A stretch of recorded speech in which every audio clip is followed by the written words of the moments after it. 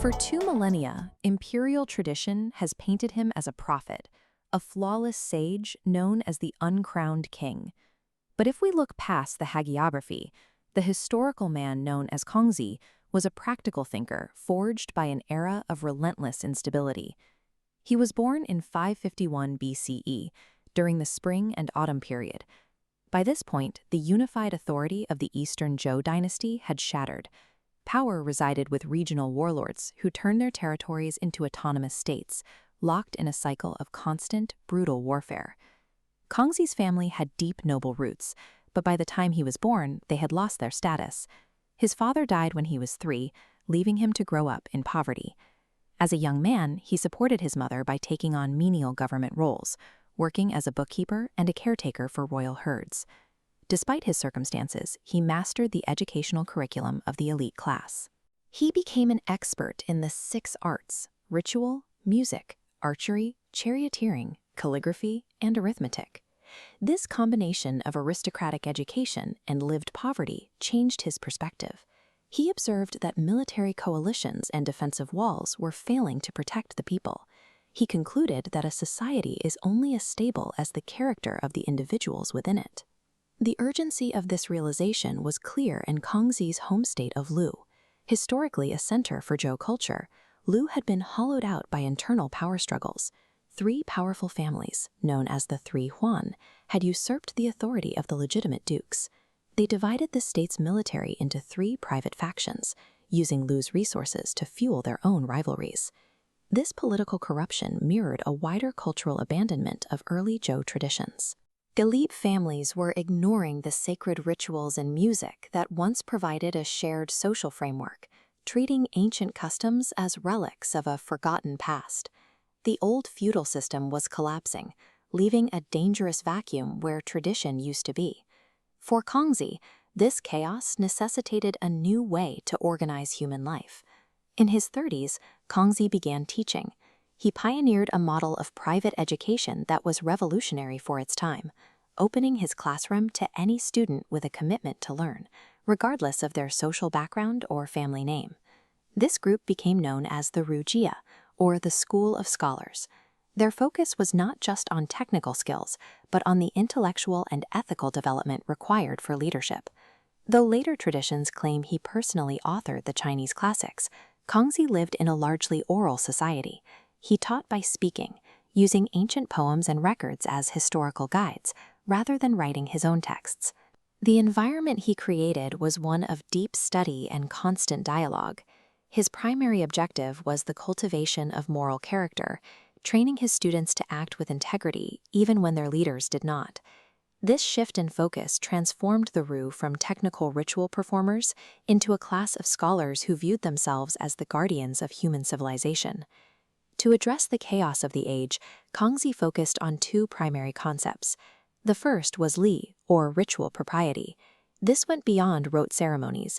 It encompassed the daily customs and respectful behaviors that maintained social cohesion. The second concept was Ren, or benevolence. This was the ultimate ethical goal, the capacity to interact with others through profound, reciprocal empathy. Kongzi argued that the exemplary person, or Junzi, creates a stable society through their own actions. When an individual masters Ren, that harmony spreads to the family, eventually scaling upward to create an orderly state. He spent 14 years traveling to different states, attempting to convince regional warlords to adopt this philosophy. He urged them to govern through virtue and ethical example rather than through fear and military force. But the rulers of his day were preoccupied with survival and conquest. Because Kongzi refused to compromise his standards for political gain, his advice was consistently rejected. Kongzi died in 479 BCE, convinced that his political mission had been a failure. He had never found a ruler willing to implement his vision of a state built on virtue. However, his students preserved his legacy.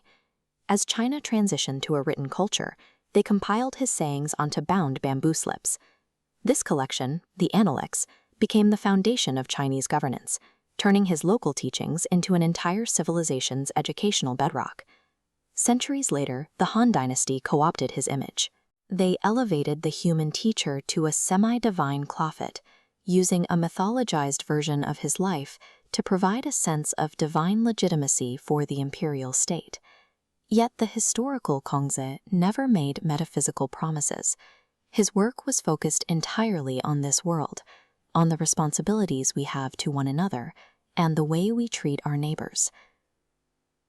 Kongzi demonstrated that while armies and dynasties eventually collapse, the moral standards of a people can endure for thousands of years. His vision outlasted every warlord who dismissed him, turning a perceived political failure into a lasting civilization.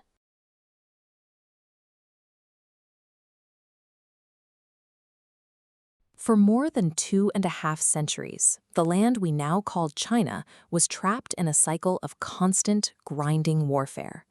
Between 475 and 221 BCE, armies numbering in the hundreds of thousands clashed across the continent.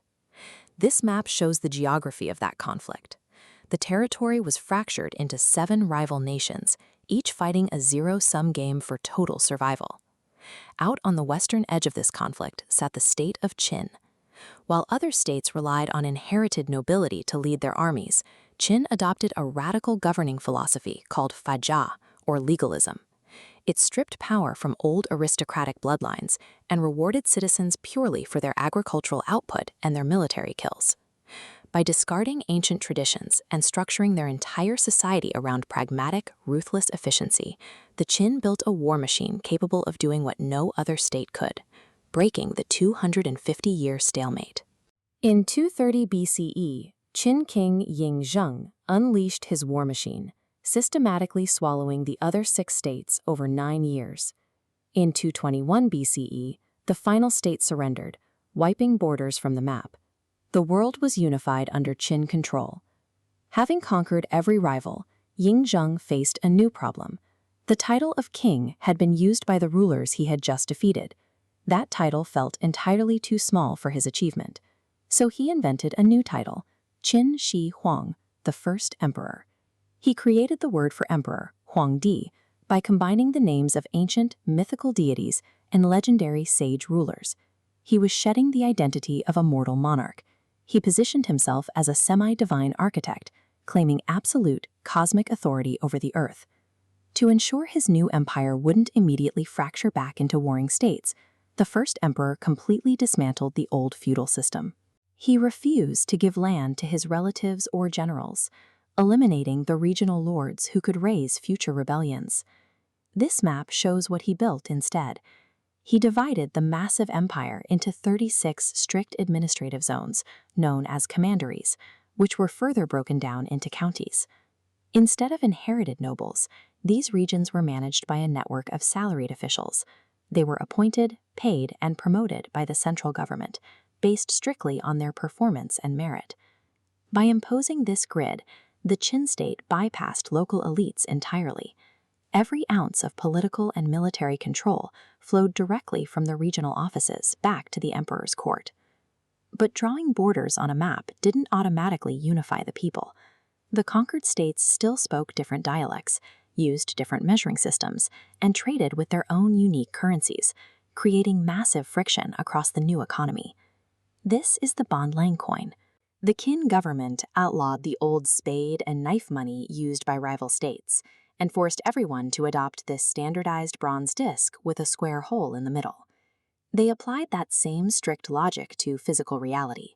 The state cast standard bronze and iron weights and distributed them across the commanderies, ensuring that a pound of grain in the north weighed exactly the same as a pound of grain in the south. This made trade fairer, but more crucially, it allowed the emperor to collect consistent, predictable taxes. To ensure those tax records could be read anywhere, the Qin mandated a single written language, the small seal script. It didn't matter if you spoke different local dialects, the written characters were now identical. Standardizing money, weights, and words served a deeper purpose. They were psychological tools, designed to legally and culturally bind millions of diverse people into a single imperial machine. With the laws standardized, the empire needed physical infrastructure to enforce them. Moving troops and supplies across thousands of miles of rugged, newly conquered terrain was a monumental logistical challenge. This earthen embankment is part of the Qin Strait Road. It was a 900-kilometer superhighway, built by cutting through mountains and filling in valleys with rammed earth. The road was broad enough for 4 lanes of modern traffic. It was explicitly engineered so imperial armies could march rapidly from the capital to the northern frontiers to crush rebellions or repel border raids. To further secure those borders, the emperor mobilized hundreds of thousands of workers for a massive northern defense initiative. They connected older regional walls into a continuous, heavily guarded barrier, the first iteration of the Great Wall of China. Through sheer force of engineering, the Qin state transformed its abstract laws into a heavily defended, traversable physical reality. But building this massive interconnected machine exacted a staggering human cost. Legalism in practice was brutally unforgiving. The state sustained its infrastructure projects by drafting peasants and convicts into forced labor. Millions were pulled from their farms to dig canals, lay roads, and build the northern walls under grueling conditions. Back in the villages, the laws were uncompromising. The state grouped families together in a system of mutual responsibility. Minor infractions carried severe physical punishments, and the rules were applied equally, no matter your social status. The very mechanisms of ruthless efficiency that allowed the Qin to conquer the continent and bind the state together were simultaneously sowing deep, empire-wide resentment. That resentment boiled over shortly after the first emperor died in 210 BCE. He was buried in a monumental tomb, guarded by thousands of life-size terracotta warriors. Without him, the state quickly unraveled, and by 206 BCE, the Qin dynasty had completely collapsed. It is one of history's great ironies. A dynasty engineered to last 10,000 generations fell apart in just 15 years. Yet the architecture of that empire survived. The Han Dynasty that followed overthrew the Qin rulers, but they quietly kept the Qin system. They retained the 36 commanderies, the standardized script, the centralized bureaucracy, and the core concept of unification. Out of 250 years of chaos, the first emperor imposed a brutal but brilliant blueprint. While his dynasty fell, his design permanently forged the physical and political reality of a unified China.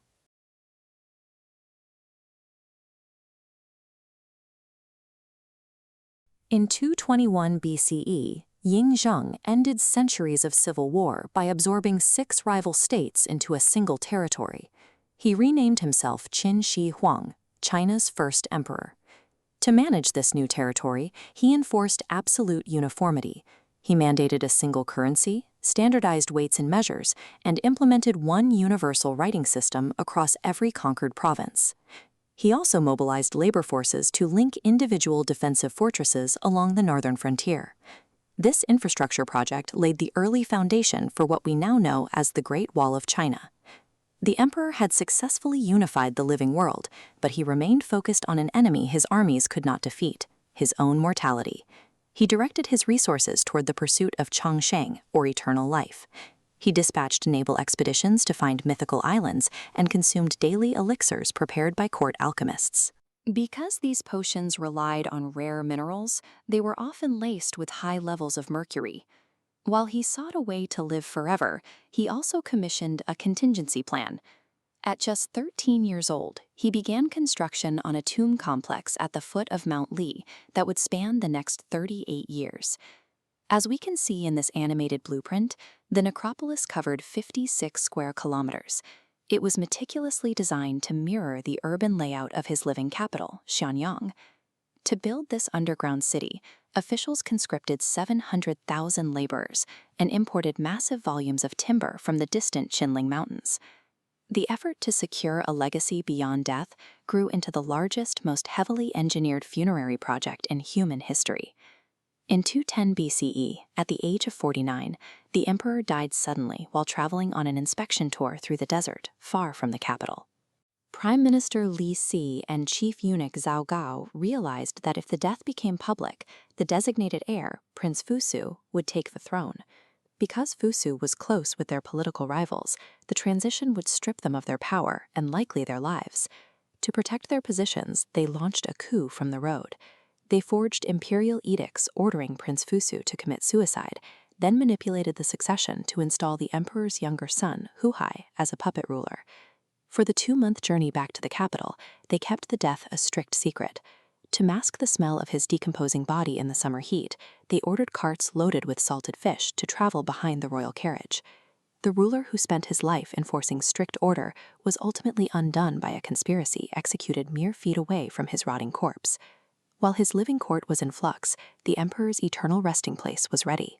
Historian Sima Qian described the central burial chamber as a sealed universe, featuring a ceiling studded with pearls to represent the cosmos, and a map of the empire with rivers of liquid mercury set to flow mechanically. Look at this modern topographical map of the tomb mount. A glowing overlay reveals geophysical surveys detecting mercury concentrations 50 times higher than natural levels, supporting ancient accounts. These extreme exposure risks are why archaeologists refuse to open the central chamber today. Because the core remains sealed, researchers focus on the outer perimeter. Positioned to the east are 3 massive pits holding the Terracotta army, a garrison of thousands of life-sized clay soldiers. Laborers mass-produced basic torsos using standardized molds, but artisans sculpted distinct facial features, ears, and hairstyles for every single figure, giving the army individuality. The soldiers stood guard with functional bronze weaponry, tens of thousands of swords, spears, and crossbows preserved by the alkaline soil. As his living court collapsed into betrayal, the emperor successfully entombed a fully armed military force that would wait for his orders forever. Above ground, the new emperor, Huai, proved incapable of maintaining his father's state. His harsh policies alienated the military and triggered nationwide revolts that the centralized government could no longer contain. In 206 BCE, rebel armies sacked the capital and breached the necropolis. They looted the real bronze weapons from the clay soldiers to supply their own troops and torched the massive wooden support beams holding up the ceilings of the pits. The palace coup placed an inexperienced ruler on the throne and led to the execution of the empire's most capable generals. Without its founding leaders, the state could not suppress the growing peasant revolts, and the dynasty collapsed within 3 years. Despite the fires, the sheer depth of the complex protected most of the underground empire. It remained completely hidden and intact until 1974, when local farmers digging a well accidentally unearthed the very first clay fragments. This timeline tracks the survival of his work. The top bar shows the unified Qin state, which lasted only 15 years before dissolving into civil war. The bottom bar represents the subterranean empire, which has stood guard for over 2 millennia. The living dynasty vanished in a generation, but through his absolute obsession with the afterlife, the first emperor successfully built an empire that finally achieved immortality.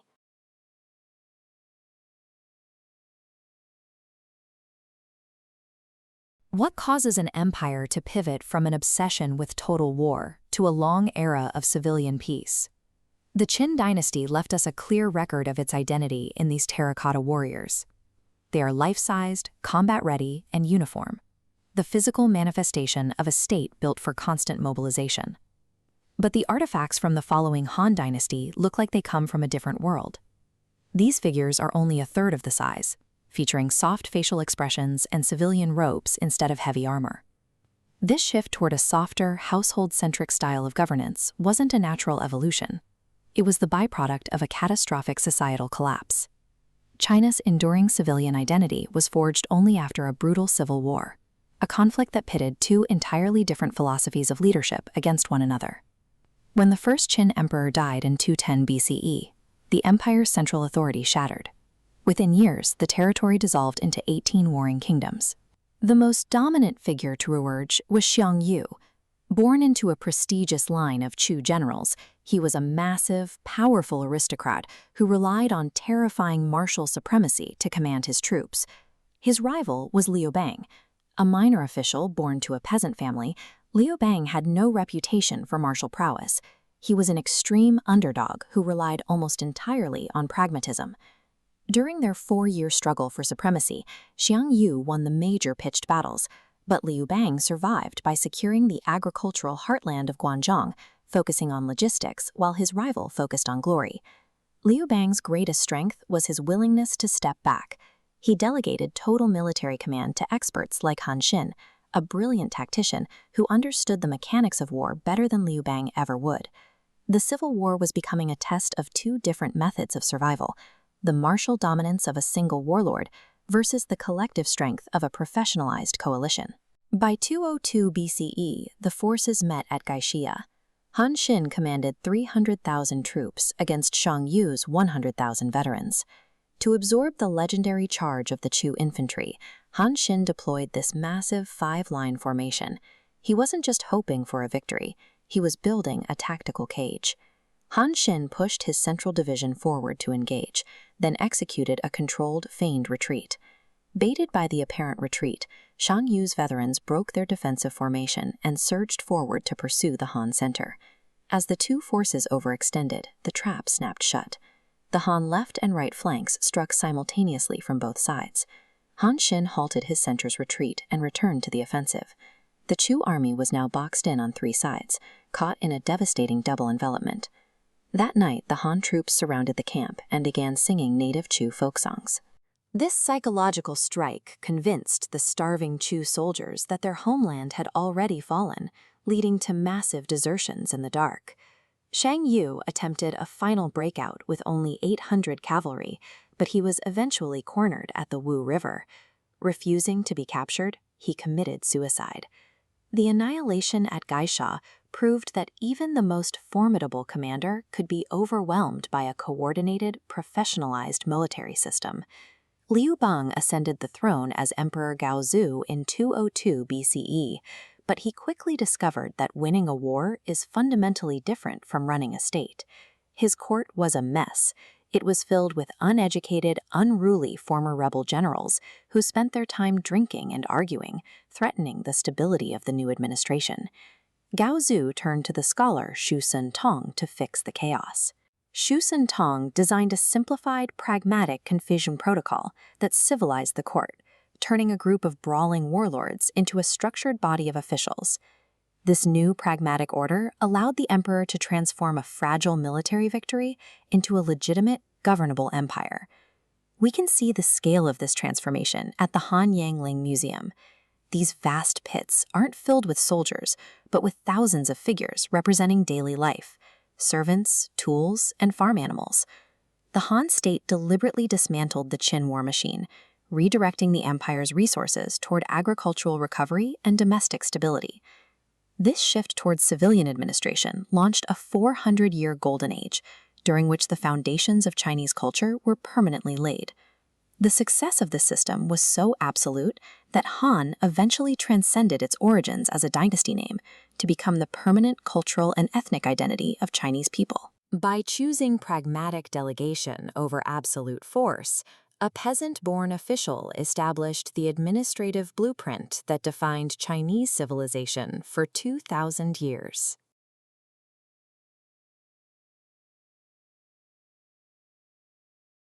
The term Silk Road conjures images of freewheeling merchants trading exotic goods across continents. But that phrase is a concept coined by German geographer Ferdinand von Richthofen in 1877. We often imagine a peaceful, free-market highway. The historical reality was a heavily guarded, militarized security zone. This map of the 2nd century BCE Han-Xiongnu border shows the catalyst for Eurasian trade. Arrows represent Xiongnu cavalry conducting devastating raids deep into Han territory. To fight back, Emperor Wu sought a military alliance, pointing his focus into the unknown Western territories.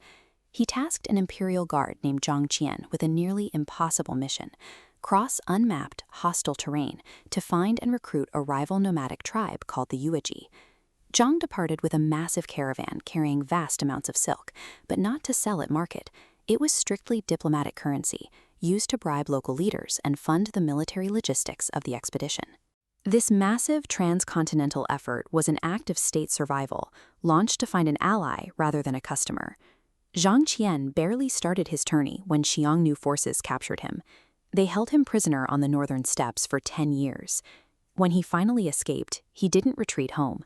He pushed further west into unmapped desert and mountain terrain, navigating solely by the stars to finish his mission. He eventually reached the Fergana Valley, a region known as Deyuan. Instead of the scattered nomadic encampments he expected, he found heavily populated, sophisticated urban agricultural societies.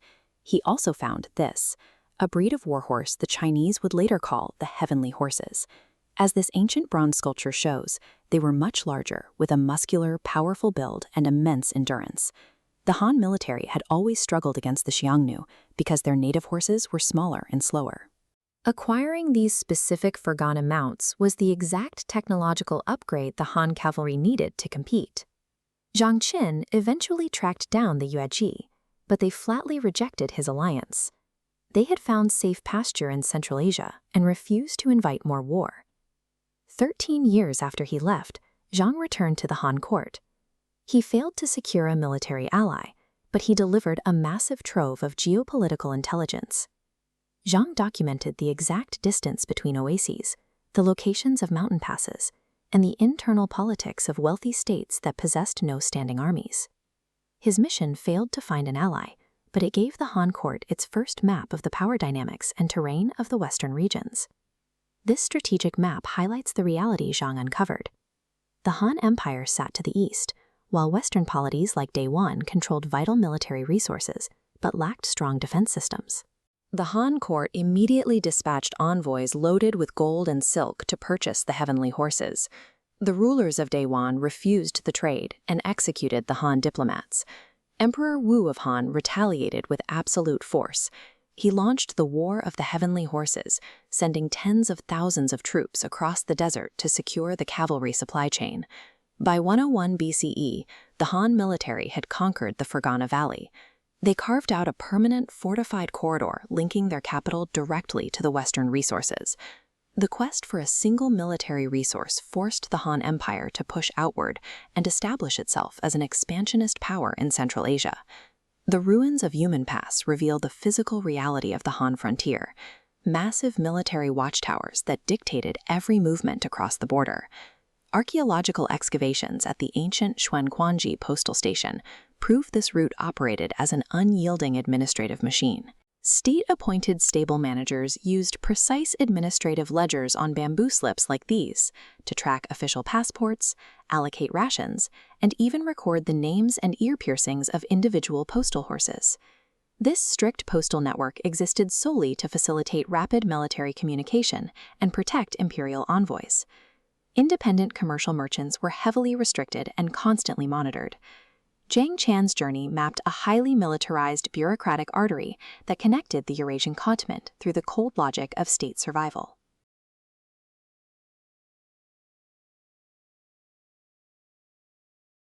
Look at this image of ancient Chinese jiandu. These thick, rigid bamboo strips, bound together with heavy cords, were the primary medium for statecraft during the early Han Dynasty. Reading, writing, and storing a single document required managing a dense, heavy bundle of wood. This visual compares 120 pounds of bamboo slips to the exact same data written on a small stack of modern paper. Emperor Qin Shi Huang famously reviewed a massive 120-pound pile of wood daily, illustrating the physical labor required to run an empire. Wealthy officials did have a lightweight alternative, silk scrolls, but silk was a luxury textile, making it too expensive for mass administration or daily record-keeping. This image shows a fragment of early hemp-based proto-paper dating to 179 BCE. You can see the crude, uneven surface beneath the ink. It lacked the smooth uniformity required for standard writing, but proves the basic concept of paper existed before official historical claims. When a court official named Cai Lun presented his papermaking process in 105 CE, his achievement was the standardization of a medium that already existed in small, unrefined batches. The Han Dynasty had writing surfaces. It lacked a scalable, mass-produced information system. Cai Lun operated as a highly effective systems engineer within the imperial court under Emperor He. He took pre-existing informal manufacturing techniques and transformed them into a repeatable, high-yield imperial industry. To build a standardized, affordable paper recipe, he bypassed expensive materials like silk. He looked for abundant, discarded waste products, gathering tree bark, hemp remnants, and old cloth rags. He also added one highly specific ingredient to the mix, discarded fishing nets. The fibers from these old nets gave the final sheets vital structural strength and reduced shrinkage as the material dried. By sourcing his raw materials from trash, Cai Lun shifted papermaking away from an expensive luxury craft and established a sustainable, circular manufacturing model. This historical illustration shows the first major step of that standardized process.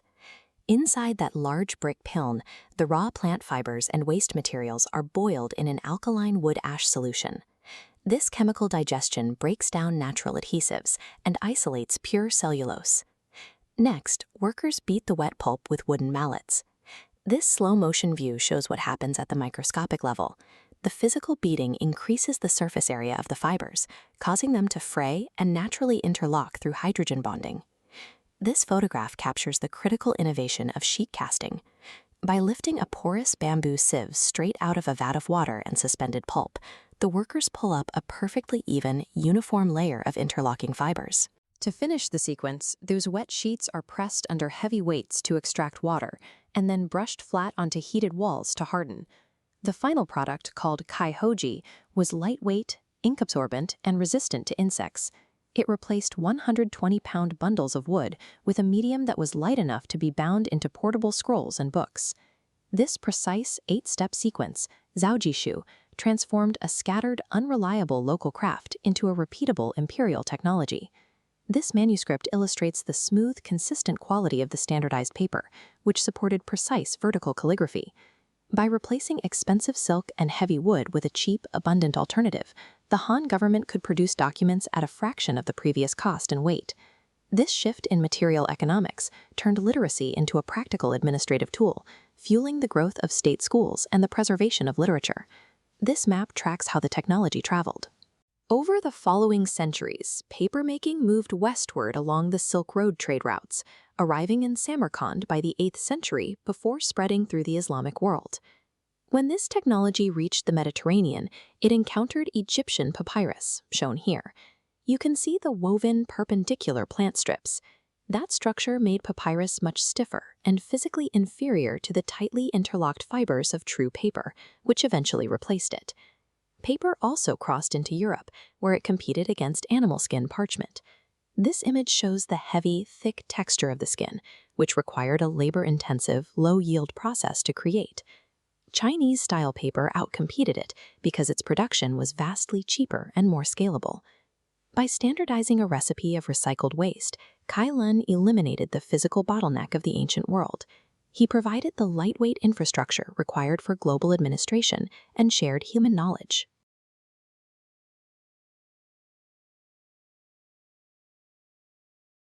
In the middle of the 2nd century, the Eastern Han Dynasty governed a landmass and a population rivaling the Roman Empire. From the outside, it looked like a model of enduring stability.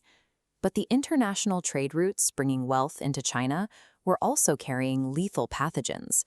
Plagues, potentially the same measles or smallpox ravaging Rome, swept along the Silk Road deep into the Han interior. These outbreaks hit populations already weakened by a brutal climate cycle. Through the 170s and 180s, severe droughts baked the central plains, while massive floods devastated the eastern provinces. The central government in Luoyang froze. Imperial administrators neglected the state granaries, offering zero disaster relief to the millions of starving peasants wandering the countryside. The starvation following these disasters revealed a government that had simply ceased to function. By failing to open the granaries, the state demonstrated how far it had drifted from the lives of its subjects. That detachment started at the very top. A series of child emperors had left a power vacuum in the capital, triggering violent turf wars between imperial consort families and a powerful faction of palace eunuchs known as the 10 Attendants. To fund their palace extravagance and remote border wars, the court extracted massive, systematic taxes. The financial burden fell almost entirely on the backs of small, landowning farmers. Unable to pay, small landowners were forced to sell their property to wealthy elites. Millions fell into deep debt, becoming permanent tenant farmers or displaced refugees, operating entirely outside the imperial tax net. In ancient Chinese cosmology, a dynasty held the mandate of heaven, the divine right to rule, only as long as it maintained harmony and protected subjects. The Han Dynasty was culturally identified with the azure sky. As famine and plague went unanswered, the peasants lost their land, and then they lost their belief in the azure sky's right to exist. Into this void stepped Zhang Jue. He was a failed candidate in the civil service examinations who retreated to the countryside and re-emerged as a charismatic Taoist healer. He preached a theology that made sense of the chaos. To his desperate followers, he explained that physical illness was a direct manifestation of moral transgression. His healing rituals required patients to enter dedicated pure chambers. There, they publicly confessed their sins before drinking water infused with the ashes of burned paper talismans. While the Han elite demanded crushing payments, Zhang Jue offered his care entirely for free. His approach was egalitarian, treating the impoverished with a compassion the state denied them. He named his movement the Taiping Dao, the way of great peace. By treating physical sickness, Zhang Jue was actively rebuilding the societal trust and local infrastructure that the imperial state had destroyed. This map tracks the way of great peace's rapid expansion. In a decade, Zhang Jue gained hundreds of thousands of followers across 8 provinces. He organized them into 36 parishes, a highly structured administrative network that collected taxes and secured grain outside imperial oversight. With this infrastructure in place, Zhang Jue introduced a radical prophecy. The corrupt azure sky of the Han had died. It was time for the yellow sky, representing earth, renewal, and equality, to rise. They targeted the Jiazi year, 184 CE, because it reset the 60-year cosmological cycle. Zhang Jue claimed this specific moment would trigger a total transition of power. The plan required complete secrecy, but weeks before the target date, a disciple betrayed the plot to the Han court. The emperor immediately ordered the brutal execution of rebel spies embedded inside the capital.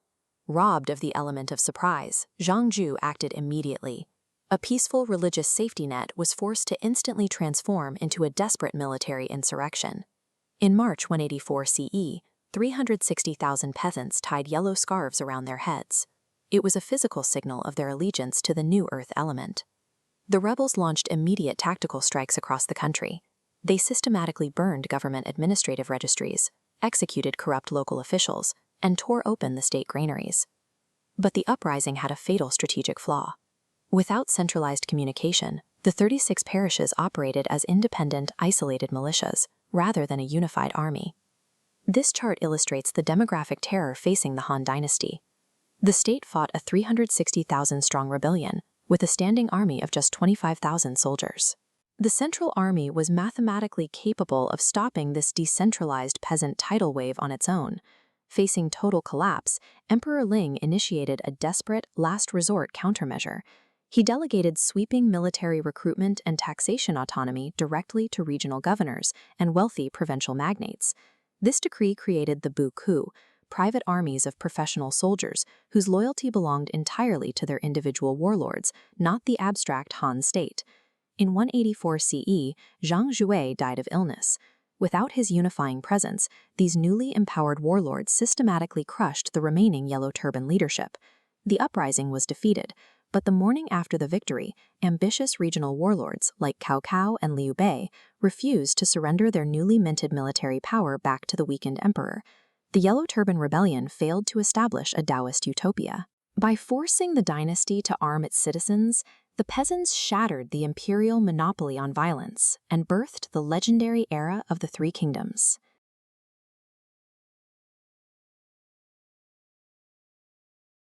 By the year 208 CE, the Han Dynasty was unraveling, leaving a political vacuum across ancient China. Into this void stepped Cao Cao, a northern warlord who had spent years consolidating power. After securing the Central Plains, he turned his sights south, launching a campaign to bring the remaining territories under his control. But his advance hit a wall at the Yangtze River, a formidable natural barrier separating the dry northern plains from the southern wetlands. To resist him, 2 rival southern warlords, Liu Bei and Sun Quan, formed an unlikely alliance.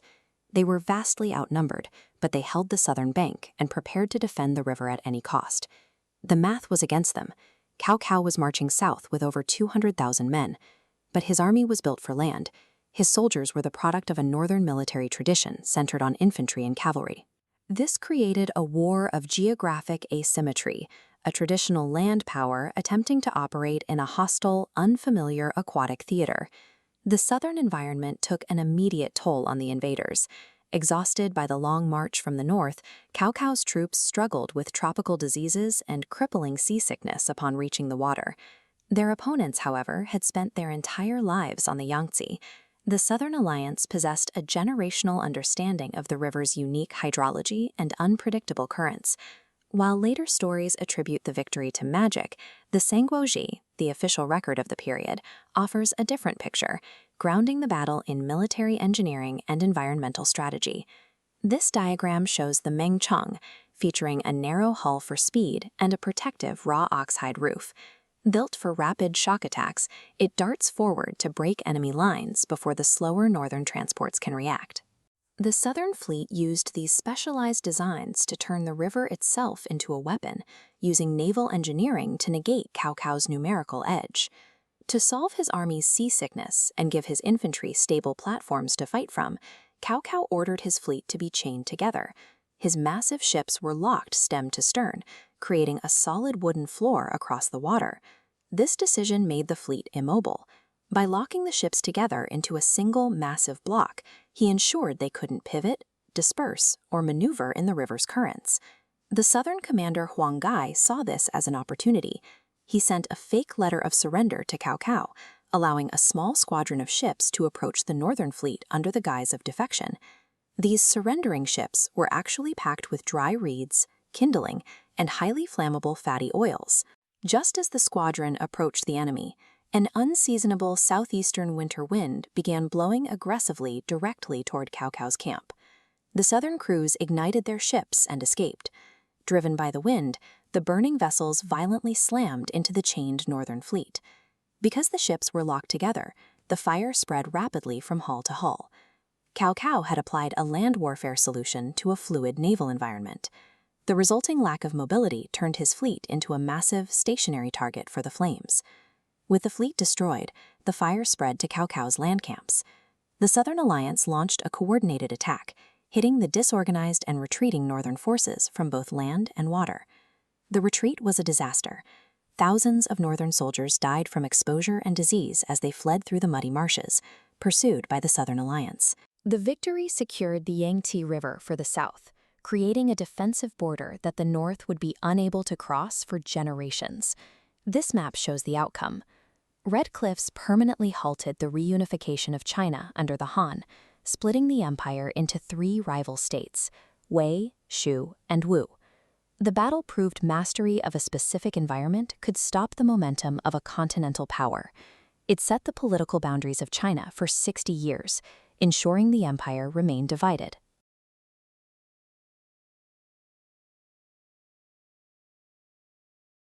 Looking at this map of the Han Empire at its peak, you see a unified, stable superpower that maintained control over a massive geographic territory for 4 centuries. But inside the imperial palace, a fatal political cycle had taken hold. Successive emperors were crowned as children, leaving them isolated from the actual administration of the state. Because these child rulers lacked autonomy, control of the government fell into a violent tug-of-war. The Qi, the wealthy, landowning families of the empresses, battled against the court eunuchs, who used their proximity to the inner palace to execute palace coups. This paralysis at the center left the court unprepared for the year 184. A massive movement known as the Yellow Turban Rebellion erupted in the provinces, and armed uprisings spread rapidly across the countryside. To survive, the central government legally authorized regional governors to handle the crisis. These local officials were granted emergency powers to levy their own taxes and raise private armies. The empire began to collapse the moment the state surrendered its monopoly on violence to survive a domestic rebellion. Once the peasant uprisings were crushed, the imperial court asked the regional governors to stand down. The governors, realizing the emperor had no military force left to compel them, refused. On the map, the unified territory shatters into a chaotic patchwork of independent regional domains. What followed was a ruthless civil war. Without central authority, factions turned their armies against one another, absorbing their neighbors' territories to expand their borders. Imperial rank and bureaucratic titles no longer carried weight. A politician's actual authority was now measured by the size and strength of their private military. Among these competing warlords, a strategist named Cao recognized that military might required legal justification to be sustainable. In 19 CE, Cao made a calculated maneuver. He took physical custody of Emperor Qian, a young ruler who had been living as a powerless hostage of various factions. Cao positioned himself as the loyal defender of the Han. By keeping the emperor under his control, he could issue military orders carrying the weight of imperial law. To support the massive armies required for his campaigns, Cao established the Tuntian system, a network of state-run military and agricultural colonies. Archaeological artifacts like this ceramic granary model show the era's focus on agricultural security. The Tuntian system resettled displaced peasants onto abandoned lands, producing the massive grain surpluses necessary to feed a standing army. By combining constitutional legitimacy with a secure food supply, Cao effectively built a dominant state within a state. By 208 CE, Cao had consolidated his grip on the northern plains. He marched his unified army southward, intending to crush the remaining regional resistance. But that northern advance came to a halt at the Battle of Red Cliffs, right at the banks of the Yangtze River. The physical reality of the river, its width and its turbulent currents, acted as an insurmountable barrier against Cao's forces, which relied on northern cavalry tactics rather than naval warfare. This geographic hardstop protected the southern warlords from northern conquest, ensuring the empire would remain divided. When Cao died in 220 CE, his son and heir, Cao Pi, decided to discard the illusion of Han authority. He pressured Emperor Qian into executing the Shan Rang ritual. This was a choreographed legal process where the ruler formally abdicated his throne to a successor. The transition was formalized by the handover of the physical symbols of imperial authority, like the state seal, serving as tangible proof that the mandate of heaven had shifted. This bureaucratic transfer legally terminated the reign of the Han Dynasty and allowed Cao Pi to found the new state of Cao Wei. The Han was dismantled by legislation rather than a violent coup, providing the Cao family a formal legal basis for their rule in the north. But that legislation was not accepted everywhere. A rival warlord named Liu Bei, who claimed relation to the imperial bloodline, rejected the abdication and established his own state of Shu Han in the southwest. Shortly after, Sun Quan, the warlord who controlled the lower Yangtze, formalized his own independent maritime empire in the southeast, known as Eastern Wu. On the map, the chaotic patchwork of the Civil War finally resolves into three massive, distinct geographic blocks. These borders would hold through a multi-generational military stalemate, as each state developed defenses to prevent the others from gaining ground. A unified superpower was eroded by political paralysis, outmaneuvered by pragmatic warlords, and finally absorbed through legal technicalities to birth the era of the Three Kingdoms.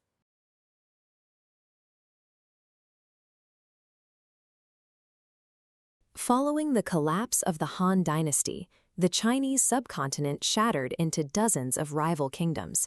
For nearly 400 years, a period known as the Northern and Southern Dynasties, the region was locked in a state of continuous warfare and deep geographic division. That chaos began to end in 581 CE.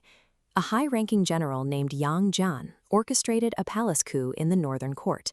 He seized power, forced the child emperor to abdicate, and executed 59 rival princes to secure his new regime, the Sui Dynasty. Taking the title Emperor Wen, Yang Jian was uniquely positioned to rule. His family served northern nomadic military regimes for 6 generations, yet he maintained a deep appreciation for the sophisticated administrative culture of the south. He set his sights on a single, monumental objective, Tongyi, or complete unification. Achieving it would mean bridging centuries of entrenched military, cultural, and political divides. The final obstacle to physical unification was the southern Qin dynasty, protected by the formidable natural barrier of the Yangtze River.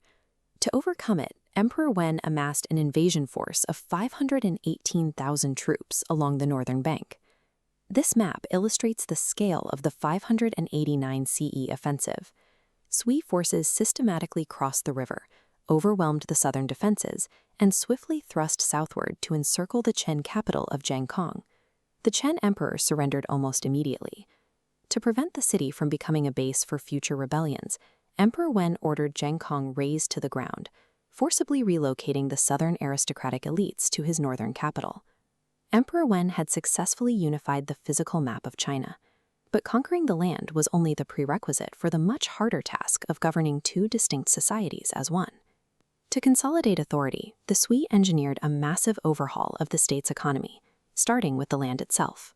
As we see in this diagram of the equal field system, the imperial government claimed ownership of all agricultural property.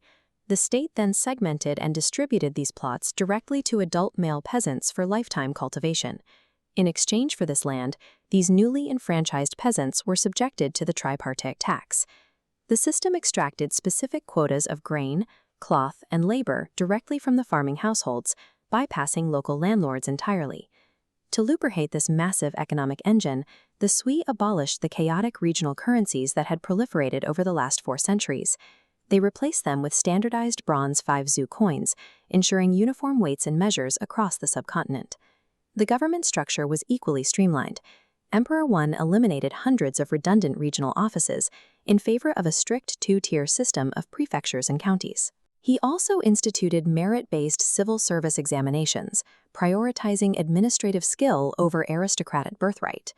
These combined reforms converted millions of individual farmers into a direct tax base, shifting the state's reliance away from regional elites and toward a centralized imperial treasury. Yet, laws and taxes alone could not heal the cultural divide between the militarized north and the literary south. To bridge this gap, Emperor Wen turned to a shared faith, leveraging a shared adherence to Mahayana Buddhism. He positioned himself as a Chakravartin, a righteous, universal monarch. This text documents his massive imperial campaigns in 601 CE to distribute sacred relics of the Buddha to temples across every province in the empire. This state sponsorship triggered an explosion of Buddhist temple construction and art. Sculptures like this seated Avalokitesvara provided a shared visual language for citizens from drastically different backgrounds. By synchronizing faith, law, and land ownership, the Sui created a standardized framework of daily life that bridged the regional gaps of the previous 4 centuries. But the very machinery that built the empire soon destroyed it. Emperor Wen's successor, Emperor Yang, pushed the state's new labor engine to its absolute limit, conscripting millions of peasants to dig massive infrastructure projects like the Grand Canal. He followed these domestic burdens with disastrous military campaigns against the Korean kingdom of Goguryeo. The repeated invasions resulted in catastrophic losses of both life and material supplies. The breaking point arrived quickly. The lethal combination of heavy taxation, forced labor, and military failure ignited widespread rebellions. In 618 CE, Emperor Yang was assassinated, bringing the Sui dynasty to an abrupt end. The collapse of the Sui was the direct result of a state pushing its powerful new systems and its people past their physical breaking point. The Tang Dynasty rose to power by adopting the fully operational imperial infrastructure the Sui had already built. In just 37 years, the Sui ended 4 centuries of violent division. They executed complete geographic unification, established a lasting merit-based bureaucracy, and carved the Grand Canal. The prosperity of the Tang era rested on the administrative and physical foundations laid by the Sui during 37 years of intense centralized rule.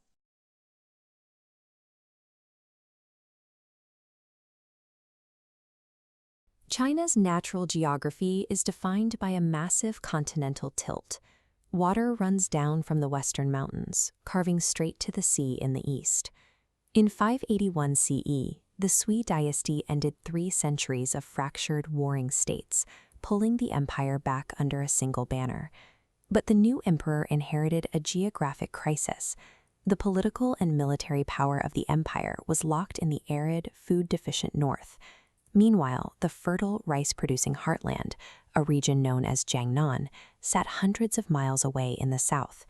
The northern capital needed massive grain shipments, but transporting food overland was impossible. Draft animals would eat the cargo before arriving.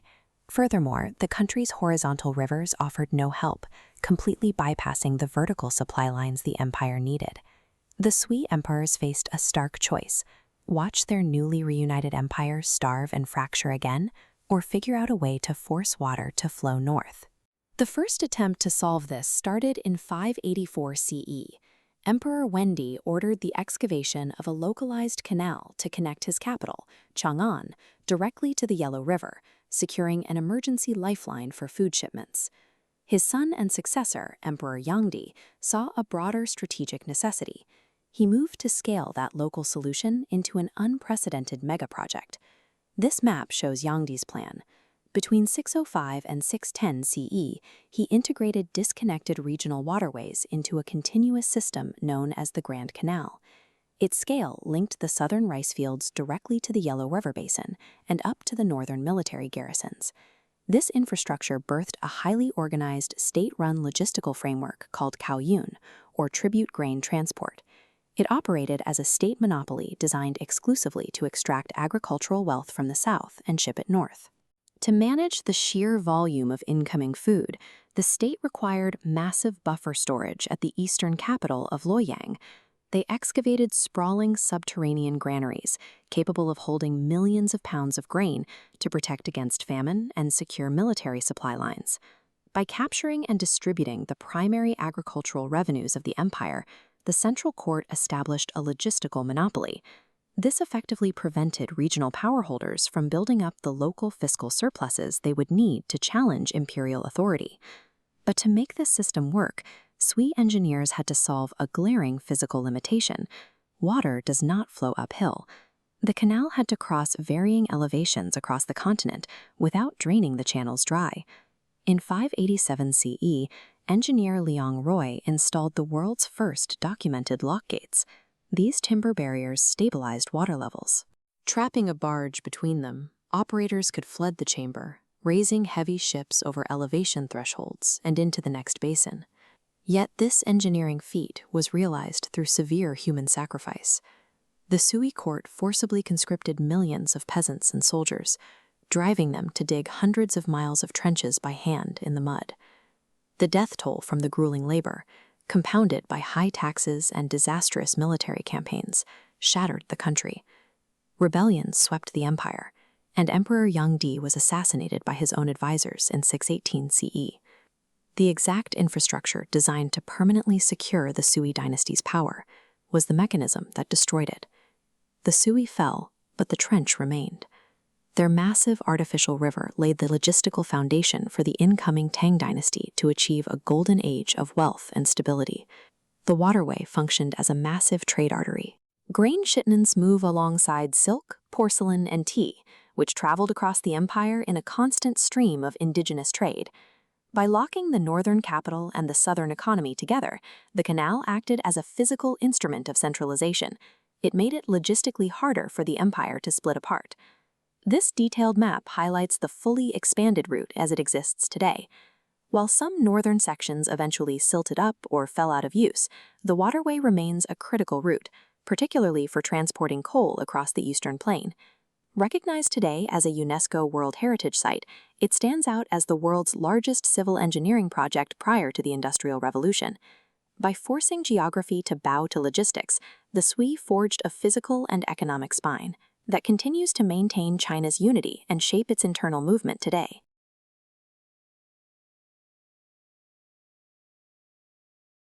In the early 7th century, China's Yellow River burst its banks. For the millions of peasants whose crops and homes were swept away, the disaster carried a cosmic meaning. The ruling Sui dynasty had lost the mandate of heaven, the divine right to govern. The Sui state had already pushed its subjects to the breaking point.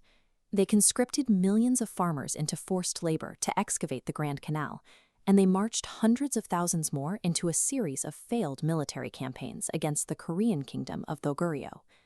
The empire's wealth and manpower were completely spent. In 618, the collapse became final. Emperor Yang of Sui was assassinated by his own ministers during a military mutiny.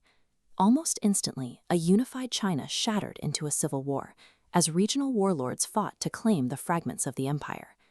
This rapid, violent breakdown left the survivors with a singular focus. The next ruling power could not survive on military force alone. They needed to create a system of total, unyielding structural control to prevent the country from fracturing again. One military governor, Yuan, recognized that the Sui state had collapsed because it failed to manage its own reach. An aristocrat with a reputation for military experience, he strategically marched his forces on the capital and took power. Backed by his son Li Shimin, he pacified the warring factions and declared the Tang Chao, the Tang Dynasty. The Tang founders were forced to balance a difficult trade-off. They needed an empire rich enough to dominate global trade, but one where the population was strictly managed enough to prevent internal rebellion. Military victory and new laws provided the foundation, but to ensure stability, the Tang had to etch a permanent sense of order into the very ground their subjects walked on. To achieve this, the Tang built a capital city functioning as a physical tool of the state. They called it Chang'an, meaning perpetual peace. Chang'an was an 84-square-kilometer fortress engineered on a rigid top-down checkerboard grid. The state segregated citizens into 108 walled residential wards with gates that locked every night. Between these blocks, massive 150-meter-wide avenues functioned as arteries for rapid troop deployment. Chang'an was not a city that grew organically over time. It was a meticulously designed machine built to compartmentalize and manage human behavior. This rigid structure didn't stop wealth from flowing in. Silk Road caravans brought foreign cultures and luxury goods directly into the heart of the capital. The West Market became the city's cosmopolitan hub. It featured Persian bazaars and Central Asian merchants selling popular imports, from exotic spices and Baltic amber to luxury textiles and imported tea. But the state meticulously regulated every transaction. The Tang government legally dictated exactly when and where trade could occur to ensure no group could operate outside its oversight. The city's rhythm was enforced by sound. At noon, 300 strikes of a heavy drum signaled the market gates were open for business. Then, just before dusk, 300 gong beats signaled the markets to close. This triggered a citywide curfew where the gates to all 108 wards were locked, and all street movement ceased until dawn. While historians often call this a golden age, it was not a freewheeling era of open borders. It was an exercise in highly controlled, state-sponsored cosmopolitanism. Even religious life was built into this grid. The state intentionally integrated foreign faiths like Buddhism alongside native Taoist traditions, placing temples within the ward system where they could be monitored. Towering monuments, like the giant Wild Goose Pagoda, were constructed to define the skyline, serving as physical anchors for the city's spiritual life. These monasteries were essential civic centers, functioning as schools for local children and banks for wealthy donors who left treasure and silk at their doors. Yet even these powerful religious institutions were kept under the taxing eye of the bureaucracy. If a monastery's wealth grew too great, the imperial court frequently stepped in to liquidate its assets and redistribute them into state infrastructure. Under the Tang, spiritual and cultural prosperity were promoted, but only if they served the ultimate stability of the state. This chart tracks the population of the Tang Empire as it surged from 50 million to 80 million people over 3 centuries. This growth was sustained by the administrative stability the grid provided. This internal security allowed the Tang to expand their borders past the Aral Sea into modern Afghanistan, creating the medieval world's largest superpower. Chang'an's design was so effective that it became the literal blueprint for neighboring capitals in Japan and Korea, with cities like Kyoto copying the exact geometric grid to organize their own societies. The true legacy of the Tang Dynasty was proving that maintaining global diversity and economic prosperity requires an uncompromising physical structure over every aspect of daily life.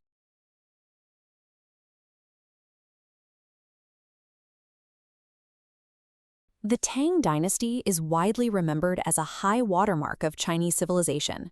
By the 7th century, it controlled a vast, cosmopolitan empire fueled by lucrative trade along the Silk Road, massive professional armies, and the legendary governance of its second ruler, Emperor Taizong. This celebrated era of peace was forged through a systemic collapse of government and a violent family rivalry that culminated in the year 626 CE. The conflict began with the dynasty's founder, Emperor Daozu. After leading a rebellion to conquer a fractured China in 618, Gaozu faced the immediate problem of holding his massive new territory together. He chose to divide the empire's administration into two separate pillars of authority. This power map shows the resulting hierarchy. At the top is Emperor Gaozu. Beneath him sits the pillar of traditional primogeniture, his eldest son, Crown Prince Li Jiancheng, who managed the empire's civil administration from the capital of Chang'an. The second pillar was military hegemony. Gaozu's second son, Li Shimin, was placed in charge of the military administration in the eastern plains. Having defeated several major warlords, Li Shimin held the loyalty of the empire's most veteran generals and elite cavalry units. This dual-power architecture made coexistence impossible. It forced the traditional legal right of the firstborn son into a direct confrontation with the undeniable military merit of the secondborn. In early 626 CE, Crown Prince Li Jiancheng used a northern border threat to break this stalemate. He successfully recommended that their younger brother take command of the counteroffensive, a move that allowed the crown prince to transfer Li Shimin's elite generals and troops out of his brother's control. Li Shimin received word from his remaining loyalists that this shift in command was the preamble to an assassination attempt. Without his primary military protection, his life depended on an immediate countermove. Li Shimin secretly recalled his top political advisors, Feng Zuanling and Du Ruhui, who had recently been exiled from his staff. To evade imperial detection, the two strategists disguised themselves as Taoist monks, slipping through the darkened streets of the capital to reach Li Shimin's camp and finalize a tactical counterstrike. Stripping Li Shimin of his command backfired. It left a brilliant strategist with no choice but to launch a preemptive strike to ensure his own survival. The target was the Xuanwu Gate, the heavily fortified northern entrance leading into the palace city where the emperor resided. Li Shimin secured the perimeter by bribing the gate's military commander, Chang He. This gave his armed loyalists the cover they needed to move into hiding around the gate without alerting the palace guard. Li Shimin triggered the confrontation by submitting a formal message to his father, accusing his brothers of illicit affairs with the imperial consorts.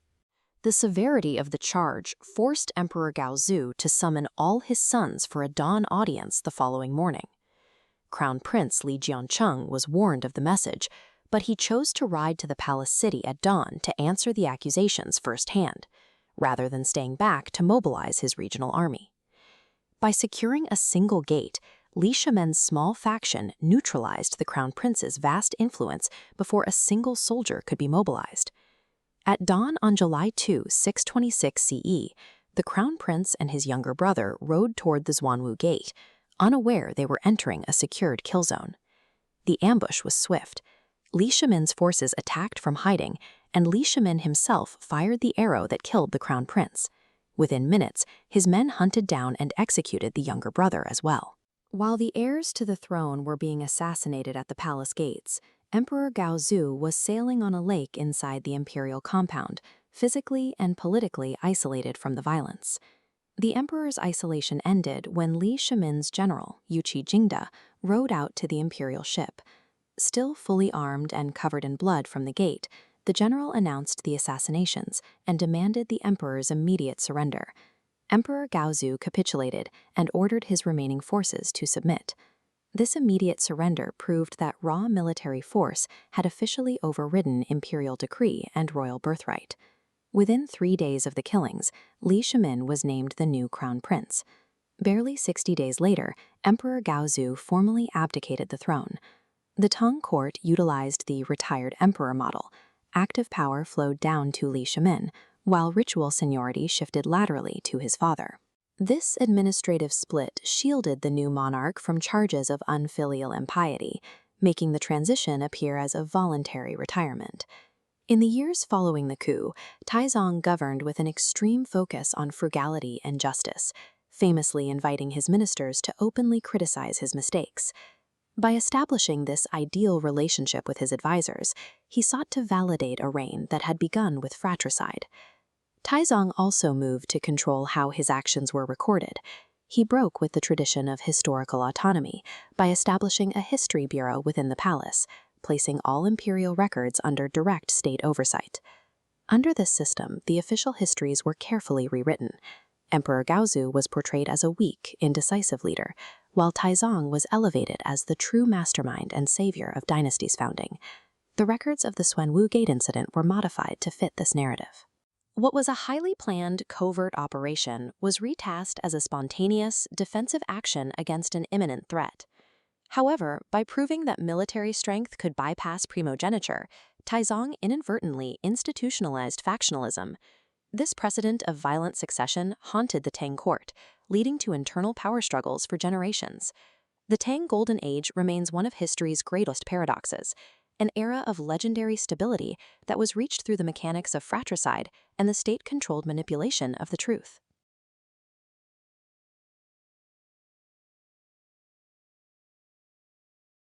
In 629 CE, the Tang Dynasty closed its borders. Emperor Taizong, facing instability and wars with Turkic forces to the west, banned all foreign travel on the grounds of national security. Defying that decree was a 29-year-old monk named Xuanzang. Raised in a scholarly Confucian household, he was now slipping out of the capital of Chang'an as a state fugitive. This diagram illustrates the intellectual crisis that drove his treason. Existing Chinese Buddhist texts were a chaotic web of fragmented, conflicting translations. Centuries of piecemeal copying had introduced severe errors, leaving Chinese masters unable to resolve even basic doctrinal disputes. To find the answers, Xuanzang resolved to bypass the flawed Chinese versions and traveled directly to the source, the original Sanskrit texts of India. He slipped past imperial watchtowers by night and headed into the desert. His journey was a calculated life-or-death pursuit of objective truth. The physical reality of his route was brutal.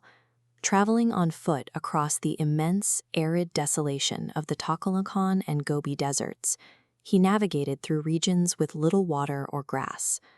Survival required constant diplomatic negotiation. In the oasis kingdom of Turfan, the king was so impressed by Xuanzang that he attempted to detain him indefinitely to serve as the court's ecclesiastical head. Xuanzang staged a 4-day hunger strike, forcing the king to yield. Instead of a prisoner, he left as an accredited traveler, provided with rich provisions and vile letters of introduction to neighboring rulers. These snow-capped peaks are the Pamir Mountains. Crossing them brought him into the territory of the Western Turkic Khagan and the merchant networks of the Sogdians, where he mediated religious disputes and gained further royal support.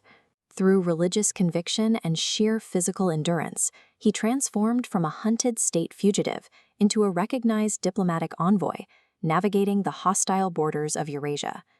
After months of travel, Xuanzang reached his ultimate destination, the Nalanda Mahavihara in northern Bihar. Nalanda was the premier residential university of the ancient world. It was a massive walled metropolis, featuring 10 grand temples and a library complex that spanned 9 stories across 3 separate buildings. He spent 5 years here as a disciple of the abbot Silabhadra. Xuanzang mastered Sanskrit linguistics, logic, and the highly complex Yogacara texts, which focused on the internal mechanics of human consciousness. His success in public philosophical debates eventually won him the patronage of powerful Indian monarchs, including King Harsha, who hosted an 18-day assembly to showcase Xuanzang's learning. Xuanzang had conquered the subcontinent's highest academic echelons, ensuring he possessed the authoritative knowledge required to correct the records in his homeland. In 645 CE, Xuanzang returned to Chang'an, leading a caravan of 20 pack horses carrying 657 original Sanskrit manuscripts and relics. Emperor Taizong provided a hero's welcome. Recognizing the value of the monk's first-hand geographic and political intelligence, the emperor granted him imperial patronage and financed his continued work. Xuanzang rejected imperial office to establish a multi-tiered translation bureau. This bureau featured a rigorous workflow. Chief translators expounded the Sanskrit, interpreters translated the spoken word into Chinese, scribes recorded the work, and verifiers cross-referenced the final syntax with the original texts. Over 19 years, this bureau translated more than 1,300 volumes of text. This output included specialized glossaries of standardized Buddhist terminology, providing a uniform vocabulary for monks and scholars across the Tang Empire. At the emperor's request, Xuanzang also authored the Great Tang Records on the Western regions, an exhaustive geographic and cultural ledger of the lands he had traversed. This geographic ledger was so detailed that 12 centuries later, British archaeologists used his exact measurements as a literal guidebook to identify and unearth long-lost sites like Sarnath and the ruins of Nalanda. To house this massive collection of scriptures and icons, the Western-style giant wild goose pagoda was built specifically as a library and monument to the transmission of these texts. While later centuries mythologized him as a celestial traveler in the novel Journey to the West, Xuanzang's actual legacy is found in the dirt and the ink. His translations remain the foundation for East Asian Buddhist practice, and his records continue to serve as the primary guide for the archaeological mapping of ancient Eurasia.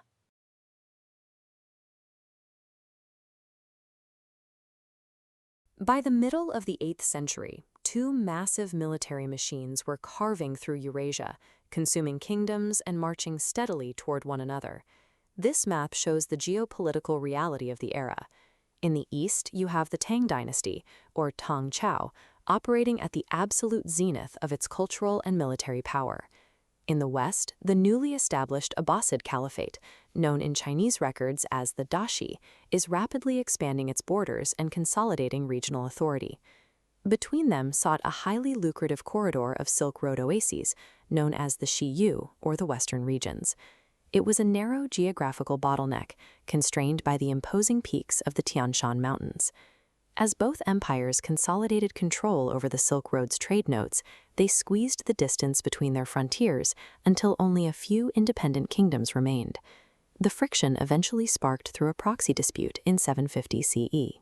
The pro-Tang kingdom of Fergana moved against the neighboring kingdom of Chach, modern-day Tashkent. Fergana called in their Tang protectors. General Gao Sanxi arrived and besieged Chach, offering its king safe passage to surrender. The king accepted, but Gao broke the agreement and executed him, seizing the city's wealth. The executed king's son managed to escape. He fled west and successfully pleaded for help from Abu Muslim, the Abbasid governor of Khorasan. Abu Muslim answered the call, dispatching his own general, Ziyad ibn Saleh, with a reinforcement army. This localized dispute over a single Silk Road oasis acted as a geopolitical tripwire, drawing the two largest empires on Earth into direct military confrontation. In July 751, the two coalition armies met in a rugged valley at the Talas River. In Chinese history, it is remembered as Talua Si Zhejian, the Battle of Talas. Despite its historical reputation, we still do not know exactly where the battle occurred. Today, both modern Kazakhstan and Kyrgyzstan claim the battlefield lies within their borders. This graphic charts the claims made by primary sources, which are wildly contradictory. Arab historians recorded that the Tang fielded 100,000 men. Meanwhile, Chinese annals claim they were swarmed by 200,000 Abbasid troops.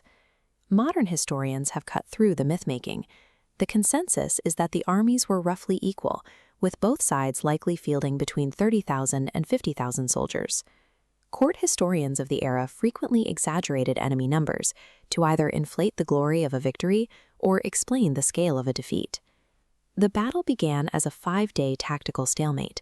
Heavily armored infantry ground against each other with long spears, while archer lines exchanged continuous volleys.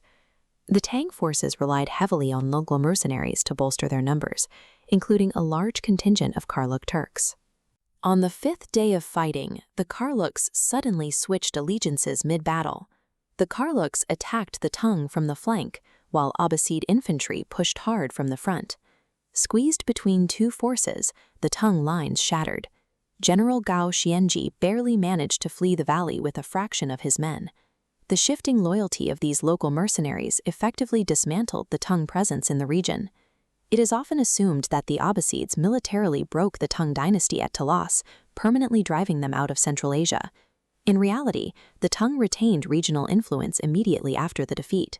They were actively preparing a military counteroffensive and successfully recovered territory as late as 753. This map illustrates the real catalyst for withdrawal.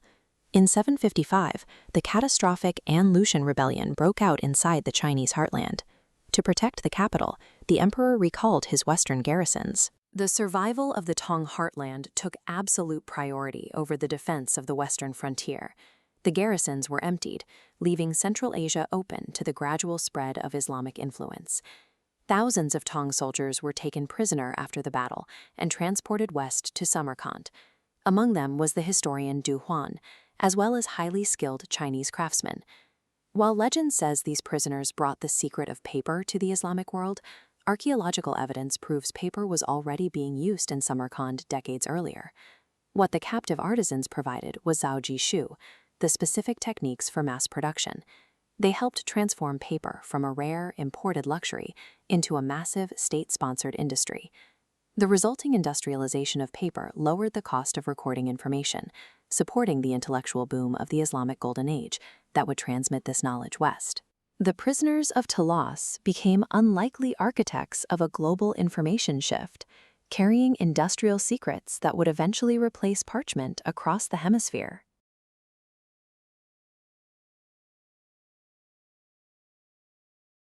By the early 8th century, the Tang Dynasty stood as the premier superpower of the medieval world, and its capital, Chang'an, was the beating heart of that empire. Housing over 1 million residents, it was a massive, cosmopolitan metropolis. It served as the eastern terminus of the Silk Road, channeling global trade, foreign diplomats, and immense wealth directly into the imperial treasury. This map illustrates how the Tang state structured its authority. Political and administrative power radiated outward from a single, centralized node. Every tax policy, judicial decision, and military appointment originated with the emperor's civilian bureaucracy in Chang'an. But as we zoom out, the empire's greatest geographic vulnerability becomes obvious. The territory stretched for thousands of miles. A simple dispatch from the capital could take weeks to reach the distant western or northern frontiers. The emperor simply could not micromanage troop movements or supply lines from a desk in Chang'an. The sheer scale of the geography demanded a structural compromise.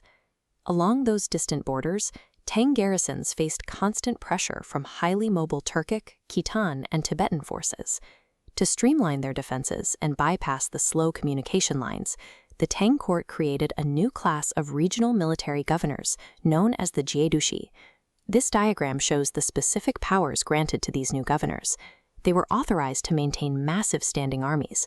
To pay for those troops, they were allowed to collect local taxes directly, and they could handpick their own loyal subordinates to fill civil administrative posts. By solving their immediate defense crisis, the Tang had inadvertently decoupled the military from the state. They secured their borders by outsourcing their monopoly on military force to regional commanders. No one mastered this decentralized system better than An-Lushan. A general of Sogdian and Turkic descent, he spent over a decade rising through the ranks of the rough northeastern border patrols. Through sheer military competence and political maneuvering, he amassed control over 3 major northern garrisons. That gave him direct absolute command over 150,000 battle-hardened veterans. While An-Lushan consolidated his armies, Emperor Xuanzang was withdrawing from daily governance. After a long and prosperous reign, he shifted his focus inward, retreating into the luxury of the palace, the arts, and Taoist mysticism. The emperor's attention was captured by his favorite concubine, Yang Guifei. Her family, specifically her cousin Yang Guozhang, rapidly monopolized the civil bureaucracy. This powerful Yang faction viewed successful non-Chinese border generals like An-Lushan as a severe threat, sparking a bitter rivalry. The civilian core held the wealth, but the periphery held the weapons. All trust had completely evaporated. In the winter of 755, convinced the Yang faction was maneuvering to strip his command or execute him, An-Lushan mobilized his garrisons and marched south toward the capital. The initial clash was asymmetrical. An-Lushan's elite cavalry trampled through the hastily assembled, inexperienced troops sent by the central government. Surging down the Grand Canal, the rebel forces easily captured the eastern capital of Luoyang in under 2 months. The Tang still had one tactical advantage, the Tong Pass, a highly defensible mountain choke point blocking the route to Chang'an. But Yang Guozhang and the panicked court ordered their defending general to abandon the high ground and attack the rebels in open terrain. It was a military disaster. the imperial army was slaughtered, leaving the corridor to Chang'an unguarded. Driven by administrative hubris and a total disconnect from military reality, the Tang bureaucracy had doomed the most populous city on earth in less than a year. Emperor Xuanzang hastily abandoned Chang'an, fleeing west into the harsh, isolated mountain ranges of Sichuan. During the grueling retreat, his exhausted imperial guards mutinied. Blaming the Yuan faction for the catastrophic collapse, they refused to march another step until the emperor ordered the execution of Yang Guifei. Days later, An Lushan's forces breached Chang'an, looting its immense wealth and devastating the civilian population left behind. The physical ruin of the capital was the violent cost of decoupling a state's military apparatus from its administrative center. Looking at this chart of the imperial tax registers, the aftermath appears almost apocalyptic. Before the war, the Tang census recorded 53 million citizens. A decade later, that number plummeted to just 17 million. While the war certainly brought severe famine and disease, this data does not mean 36 million people died. Instead, millions of families fled the northern war zones, migrating south into the fertile basin of the Yangtze River. There, they settled as unregistered refugees or worked on vast private estates. Those missing millions represent the central government's permanent loss of fiscal and administrative authority over its own taxpayers.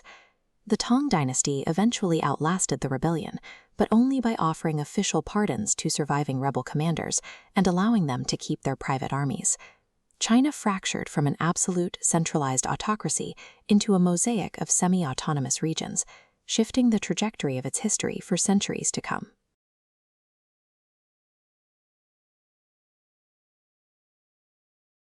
By the mid-10th century, the traditional imperial heartland was fracturing into chaos. During the 5 dynasties and 10 kingdoms period, the empire was little more than a collection of shifting territories contested by regional armies. For 50 years, military strongmen seized power, only to lose it in a cycle of constant usurpation. Without a centralized authority, lasting stability was impossible, as local commanders operated with total autonomy. The pattern seemingly repeated in 960 CE. During the Chen Mutiny, troops elevated their commander, Zhao Kuangyin, to the throne by draping him in the imperial yellow robe. But Zhao recognized a dangerous paradox. The same military mechanism that made him an emperor was the single greatest threat to his survival. To keep his crown, he had to break the system that gave it to him. Now ruling as Emperor Song Taizu, the founder of the Song Dynasty realized that regional military power had to be dismantled. He moved quickly to strip his generals of their commands, convincing them to trade their ranks for comfortable estates. He then implemented a system of constant rotation, ensuring no commander could ever build the personal loyalty required to launch a coup. Securing the dynasty's future meant doing more than just disarming the army. Taizu had to replace the old military aristocracy with a radically different administrative engine. This shift, known as strong trunk, weak branches, concentrated power in the capital by replacing regional generals with civilian officials. To find them, the Song expanded the civil service examinations, the Keizhu, creating a rigid filter testing candidates on classical texts and policy. To prevent cheating and nepotism, the state anonymized every script with numbers. Clerks were even hired to recopy every examination by hand, ensuring that no examiner could recognize a student's distinct handwriting. The survivors of this brutal competition became an elite bureaucratic class known as the Shidafu. Their status was earned through years of study rather than family connections. This new system of meritocracy fundamentally re-engineered Chinese society. By the peak of the dynasty, literacy and moral education had replaced martial prowess as the primary prerequisite for political authority. Training hundreds of thousands of candidates for these exams created an insatiable demand for standardized texts. To maintain the bureaucracy, the state needed a way to mass-produce knowledge. Woodblock printing provided the first technological solution. Craftsmen carved entire pages of classical wisdom into wooden blocks, allowing for the rapid duplication of the Confucian canon. Around 1040 CE, Bai Sheng pushed this further with the invention of movable clay type. By using individual characters that could be rearranged and reused, the Song information engine became exponentially more efficient. This revolution in publishing didn't just spread literacy, it provided the steady supply of educated shidafu that kept the centralized government stable. Internal peace, managed by these civilian administrators, triggered an agricultural and commercial explosion.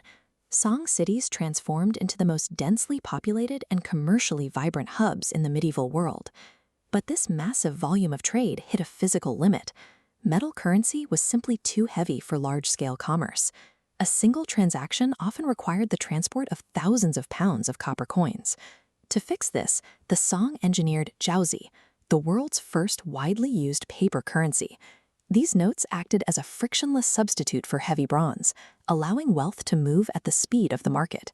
The combination of civilian stability and a portable currency system turned Song cities into the era's most sophisticated centers of global commerce. This technological sophistication extended into every field, from hydraulic engineering to the invention of the magnetic compass. But the dynasty was hiding a fatal flaw. Emperor Taizu's original design, permanently crippling the military to prevent internal coups, left the empire completely vulnerable to external threats. Song emperors were forced to buy security through massive economic tributes. Every year, tons of silver and silk were sent to northern rivals like the Liao and Jin, just to keep them from invading. The strategy finally shattered in 1127 CE. The Jin captured the capital of Kaifeng, seizing the imperial family and forcing the government to flee south, beginning a long period of territorial decline. It is the great dramatic irony of the Song. The very institutional engineering that guaranteed 3 centuries of internal prosperity also ensured their eventual military subjugation. Emperor Song Taizu's legacy was a profound trade-off. He swapped the sword of the warlord for the brush of the Shi Da Fu. That civilian structure paved the way for the mass production of books and the invention of paper money.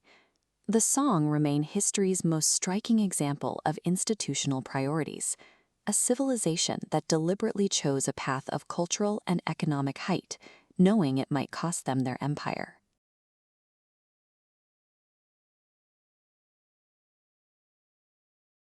By the year 1120, the Northern Song dynasty presided over a period of immense material wealth and a commercial economy that fueled a highly refined culture. They produced landscape paintings with the intricate detail and perspective seen here, reflecting an empire at peak.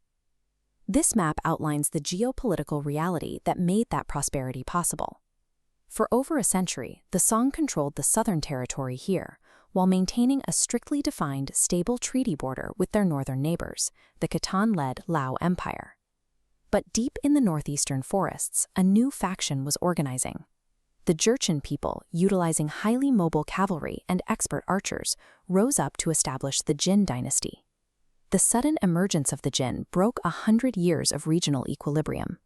It forced the Song court to decide how to handle this new power, rapidly dismantling their Lao neighbors. Emperor Huizong saw an opportunity to gain territory. He broke the long-standing peace with the Liao and formed a military alliance with the rising Jin, hoping to reclaim a strip of northern land known as the 16 Prefectures. The joint campaign revealed a stark military imbalance. The Jin cavalry crushed the opposing Liao forces with absolute ease, while the Song army struggled to penetrate even basic defenses. This failure showed the Jin that their Song allies were militarily ineffective. The Song then committed a major diplomatic error. They welcomed a defecting Jin governor, and when the Jin demanded his head, a Song general executed a look-alike and sent the fake head north in an attempt to hide the betrayal. The Jin discovered the ruse immediately. Emperor Taizong realized the Song court was a deceptive and weak neighbor. By the autumn of 1125, he ordered his armies to launch a full-scale invasion of Song territory. The Song court's attempts to outsmart the Jin through a deceptive alliance had backfired. Instead of regaining lost territory, they had invited a superior military power into the heart of their empire. In 1126, Jin armies swept across the frozen landscape and crossed the Yellow River. They bypassed regional strongholds, marching directly on Kaifeng. Panicked by the advancing enemy, Emperor Huizong abruptly abdicated. He handed the crown to his eldest son, the unprepared Emperor Qinzong, and fled south. The young emperor bought a temporary retreat by paying the Qin a massive indemnity in gold and silver, which convinced the invaders to lift the first siege. As the Qin withdrew, Qinzong committed a fatal error. He dispersed his troops to protect outer prefectures, leaving the capital isolated. He then trusted superstitious advisors who claimed they could summon divine soldiers, allowing the remaining defense of Kaiheng to erode. Leadership panic and a reliance on magic meant the capital was functionally doomed. When the Qin army returned for a second siege later that year, they found a city that was virtually defenseless. In January 1127, the Qin breached the under-defended outer walls. The resistance collapsed quickly, and the capital was captured. Known as the Jingkong Incident, Qin soldiers systematically looted the city, stripping wealth from even the most prominent architectural landmarks, like this brick pagoda. The political heart of the empire was removed. The Qin captured Emperor Qinzong and the retired Emperor Huizong, demoting them to commoners and taking them north as hostages. The Qin also seized the library, archives, and ritual artifacts required to legitimize a dynasty. Objects like this ritual bronze were confiscated, stripping the Song of the tools they needed to govern and perform state ceremonies. The loss of both the emperors and the sacred state artifacts disconnected the dynasty from its traditional center of power. The northern Song state had effectively ceased to exist in its homeland. The abduction of the entire court left a power vacuum in the north. The bureaucratic system that managed the empire's census and taxes ceased to function as its leadership was marched away. However, one member of the royal family escaped. Zhao Bo evaded the Qin cavalry and became a rallying point for those fleeing the occupied north. He joined a massive southward migration. Thousands of soldiers, officials, and civilians crossed the Yangtze River, using these steep mountain cliffs and deep waters as a geographic shield against the northern cavalry. Survivors established a new southern capital in Linan. This environment, characterized by lakes and gardens, became the center of a reorganized Song state. The Yangtze River proved to be a decisive barrier. While the Qin dominated the northern plains, their cavalry struggled in the wet, intersected terrain of the south, allowing the remnants of the Song to survive. This map shows the permanently divided China that followed. Zhao Go was enthroned as Emperor Gaozong, leading the southern Song, while the Qin controlled the north. Cut off from northern trade routes, the southern Song built a prosperous maritime empire. They developed naval technology and international trade networks that sustained the dynasty for another 150 years. The loss of the north was the result of a single catastrophic alliance. A century of peace was abandoned in an attempt to reclaim territory, which instead led to a total military collapse.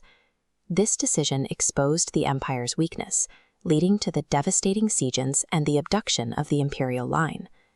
While the Jingkang incident was a massive tragedy, the migration south allowed Chinese civilization to survive and reorganize. It forced an adaptation to a maritime world, ensuring the dynasty's survival in a new form.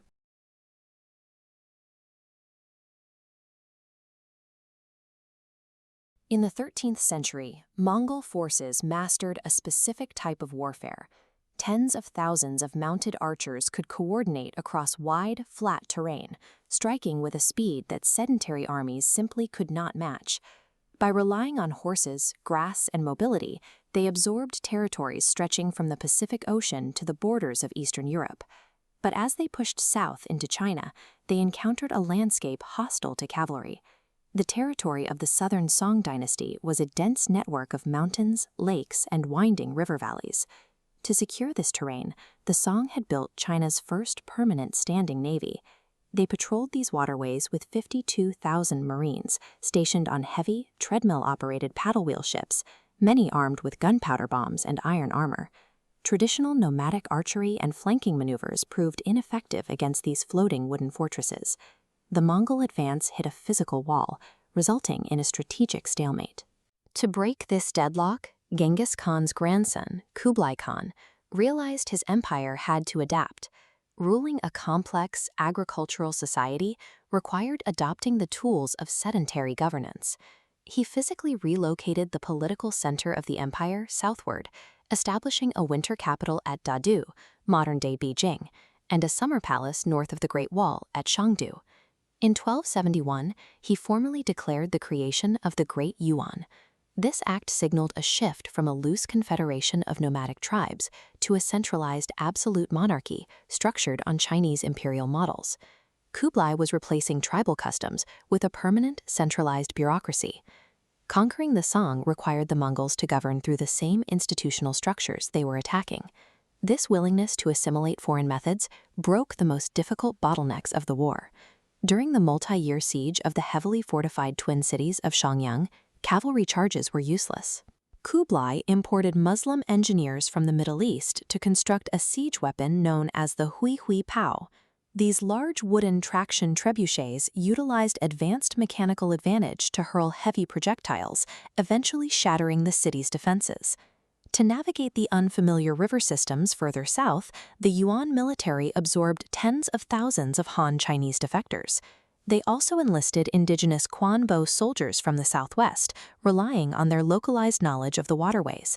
By studying and adopting the shipbuilding techniques of their adversaries, the formerly landlocked forces built a formidable riverine fleet of their own.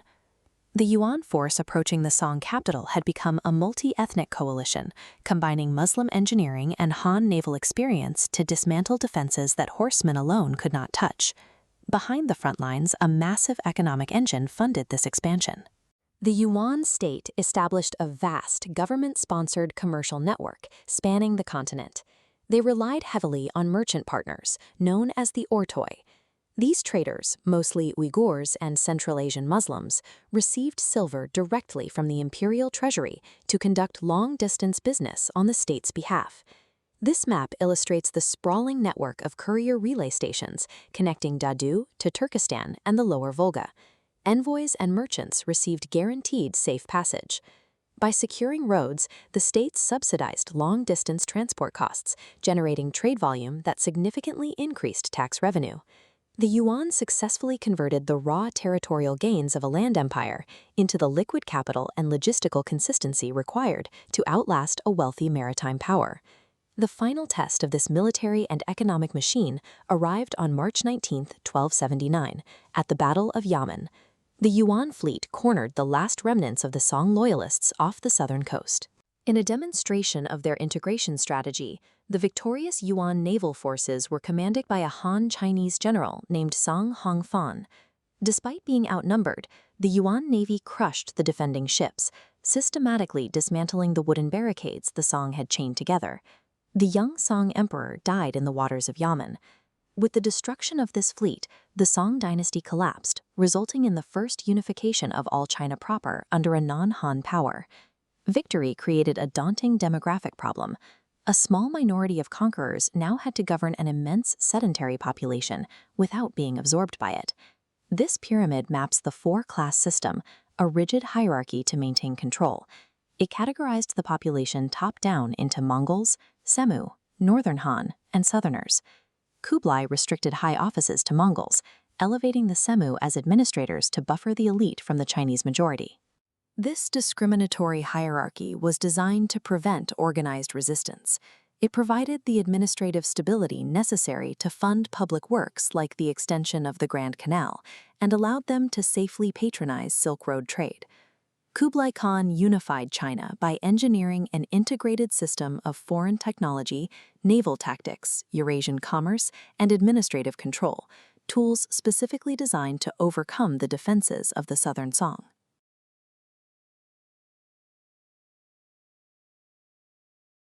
By the mid-14th century, the Mongol-led Yuan dynasty was collapsing. Across China, the infrastructure that kept millions alive was failing, culminating in catastrophic, widespread flooding that wiped out entire agricultural regions. When the Yellow River overran its banks, the Chinese populace read the devastation as a profound cosmic signal. Traditional belief dictated that such uncontained natural disasters meant the emperor had lost the mandate at heaven, the divine right to rule. To fund their massive debts and continuous military campaigns, the Yuan administration printed paper money at a reckless pace. The resulting hyperinflation rendered paper currency worthless, forcing people to revert to ancient copper coins just to survive. The combination of environmental ruin and worthless currency erased any remaining state authority. Millions of starving peasants were entirely cut off from government aid, leaving them with a brutal choice: starve or fight to survive. Zhu Yuanzhang was born into this chaos in 1328. His family lived as itinerant tenant farmers in the Huai River Valley, constantly uprooting their lives to evade aggressive tax collectors. In 1344, a severe plague swept through the valley. Within a matter of weeks, the epidemic killed Zhu's parents and his older brother. At 16 years old, he was left entirely alone, penniless and starving. Out of desperation, Zhu sought shelter at a local Buddhist monastery. But when the monks ran out of food, he was forced back out into the devastated countryside, wandering as a beggar monk for 3 years and relying on alms to stay alive. Wandering among the dying and displaced, Zhu gained a ground-level education in peasant suffering. This intense exposure to poverty forged a fiercely pragmatic worldview, one highly suspicious of wealthy elites, that would eventually dictate the policies of his future empire. By 1351, widespread desperation ignited the Red Turban movement, an armed peasant rebellion aimed directly at overthrowing the Yuan. Zhu joined the insurgents and, utilizing his keen tactical intelligence, quickly rose from a foot soldier to a commanding officer. As a commander, Zhu realized that blind raiding wouldn't win a war. In 1356, he executed a critical strategic pivot. He directed his forces to besiege and capture the highly prosperous and strategically vital city of Nanjing. Unlike rival warlords who looted the territories they captured, Zhu immediately established a disciplined administration. He recruited educated Confucian scholars to draft laws and ordered his soldiers to cultivate the surrounding farmland to ensure his army remained fed without pillaging local villages. He invested heavily in massive fortifications surrounding Nanjing with towering defensive walls. By transforming the city into a self-sufficient, impregnable capital, Zhu proved he was capable of restoring actual order to a fractured China. Before he could challenge the Mongol capital, Zhu had to eliminate the other Han rebel factions vying for dominance. This brutal contest culminated at the massive naval battle of Lake Poyang, where Zhu's fleet destroyed his primary rival in one of the largest waterborne clashes in history. With the south secured, Zhu launched a relentless northern expedition. His armies shattered the remaining Yuan military forces, driving the Mongol court out of Beijing and forcing them to retreat back into the northern steppe. Having unified the central and southern territories, Zhu officially claimed the throne in 1368, declaring the establishment of the Great Ming Dynasty. Winning the war did not guarantee the mandate of heaven. To prevent his new dynasty from collapsing under the same pressures that destroyed the Yuan, Zhu had to engineer a completely new, heavily centralized government from the ground up. Taking the reign title of the Xuanwu emperor, Zhu immediately instituted a cultural mandate to erase Mongol influence. He banned foreign dress and names, reinstating traditional Han Chinese ceremonies and administrative systems. To rebuild the rural economy and extract taxes, he deployed a strict bureaucratic tool, the Ligia system. Within each village unit, the 10 wealthiest families were designated as headmen. These headmen managed the remaining 100 households, which were divided evenly into 10 smaller tithings. The administration used this structure to enforce sweeping physical reforms. The state directed mass peasant migrations to repopulate barren regions, mandated large-scale irrigation projects, and severely restricted the ownership of large private estates to keep the land in the hands of the working peasants. By strictly organizing the rural population, the Xuanwu emperor transformed a ruined, starving countryside into a highly regimented, state-controlled economic engine. The state maintained this system with a massive data apparatus. Yellow registers recorded detailed census data, while fish-scale registers mapped every agricultural plot. Combining these datasets allowed the court to precisely calculate taxes and track the entire population down to the individual peasant level. But this absolute control carried a heavy political cost. Driven by a deep-seated paranoia of subversion, the emperor abolished the ancient office of the chancellor and executed tens of thousands of officials in violent purges, consolidating all executive power directly onto the throne. He then locked this top-down administrative structure into permanent law by issuing the Great Ming Code, forcing every aspect of society to align with his rigid vision of order. The destitute beggar monk succeeded in stabilizing China and restoring native rule, but he achieved this by engineering one of the most centralized, autocratic machines in human history, establishing a blueprint for governance that would dictate the course of the empire for centuries to come.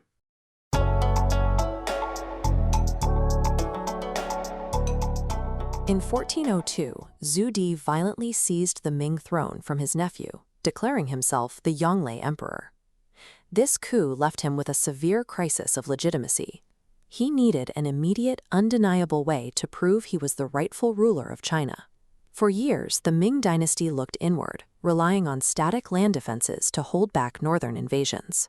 The Yongle Emperor abandoned this defensive isolationism in favor of an aggressive, outward-facing maritime strategy. He utilized the tributary system to stabilize his reign. This network of ritualized diplomacy meant foreign states acknowledged Chinese hegemony and offered tribute. In exchange, they received imperial protection and access to the vast markets of the Middle Kingdom. To manage this projection of power, the emperor appointed Admiral Zhang He, a trusted Muslim eunuch and brilliant military commander. Zhang He was ordered to build an armada capable of bringing the distant nations of the Indian Ocean into this Sinocentric order. To secure a throne taken by force, he sought to create a maritime spectacle so vast it would command the submission of the known world. The logistical heart of this ambition was the Longjiang shipyard. This 15th-century megafactory utilized tide-powered dry docks to mass-produce hundreds of specialized wooden vessels simultaneously. The flagships of the fleet were the legendary treasure ships. These behemoths carried nearly 300 crew members across 4 decks, powered by 12 square sails rigged onto 9 staggered masts. Steering massive hulls required fluid dynamics. Fenestrated rudders with circular hulls allowed water through the blade, disrupting vortices and reducing drag. Internally, 12 to 16 watertight transverse bulkheads divided the hull into independent compartments, ensuring that if one section punctured, the vessel remained buoyant. This fleet functioned as a mobile industrial ecosystem, deploying engineering innovations that allowed wooden naval architecture to survive the extreme stresses of the open ocean. On July 11, 1405, 317 ships and 27,000 men departed the Yangtze River. They anchored in Fujian for months, waiting for the winter northeast monsoon, the only winds capable of carrying this massive armada to the spice ports of Southeast Asia. To maintain their course across the open ocean, navigators relied on magnetic compasses and celestial heights. By cross-referencing the stars with the compass needle, they could determine their latitude with precision. Success depended on this perfect synchronization, matching advanced Ming technology with the predictable, massive shifts in the global climate. As the fleet reached the Strait of Malacca, the machinery of tribute began to turn. Zhang offered the local ruler Ming protection against regional rivals in exchange for regular submission to the emperor. The ship's holds were packed with thousands of bolts of fine silk and porcelain. These weren't just trade goods, they were tools of statecraft, used as gifts to establish the emperor's wealth and prestige in every port. By late 1406, the fleet had crossed the Indian Ocean, reaching its primary destination of Calicut on the southwest coast of India. Diplomacy followed a strict choreography. Envoys delivered imperial proclamations and luxury goods, inviting local kings to send representatives back to the Ming court. By distributing these specialized goods, Zhang He created a political hierarchy that placed the Ming emperor at the recognized center of the world. During the homeward journey in 1407, a fleet encountered a significant threat near Palembang, the pirate lord Chen Zui, who commanded a massive force that plundered regional shipping. Chen Zui attempted to ambush the treasure ships under the guise of a surrender. Zhang He, prepared for the deception, launched a decisive military counterstrike. The fleet utilized its specialized warships, armed with 24 cast bronze cannons that fired with a range of nearly 900 feet, effectively shattering the pirate formations. The battle ended with 5,000 pirates killed and the capture of Chen Zui, who was taken back to Nanjing to face public execution. By eliminating the most feared pirate in the Malacca Strait, Zhang He demonstrated that the Ming maritime order was absolute, an invitation to peaceful trade for those who submitted, and total destruction for those who did not. When the fleet returned to the capital in 1407, they were accompanied by tribute-bearing envoys from across the Indian Ocean, providing the Yongle Emperor with the cosmic legitimacy he had sought. The voyage had successfully translated Chinese land-based power into a sophisticated, self-sustaining maritime tributary network. By securing the Malacca Strait and establishing strategic outposts, the first voyage made Ming China the dominant power of the 15th century Indian Ocean. This maiden expedition proved the operational success of a system that would project Chinese influence from the South China Sea to the coast of Africa for decades to come.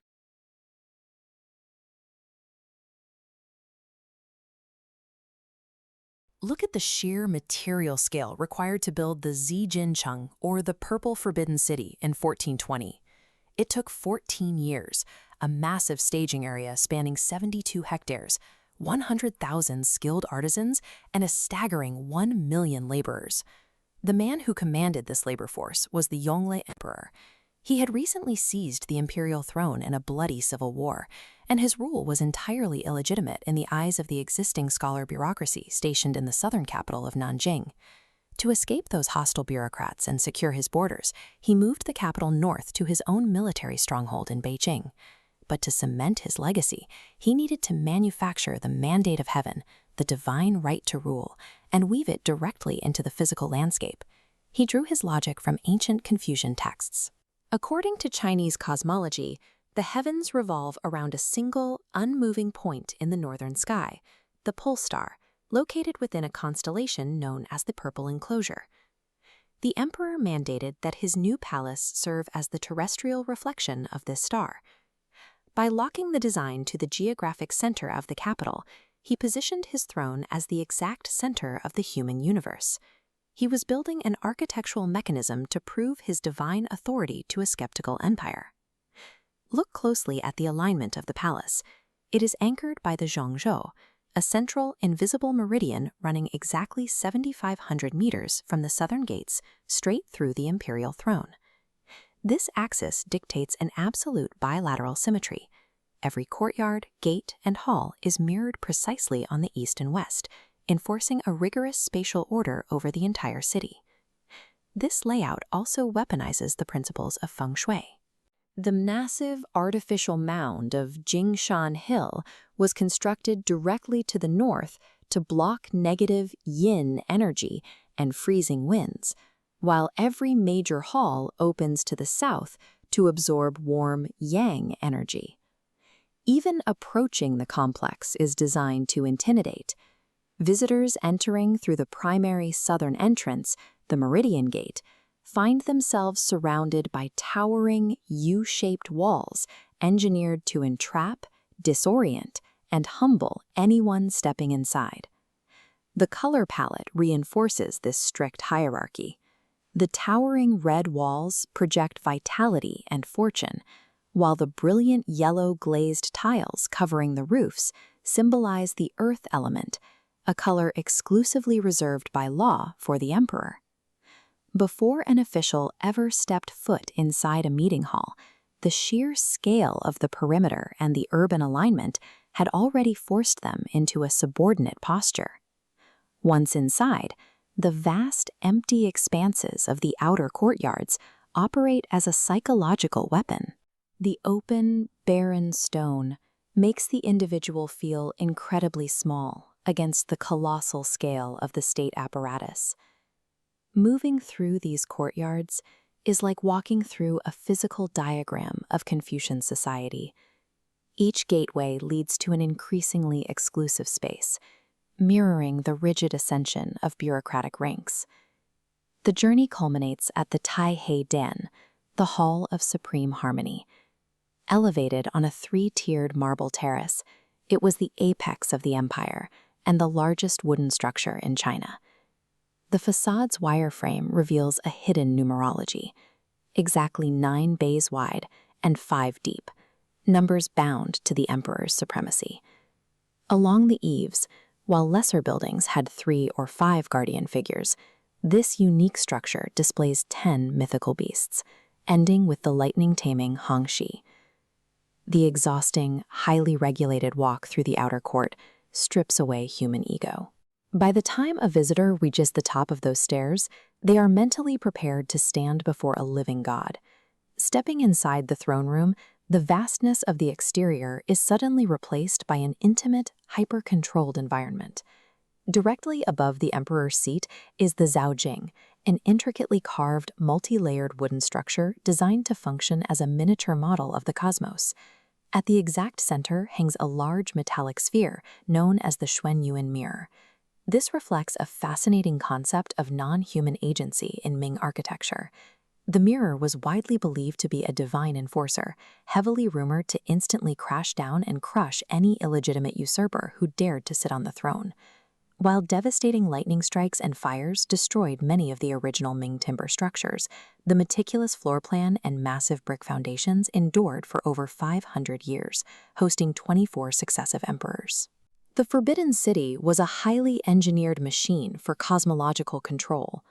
The Ming architects proved that the meticulous organization of physical space could be an instrument of absolute power.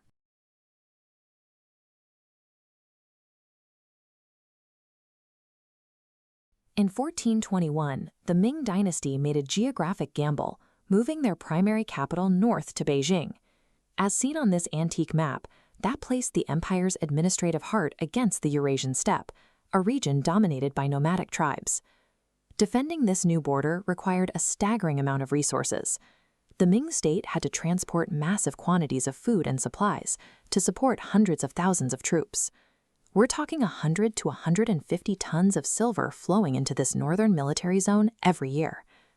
Just across that border lived the Oirat Mongols. The Mongolian steppe is a harsh, arid environment with very limited resources. To survive, the Oirats depended on regulated border markets to trade horses and furs for essential Chinese goods like tea, silk, and grain. This created a fragile economic loop. The Ming needed a secure border, and the nomads needed trade subsidies to avoid starvation. Any disruption meant the nomads would take by force what they could no longer trade for.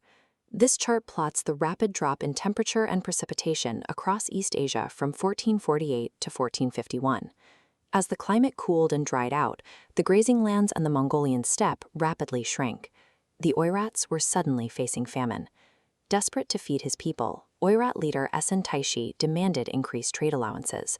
But the Ming court was dominated by a dictatorial eunuch, Wang Zhen. Viewing the armed Oirat trade delegations as a security threat, Wang Zhen retaliated by slashing their trade subsidies to just 1/5 of what they requested. Deprived of resources, Esen launched a coordinated, four-pronged invasion. In response, the young Zhengtang emperor, manipulated by Wang Zhen, bypassed his experienced generals. He hastily mobilized an ill-prepared host of over 200,000 men to march north and crush the invasion personally. The imperial column departed Beijing with only 4 days of preparation, marching into the mountain passes without checking local granaries. Without a viable supply chain for a force of this scale, the logistical collapse began before the army even reached the frontier. The outbound march stalled almost immediately. Unceasing torrential rains transformed the dirt highways into deep mud, pinning the heavy supply carts to the ground. Within a week, the troops were starving and exhausted. When the imperial host finally limped into the northern outpost of Tang, they found the battlefield covered with the rotting corpses of their own vanguard. Panicked by the scale of the Oirat pot, Wang Zhen ordered an immediate retreat back toward the safety of Beijing. But instead of taking the fastest, most direct route through the mountain passes, Wang Zhen made a fatal command decision. He veered the entire army off the main highway onto a slower, highly exposed path. His reasoning was purely personal. He did not want 250,000 soldiers damaging the crops on his private estates in Yuzhou. That single detour added critical days to the journey. It transformed the military withdrawal into a slow-motion foot race against highly mobile Oirat cavalry who were already closing in on the Ming rear guard. By August 31st, the Ming army reached Tumu Fortress. A walled city with a secure water supply was only 8 miles ahead. But Wang Zhen's personal caravan of treasures had fallen behind, so he ordered the army to set up camp on the open road and wait. Tumu Fortress was essentially an elevated, boat-shaped earthen plateau. It offered very little defensive cover, and critically, it contained absolutely no internal water sources. Yisun Taishi immediately recognized the tactical blunder. He dispatched his cavalry to surround the plateau, cutting off the Ming army's only access to the nearby Hun River. By September 1st, the Ming soldiers had been without water for 2 days. When Yisun offered a fake peace negotiation, the Ming forces broke rank. Thirsty and completely undisciplined, they made a chaotic scramble toward the river, walking directly into a waiting Oirat ambush. Within hours, the Ming command structure was gone. Amid the slaughter, the Oirats found the Zheng emperor sitting alone on the ground, still wearing his gold-embroidered armor. He had become an accidental prisoner of war. Back in Beijing, the court devolved into panic. In Chinese political theology, the emperor was the son of heaven. With their sovereign now a prisoner, the cosmological mandate of the entire Ming dynasty was being held hostage on the steppe. Essen assumed he could use the captive emperor to extract massive ransoms, or even the surrender of Beijing. But Vice Minister Qian realized they could neutralize Essen's leverage through a radical constitutional loophole. Qian and the Grand Secretariat simply declared the throne vacant. They elevated the captive emperor's younger brother to take his place, and retroactively reclassified their hostage sovereign as a retired emperor, stripping him of all political power. When Essen marched his cavalry on Beijing a month later, he wasn't met with a surrender. Instead, he faced a heavily fortified city defended by breech-loading cannons and toxic smoke rockets. By treating the Son of Heaven as a replaceable part of the state machinery, Qian ensured that the dynasty outlived the individual ruler. The hostage was no longer an imperial symbol, but an expensive burden for his Oirat captors. Since the hostage yielded no concessions, the Oirats released him just a year later. When he returned to Beijing, his brother refused to relinquish the throne, strictly confining him to the southern palace under house arrest for 7 years. The personal fate of the emperor was settled, but the Tumu crisis changed the Ming dynasty's perspective on the north. The era of the forward defense strategy, where emperors personally led aggressive expeditions into the steppe, was over. China transitioned from an expansionist power into a state focused on static internal defense. They abandoned their outer outposts on the steppe and pulled their lines back to the mountain passes. The failure at Tumu left the court with only one alternative for long-term security. To physically seal the border, they began building the monumental network of stone and fired brick fortifications we recognize today as the Great Wall of China.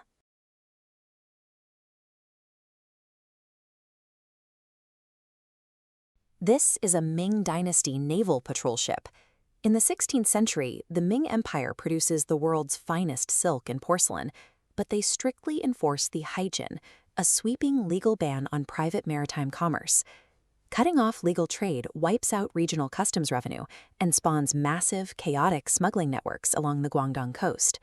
At the exact same time, the Ming implement the single whip tax law, requiring all citizens to pay their taxes in physical silver specie. The entire Chinese economy is suddenly desperate for silver. Enter the Portuguese. Known to the Ming as the Franks, they arrive in the 1520s, attempt to build illegal forts, and are decisively crushed and expelled by the Ming Navy. The situation reaches a stalemate. China urgently needs silver. The Portuguese have access to it. Because the Ming refuse to tolerate armed pirate bases on their shores, the two sides have to find a pragmatic compromise.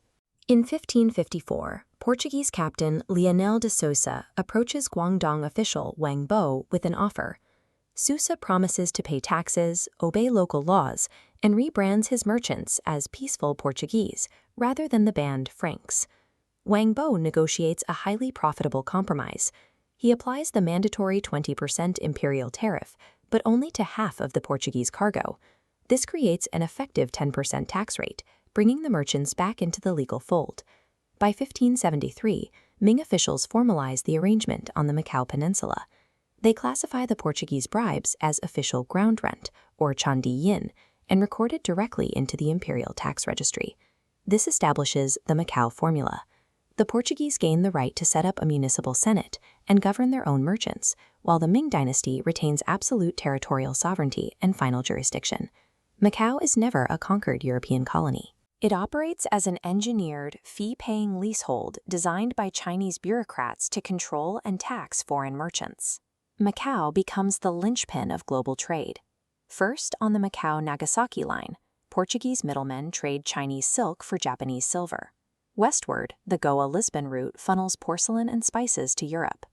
Across the Pacific, the Mexico-Manila route brings New World silver, dwarfing all other circuits. By utilizing Macau as a tightly controlled economic valve, the Ming Dynasty successfully captures the world's silver supply to run its economy, all without compromising its strict mainland borders. You can see the physical enforcement of this containment strategy in the Portas do Cerco. The Ming built this stone barrier wall across the northern isthmus to physically block Portuguese merchants from wandering into mainland China.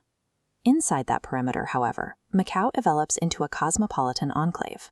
It operates as the only place in China where Westerners and families can legally live year-round. As seen in the towering stone facade of the ruins of St. Paul's, the Ming permit an immense European religious and architectural presence within the boundary. Yet an unbroken continuity of local Chinese culture exists alongside it, visible at the Amma Temple.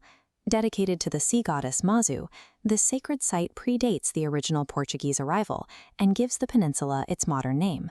The space functions exactly as the Ming designed it, a quarantined commercial zone that allows for massive intellectual and cultural exchange between East and West.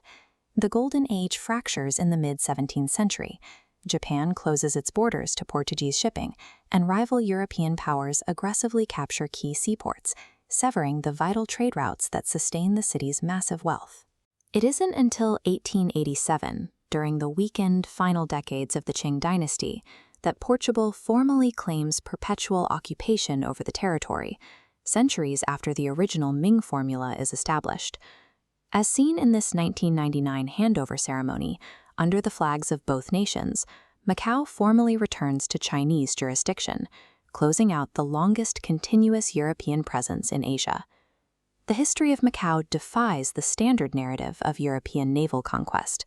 It survives for 400 years because a pragmatic Ming bureaucracy engineers a controlled window, one that fuels an empire and helps build global trade.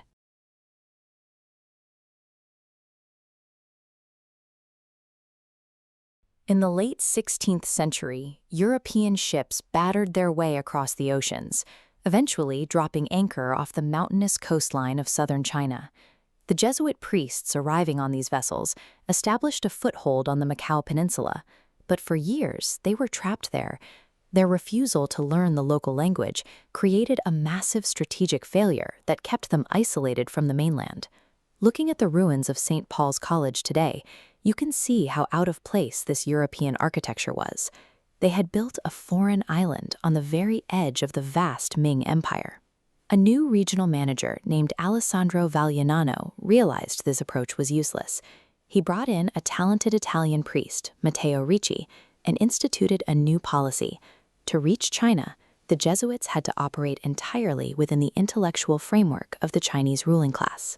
Ricci and his colleagues spent years in grueling study, painstakingly learning to speak and write traditional Chinese characters. Mastering the language was the mandatory first step. It allowed the Jesuits to navigate the highly sophisticated social and intellectual codes that defined the Ming Dynasty. When Ricci finally secured permission to enter the mainland in 1583, he shaved his head and put on the robes of a Buddhist monk, assuming this would give him religious credibility. He quickly realized he had made a mistake. Ming officials often viewed the monastic class with deep suspicion. So Ricci pivoted. He let his hair and beard grow out and adopted the rufu, the silk robes and distinct cultural identity of an elite Confucian scholar. Looking at this portrait of Ricci in his black silk robes, you can see a European man actively transforming his social status. This specific attire signaled to the Ming elite that he was an educated literatus, capable of conversing as an equal. This initiated a deep mutual curiosity. Ming scholars examined novel European scientific objects, like precise mechanical clocks and prisms, while Ricci spent his days absorbing classical Confucian literature. By shedding his foreign attire and offering up Western technology, Ricci proved he respected his hosts, establishing a baseline of trust for genuine intellectual exchange. By 1601, This trust earned Ricci an invitation into the Forbidden City in Beijing to serve the Wanli Emperor. This monumental 1602 world map, the Kunyu Wangguo Quantu, represents an intricate collaboration between Ricci and Ming scholars. They used European mathematical projections to show a spherical Earth, but intentionally shifted the prime meridian to place Asia squarely in the center. This detailed section shows illustrations of marine life and European sailboats firing cannons. Despite modern internet hoaxes claiming the map hides secret symbols to prove ancient global voyages, these drawings are standard European decorative motifs directly translated from Western atlases. The resulting document successfully merged European spatial data with Chinese geography, presenting a unified globe to a court that previously viewed the Earth as flat. In the Ming administrative system, calculating the imperial calendar, Ten Wen Shui, was politically critical. This star chart illustrates how court astronomers tracked the skies, because the emperor's political legitimacy was inextricably tied to flawlessly predicting astronomical events like solar eclipses. A brilliant Shanghai scholar official, Xu Guangqi, recognized that while traditional Chinese mathematics had highly advanced algorithms, it lacked a formal framework for deductive reasoning to ensure those predictions were always accurate. To solve this, Xu sat with Ricci to translate the foundational European math text, Euclid's Elements, into classical Chinese. Listening to Ricci's oral explanations, Xu invented entirely new Chinese characters to capture abstract geometric concepts like axioms, postulates, and mathematical proof. Xu immediately put this new logical system to work, applying Euclidean geometry to overhaul the imperial calendar, design new military defenses, and improve agricultural water control to combat severe famines. This exchange integrated Western deductive logic with the established practical methods of Ming statecraft. Matteo Ricci died in Beijing in 1610. Recognizing his lifelong service, the Wanli Emperor granted him a permanent burial plot inside the capital, a mark of respect never before given to a Westerner. The tombstone itself, carved in stone, captures his life's work. It displays European Latin script alongside traditional Chinese characters. And the pipeline they built flowed both ways. For the next century, Jesuits worked to translate the vast library of Chinese philosophical classics into Latin. These translations carried Ming history and Confucian ethics back to Europe, deeply influencing the philosophers who would soon drive the Western Enlightenment. The mission that began in an isolated coastal enclave succeeded because it abandoned coercion. Instead, it relied on deep mutual curiosity and the grueling work of meeting another civilization entirely on its own terms.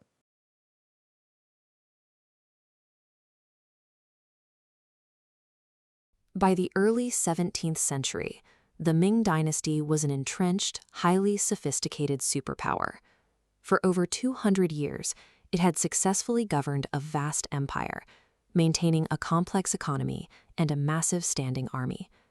But an invisible, systemic threat was brewing on a planetary scale. A phase of severely reduced solar activity, a phenomenon known as the Maunder minimum, triggered a period of global cooling. Across East Asia, average temperatures plummeted. This deep freeze disrupted normal weather patterns, bringing severe, rolling droughts that crept down from the northwest. The first casualty was the Tuntian system, a sprawling network of military farms designed to keep the northern border garrisons self-sufficient. As the soil dried up, the crops died, and the military farms failed. This graph shows the permanent surge in grain prices during this period. Because of the prolonged drought, the cost of food didn't nearly spike and recover. It settled into a new, hyperinflated reality. Grain became completely unaffordable for the average citizen. The combination of deep cold and hyperinflation had hollowed out the empire's ecological and economic baseline. Down in Beijing, the young Chongzhen emperor was trying to manage the fallout. He was a conscientious, reform-minded ruler, but he inherited a hollowed-out, impoverished state structure. The imperial treasury was effectively empty. A widespread silver shortage and a surge in coastal piracy had choked off commercial maritime trade, severely cutting into the empire's tax revenues. Facing severe budget deficits, Chongzhen initiated desperate fiscal cuts. To save money, he abruptly abolished large sections of the state-run postal courier system in the northwest. That decision had an immediate, catastrophic result. Thousands of militarily trained, armed men were instantly laid off. They were left unemployed and starving in the exact region hit hardest by the drought and the grain inflation. The central government's fiscal austerity had inadvertently provided a starving population with the experienced military leadership necessary to challenge the capital. Among those laid-off postal workers in the Northwest was a man named Li Zicheng. Finding himself jobless in a famine zone, Li leveraged the localized chaos to organize a rebel force known as the Shun Army. As Li Zicheng marched his forces eastward toward Beijing, his army expanded. Starving peasants and unpaid, defecting Ming soldiers eagerly joined his ranks, turning a localized mutiny into a massive, heavily armed migration.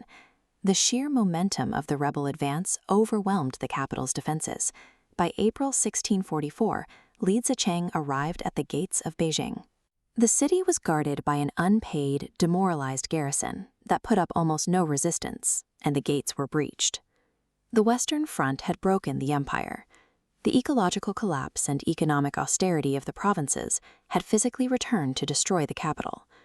Meanwhile, a separate threat had been gathering north of the Great Wall.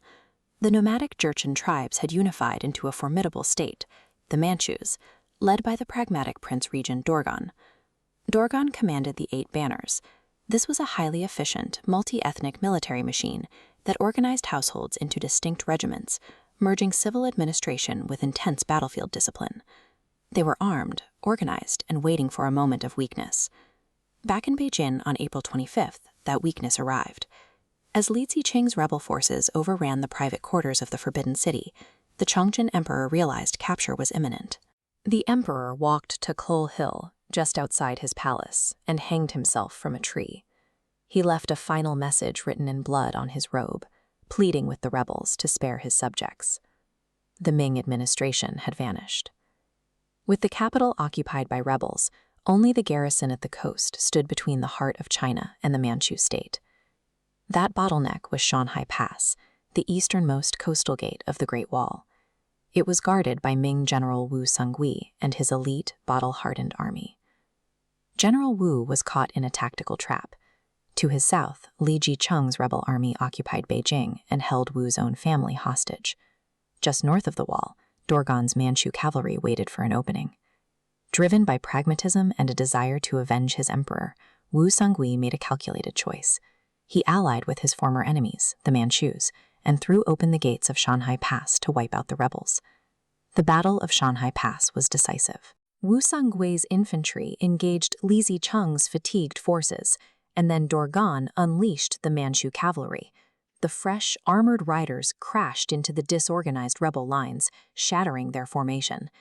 By bringing the Manchu 8 Banners through the Great Wall, Wu Songui effectively converted a domestic rebellion into the catalyst for a total dynastic succession. On June 6, 1644, Prince Regent Dorgan entered Beijing unopposed. He officially established the Qing dynasty's rule over China proper. The Qing survived the turbulent 17th century by adapting. They integrated the Han Chinese bureaucratic system with their own strict 8-banner military structure, creating a hybrid government capable of restoring order. This map traces the original Ming borders as they underwent a massive expansion into the territorial footprint of the Qing. This integrated system allowed the new dynasty to stabilize the crisis and eventually create a unified territorial footprint that would endure into the 20th century. The fall of the Ming demonstrates how global environmental shocks, when compounded by rigid fiscal policy and military defection, can overwhelm even the most entrenched superpowers.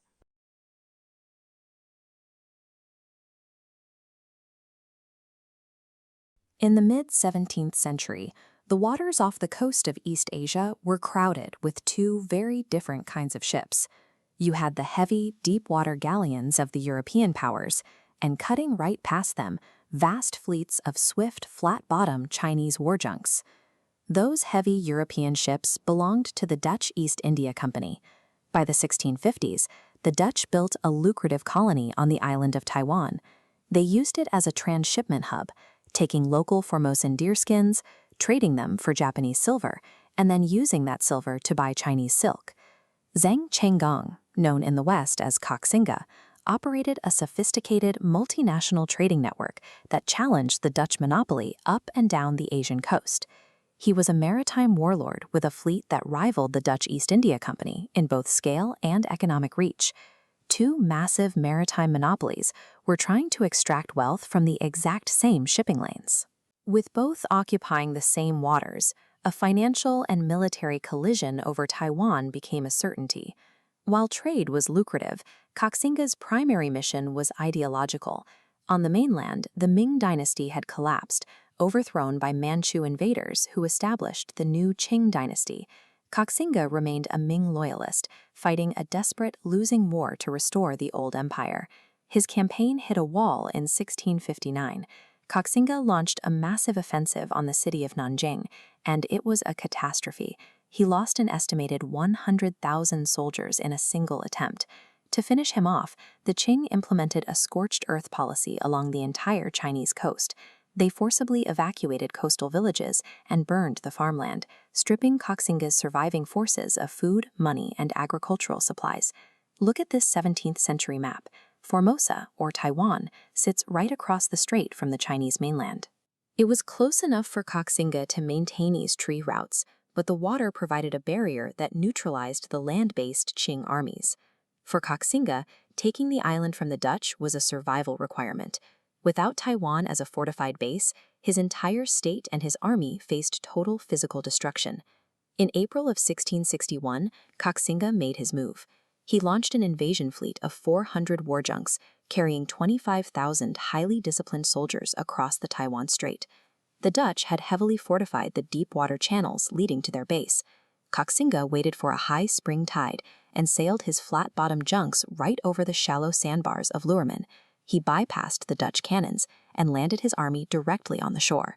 To take the island, Koxinga had to capture Fort Zeelandia.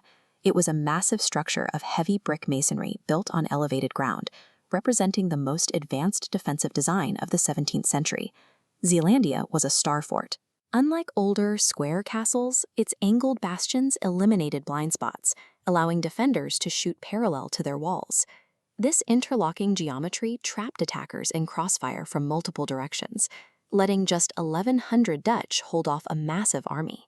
Koxinga faced a fortress engineered to withstand everything in his traditional arsenal. Traditional infantry charges were useless against these angles. At first, Koxinga tried mass infantry rushes, the same tactics that worked on the mainland. But the geometry did exactly what it was designed to do, and his soldiers were decimated by the Dutch muskets. The turning point came when Koxinga accepted the intelligence of a European defector named Hans Radis. Instead of attacking over open ground, Koxinga dug zigzagging European-style siege trenches to safely deflect artillery fire.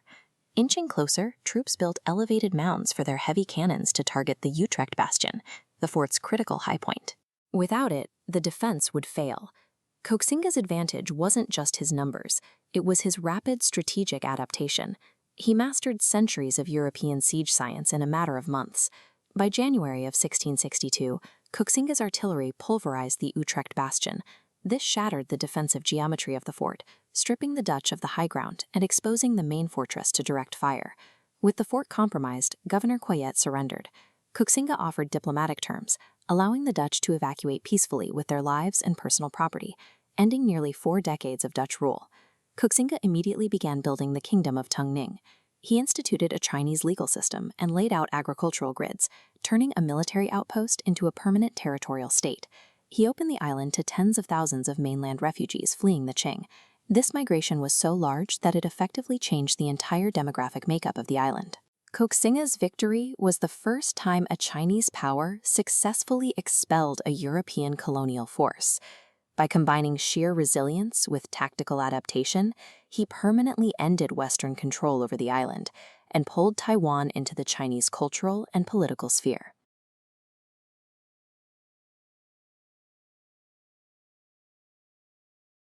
By the mid-17th century, the Manchu armies swept across the Asian continent to establish the Qing dynasty. They commanded millions of subjects and an overwhelming, highly disciplined land force. But just off the coast, a stubborn remnant of the fallen Ming dynasty refused to yield. Operating out of Taiwan, the Zhang clan, led by the famed commander Koxinga, built a heavily militarized maritime state. The Zhang forces used the island as a secure springboard. They mobilized hundreds of ships and over 100,000 troops to launch relentless raids against the mainland's wealthiest coastal provinces, even besieging the economic hub of Nanjing.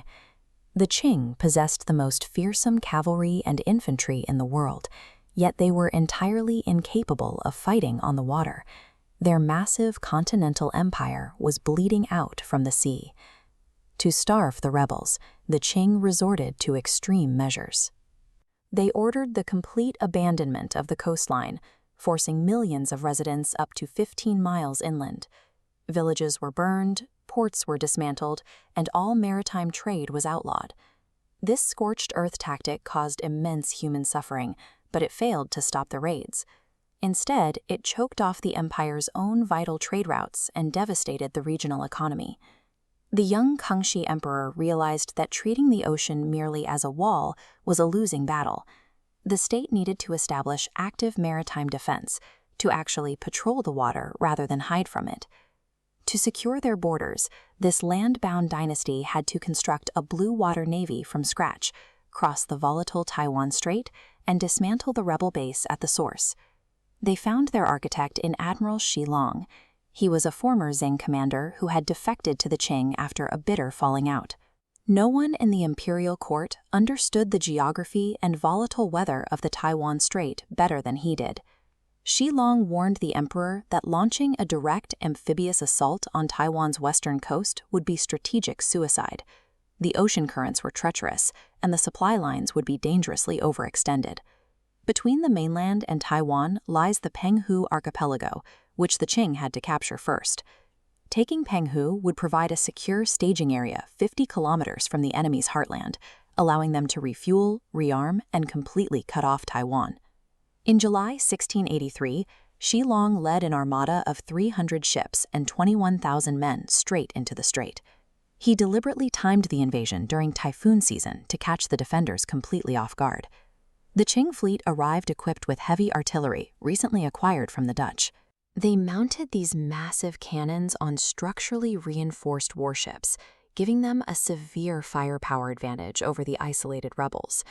In the waters of Meigong Bay, the Qing systematically targeted the defending vessels. Within hours, they sank over 150 rebel ships, drowning thousands of troops and annihilating the enemy's naval capacity. Rather than executing the surviving commanders, Xi Long released them. He wanted news of the overwhelming defeat and his surprising mercy to spread to the main island, sapping the remaining troops' will to fight. The psychological impact was immediate. With their fleet destroyed and their defensive buffer gone, the Zhang regime surrendered unconditionally. The Qing captured Taiwan without firing a single shot on the main island itself. You might expect the Kangxi emperor to celebrate this territorial expansion. Instead, he wanted to abandon Taiwan completely. He dismissed the newly conquered island as a worthless ball of mud. The conservative court in Beijing viewed the empire through a strictly continental lens. To them, China's natural borders ended at the coastline. Stationing a permanent garrison overseas seemed like a massive, unnecessary drain on the imperial treasury. Xi Long fiercely pushed back. "Look at this antique map." He warned withdrawing would create a power vacuum, drawing in European colonialists or pirate coalitions. Taiwan's proximity was a liability. In hostile hands, it offered a staging ground to raid the Qing's most productive provinces. The strategic argument worked. In 1684, the emperor formally annexed Taiwan, establishing it as a prefecture under the jurisdiction of mainland Fujian province. To secure the territory, the state stationed 8,000 troops at key coastal ports. They also implemented strict regulations on Han Chinese migration to carefully manage population growth and prevent future rebellions. Physical control was paired with cultural integration. The court sponsored the worship of Mazu, the goddess of the sea, elevating her title to Heavenly Queen. This religious patronage helped legitimize Qing rule and bridge the gap with the local maritime communities. The campaign of 1683 closed the book on decades of brutal civil war. By eliminating the last organized resistance, the Qing secured the lucrative shipping lanes and stabilized the entire East Asian coastal economy. The conquest of 1683 ended decades of coastal isolation and forced a dynasty born in northern forests to look toward the sea. With the island now a formal prefecture, the Qing officially extended the imperial borders into the Pacific for the first time.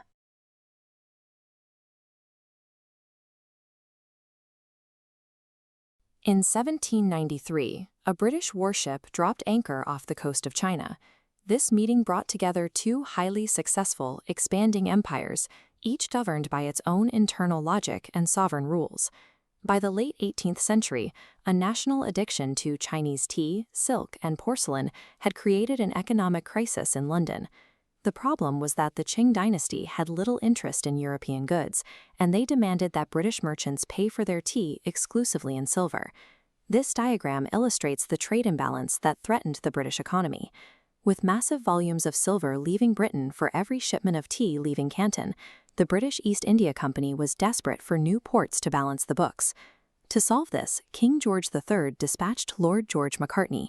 He arrived with 600 packages containing the finest products of the Industrial Revolution, intended to impress the Chinese court and open the door for a permanent free trade agreement. Macartney arrived expecting to negotiate as a sovereign equal. He was unaware that the court he was about to enter viewed foreign relations through a different set of rules entirely. The Qing dynasty, led by the Qianlong Emperor, was a multi-ethnic military powerhouse at the peak of its territorial expansion. It wasn't an isolated kingdom, but an empire that had recently secured vast frontiers in Central Asia and Tibet. Foreign relations were managed through the tributary system. In this framework, the emperor was the center of the civilized world, and neighboring nations secured peace and trade by offering tribute and acknowledging their subordinate status. When the British ships arrived, the Qing court processed them as another distant vassal state. They saw a delegation that had traveled a great distance, ostensibly to pay homage to the emperor on his 80th birthday. Both sides were acting competently within their own traditions, but they were working from different maps of the world, with no shared legend to translate them. The British delegation spent days unpacking their gifts, confident that these physical proofs of Western science would leave the Chinese court in awe. Among the gifts was this mechanical brass planetarium, an instrument intended to prove Britain's mathematical and astronomical superiority. They also showcased advanced military hardware, including the firing mechanism of this flintlock rifle, to demonstrate British industrial capacity and create interest in their manufactures. The Qing court was not awed. They catalogued these items as ingenious toys or sing-songs. Rather than seeing symbols of power, they saw standard tribute from a subjugated people and sent the weapons to be stored in imperial armories. The disconnect became a scandal when the British presented a luxury carriage. Qing officials were horrified that the driver's seat sat higher than the passenger cabin. In their court, a common servant could never be placed physically above the emperor. The British intended these gifts to establish their status as equals. Instead, the Qing court absorbed them as further evidence of their own universal supremacy. The audience took place at the Chengdame Mountain Resort in Rehe. This resort served as a microcosm of the empire, a location designed to manage and impress frontier elites from Mongolia and Tibet. The interpreters were caught in the middle.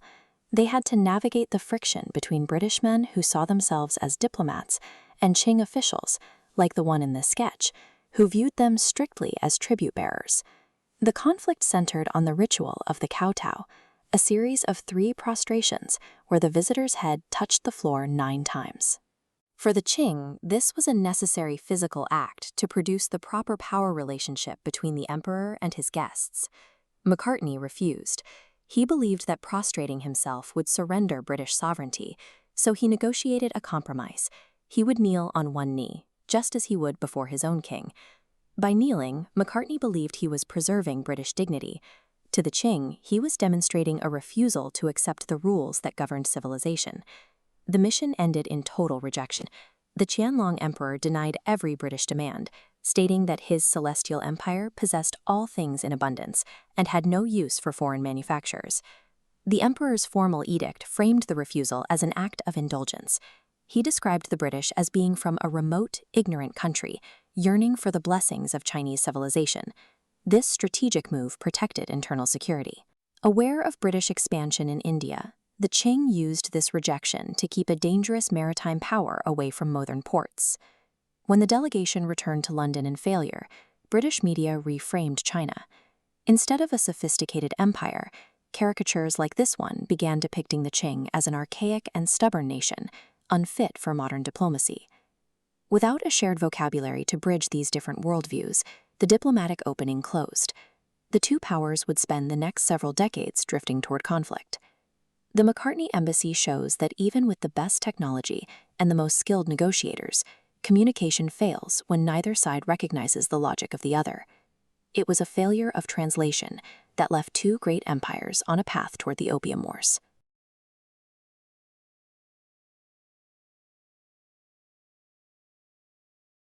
By the late 18th century, the British Empire had a massive appetite for Chinese tea, silk, and porcelain. But the Qing dynasty kept foreign merchants on a very short leash. Under the Canton system, Western trade was strictly confined to a single port in Guangzhou, heavily regulated by Chinese authorities. This one-sided arrangement created a severe trade deficit. Chinese merchants had no interest in British manufactured goods.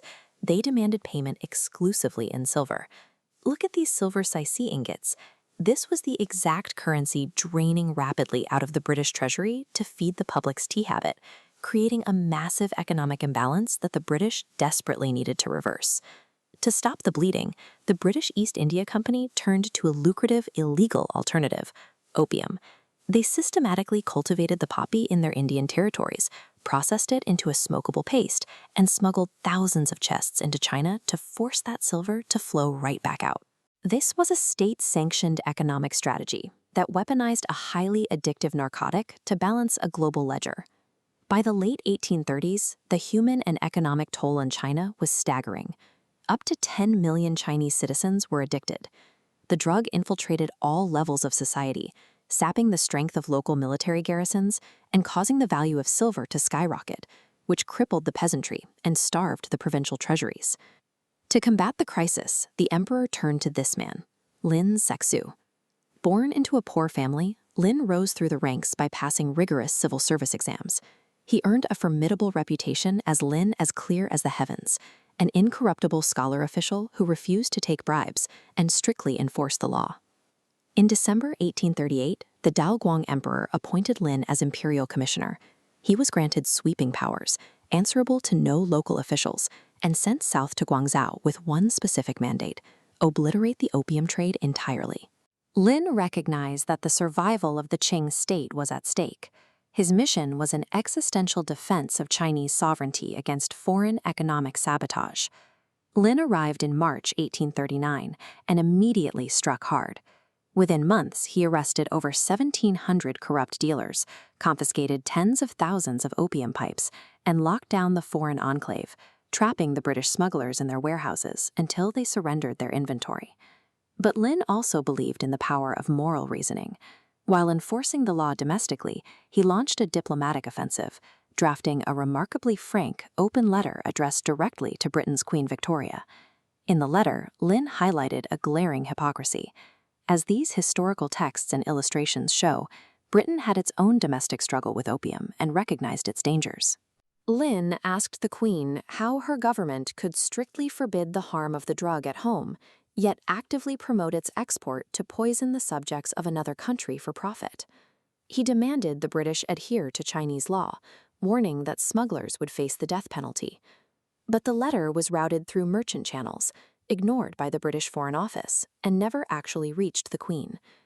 With his diplomatic outreach ignored and his appeal for shared accountability unanswered, Lin turned back to the only leverage he had: the direct enforcement of Qing law on the ground.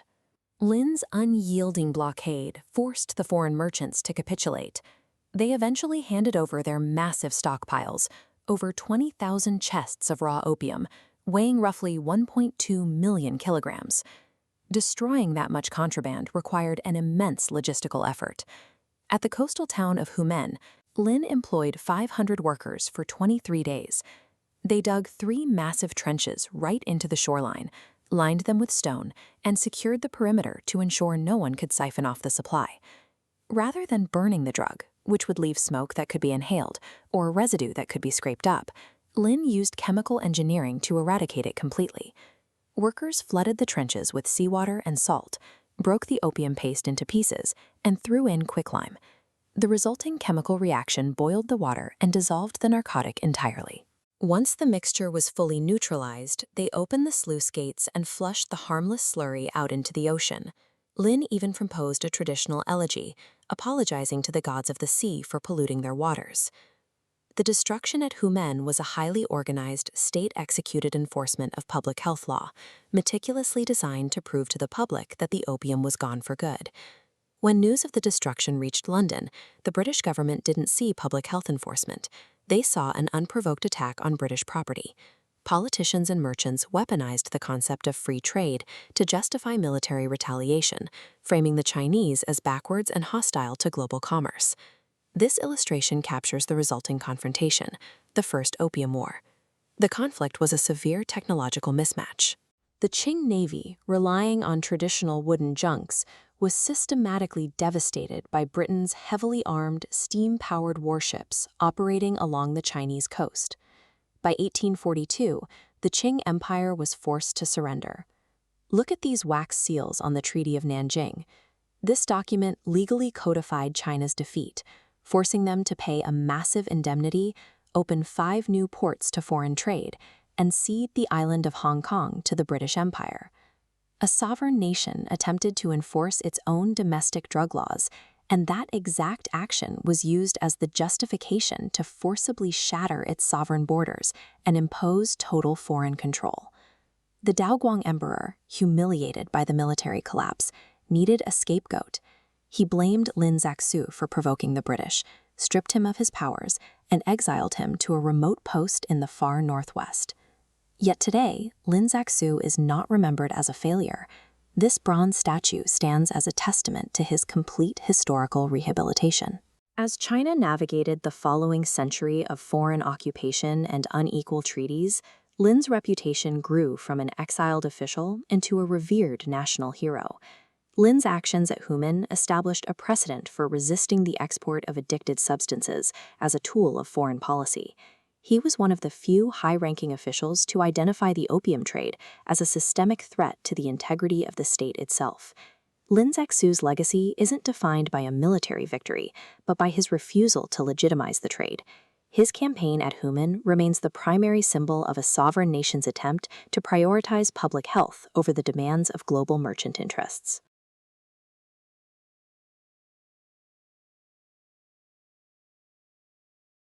For centuries, the global economy tilted heavily toward the east. European merchants poured rivers of silver into the Qing Empire to feed a seemingly endless appetite for tea, silk, and porcelain.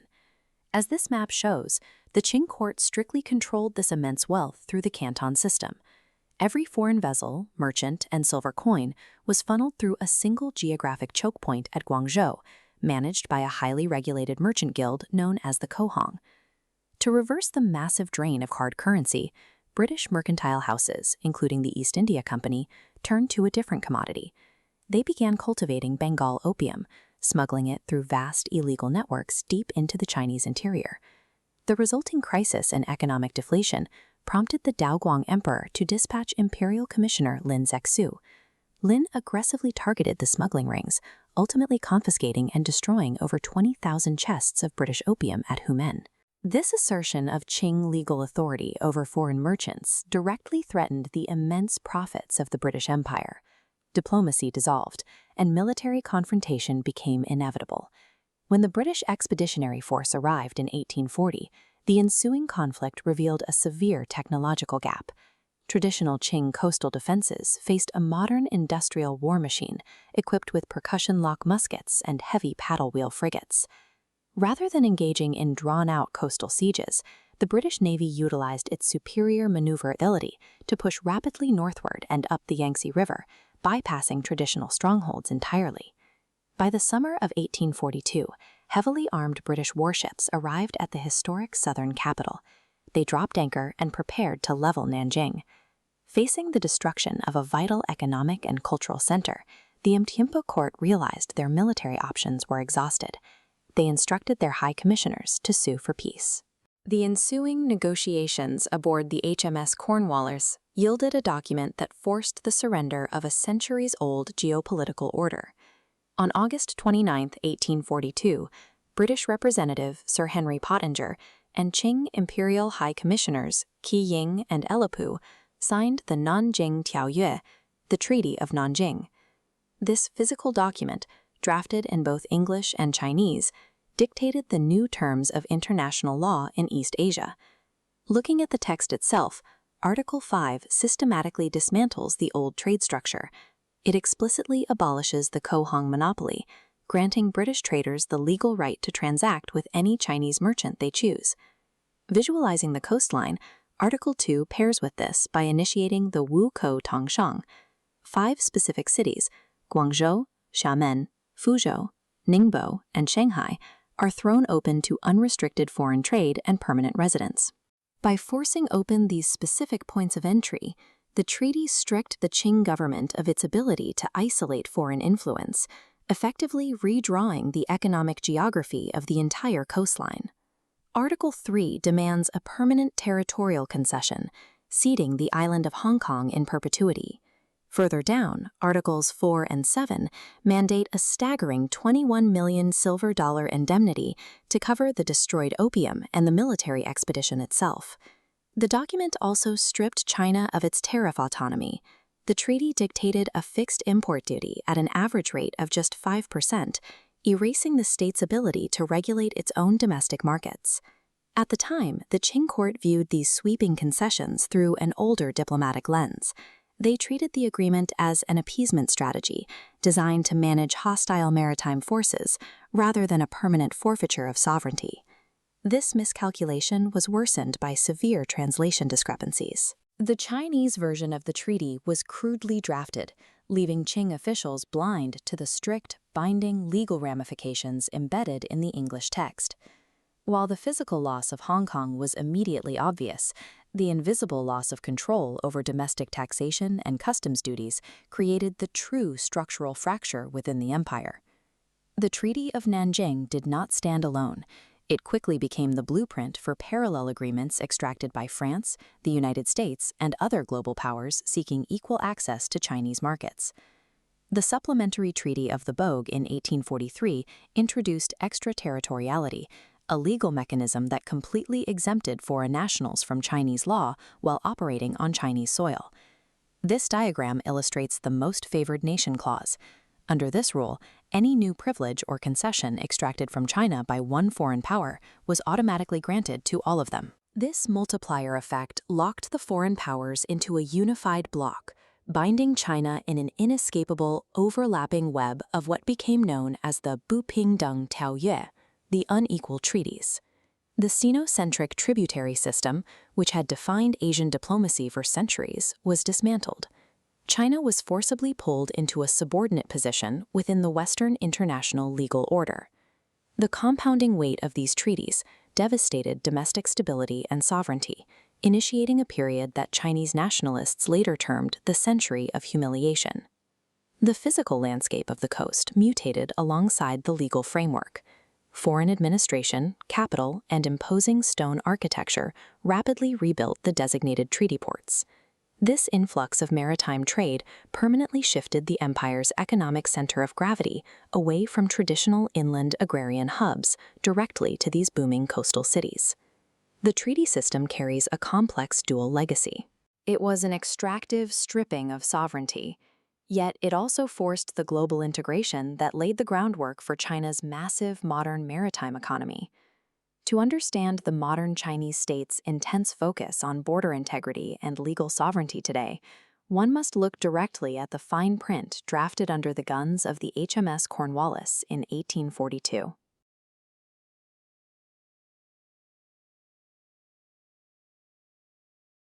By the mid-19th century, the Qing dynasty appeared to be a stable imperial power, but the state was struggling under severe structural pressure. Over the past century, China's population doubled to over 300 million, while cultivated land remained flat. Compounding this scarcity, peasants earned copper cash but owed taxes in silver. As silver prices soared, the real tax burden on the rural poor doubled. Much of that wealth was being drained by the illicit opium trade.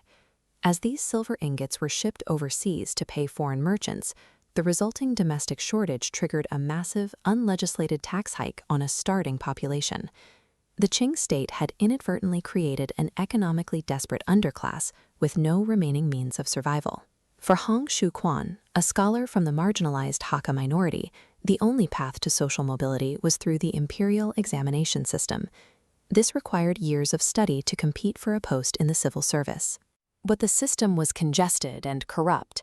Examination quotas had not expanded alongside the population boom, which effectively locked out rural talent regardless of their merit.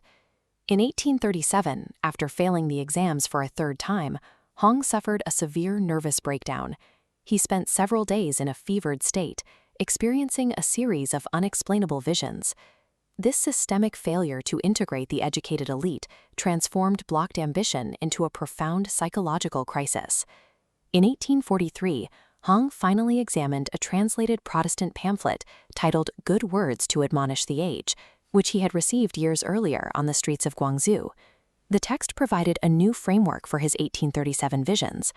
Huang concluded that the golden-bearded man was God and the younger man was Jesus. He became convinced that he was the younger brother of Christ, chosen for a divine mission.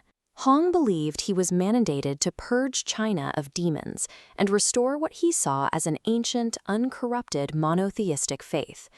This doctrine was highly subversive, as it claimed a divine authority that existed entirely outside the Qing emperor's mandate. Huang and his cousin Feng Yunshan traveled to the remote hills of Guangxi to preach, eventually forming a group called the God-Worshipping Society. Guangxi was a volatile region. Local Punti residents were locked in violent clan wars with migrant Hakka groups, while the weak provincial government failed to stop rampant banditry. The God-worshippers gained followers by providing a disciplined, militarized mutual defense network for the vulnerable Hakka peasants.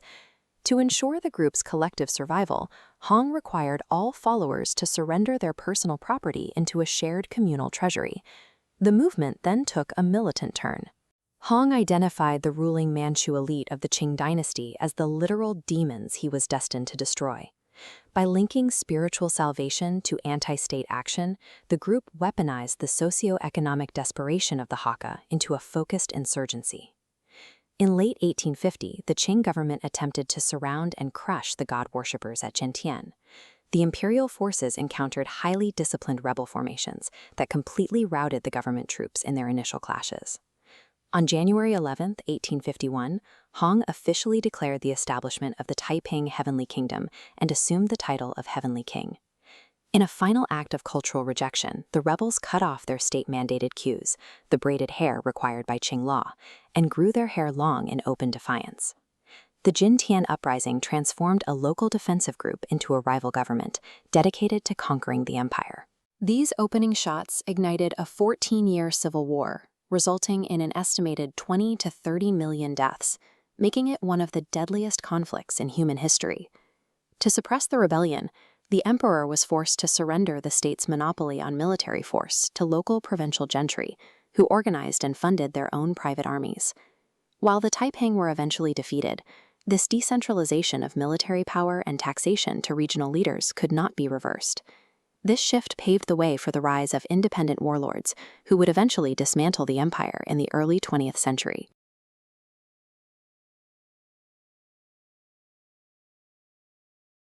In October 1860, European artillery tore through the final defenses of the Qing Empire, bringing the Second Opium War directly to the gates of Beijing. The Allied march on the capital followed the capture and torture of British and French envoys by Qing forces. In direct retaliation, British High Commissioner Lord Elgin gave the order to burn the Ming Yuan, the emperor's sprawling old summer palace. It took thousands of troops 3 days to loot and burn the 800-acre imperial estate. The objective was to execute a calculated military strike that doubled as a crippling cultural humiliation. The destruction of the summer palace removed the Qing court's final ability to stall. For the first time, the dynasty was forced to concede to every allied demand to ensure the capital's survival. The Xianfeng emperor had already fled the capital for a hunting lodge in the north. The defense of the city and the task of dealing with the invaders fell to his younger half-brother. Prince Gong was left isolated. At 27 years old, he navigated a diplomatic crisis while hostile armies camped just outside the city walls. Waiting for him was Lord Elgin, backed by a technologically superior military force and determined to extract total capitulation. Prince Gong eventually signed the Beijing Tiaoyue, or the Conventions of Beijing. These documents functioned as instruments of coercion, drafted under the threat of bombardment, to establish the terms that would end the siege. The Sino-British Convention's dual-language preamble legally ratified the earlier Treaty of Tianjin. Below it, Article 1 grants the British representative the unconditional right to reside permanently in Beijing. Centuries of strict Qing isolation were legally broken. Article 3 outlines the financial extraction. The Qing state was forced to pay 8 million taels of silver to cover the expenses of the British military expedition that had just invaded their capital. The extraction was also territorial. Britain acquired the southern portion of Kowloon, expanding their Hong Kong Island holdings across the harbor. Surveyors drew a straight line across the peninsula, later known as Boundary Street, slicing off a rigid piece of the mainland for the crown. Britain originally held a remote maritime outpost. Now they possessed a formal, expanding colony directly attached to the Chinese landmass. France drafted a parallel convention at the exact same time, extracting their own 8 million tael indemnity from the Qing treasury. The French document required the Qing government to restore any Catholic properties across the empire that had been previously confiscated during crackdowns on foreign influence. The treaty went further. French missionaries were granted the right to buy land, construct buildings, and operate churches deep within the Chinese interior. Protected by foreign treaties, these missionaries effectively existed outside of local Chinese jurisdiction. This created parallel legal systems inland, steadily eroding Qing sovereignty far away from the coastal ports. The largest territorial loss of the crisis went to a power that didn't fire a single shot at the capital. The Russian envoy, Nikolai Ignatiev, positioned himself as a mediator between the besieged Qing court and the Anglo-French forces. He leveraged the threat of further European violence to demand his own treaty. The resulting Sino-Russian Convention ceded over 400,000 square kilometers of outer Manchuria to the Russian Empire. This massive border shift permanently severed China's access to the Sea of Japan, handing Russia the strategic coastline it needed to found the naval port of Vladivostok. Without committing troops to the siege, Russia radically altered the map of East Asia, boxing in China's northeast while securing the Tsar's reach into the Pacific. Inside the capital, the traditional tributary system, the belief that the emperor sat at the center of the world and all other nations were subordinates, collapsed entirely. The Qing government realized they could no longer manage European powers through traditional ceremonial channels. They established the Zongli Yamen, the empire's first dedicated foreign affairs office, specifically designed to handle these aggressive Western diplomats. This realization sparked the self-strengthening movement. A new generation of Chinese officials recognized that to survive, the empire had to rapidly study and adopt Western military organization and industrial technology. The Qing state launched these industrial and bureaucratic projects out of immediate necessity. To function in this new international system, the empire had to adopt the very tools that had defeated it.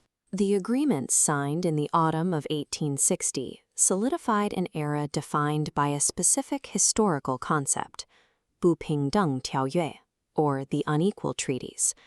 This data map compares the physical dismantling of the empire. We see the highly strategic, concentrated acreage seized by the British at Kowloon in the south, contrasted against the massive, sprawling square mileage annexed by Russia in the north. Beyond the borders, extraterritoriality and foreign land ownership projected Western legal control deep into the interior provinces. The Qing court had been forced to legally authorize its own subjugation, while foreign armies occupied its capital. The Convention of Beijing anchored the treaty century. It locked China into a subordinate, semi-colonial role that would dictate its international relations and internal politics for the next 100 years.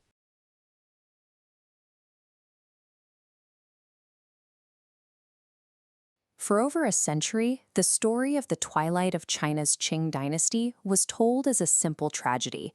A progressive young emperor tries to modernize his nation, heroes or villains walking the halls of the Forbidden City, only factions struggling over how to hold a fracturing empire together.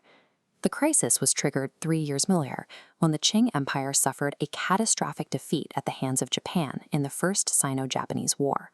For decades, the Qing state had focused on acquiring Western military technology, assuming that new weapons and ships would secure their borders. The humiliating terms of the 1895 Treaty of Shimonoseki proved that hardware alone could not save them. The intellectual class realized that without restructuring the government, the military, and the economy, the nation would simply be partitioned by foreign powers. The demand for rapid institutional change was about to trigger a dangerous internal power struggle at the highest levels of government. At the center of this tension was the 24-year-old Guangxu emperor. He saw sweeping institutional reform as his chance to assert his own independent authority and save the empire from collapse. Reigning in his shadow was his aunt, Empress Dowager Cixi. She functioned as the pragmatic architect of court consensus, navigating decades of imperial politics by prioritizing institutional stability. She had backed state-led modernizing efforts during the Tangji Restoration. Her priority remained the preservation of the Manchu dynasty and the protection of the state from radical disruption. Together, they operated within a delicate dual power structure. Even after her formal retirement, Cixi retained veto power over major appointments and foreign policy. Any significant shift in governance required strict alignment between the emperor and the dowager. The system relied on court consensus to function. The crisis of 1898 erupted when the emperor deliberately bypassed this established balance by pulling radical political outsiders into the heart of the government. On June 11, 1898, the emperor issued a decree declaring a complete shift in national policy. This marked the beginning of the Wushu Bianfa, the 100 Days Reform. To draft the new legislation, the emperor relied on a cohort of low-ranking scholars led by the Cantonese intellectual Kang Yue and his disciple Liang Qichao. This chart maps the legislative output of that summer. In just over 3 months, the emperor issued over 180 imperial edicts, a legislative blitz designed to transform the empire into a constitutional monarchy.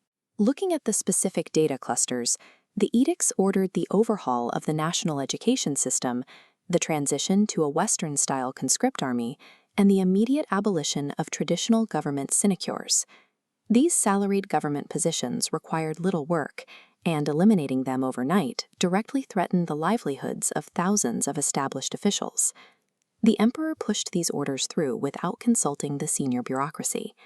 The sheer velocity of the implementation threw the moderate establishment into a state of panic.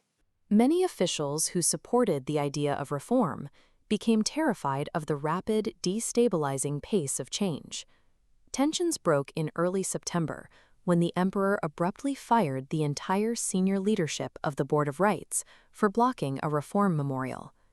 Terrified by the sudden purge, conservative ministers flocked to the Summer Palace. They formally petitioned Empress Dowager Cixi to step in and halt the emperor's administrative restructuring. Kang Yue and his circle recognized that the traditional bureaucracy was closing ranks against them. Realizing their political window was shutting, the radical reformers moved toward an armed, treasonous conspiracy. The radicals approached General Yuan Shikai, commander of the modernized new army. They tasked him with a specific mission: assassinate Cixi's top military ally, Ronglu, and place the Empress Dowager under strict house arrest. The assassination plot leaked. Faced with an imminent military strike against her faction, Cixi abruptly returned to the Forbidden City on September 19th to seize direct control of the government. 2 days later, on September 21st, she launched the Wushu coup, officially resuming the regency and stripping the emperor of his ruling powers. The Wushu coup functioned as a preemptive defensive maneuver against an armed conspiracy. It secured state sovereignty at a moment of extreme internal danger. The fallout was immediate. The Guangxu emperor was confined to a small island pavilion within the imperial compound, where he lived under strict guard for the rest of his life. The court moved swiftly against the conspirators. 6 of the leading radical reformers who remained in Beijing were arrested and beheaded at Kaishiku without a trial. However, the primary architects of the reform, Kang Youwei and Liang Qichao, successfully fled the capital and arrived in Japan. Safe overseas, they organized the Protect the Emperor Society. They fabricated diary entries and imperial letters, engineering a narrative that portrayed Cixi as an illegitimate, cruel usurper to secure funding and political sympathy from Western audiences.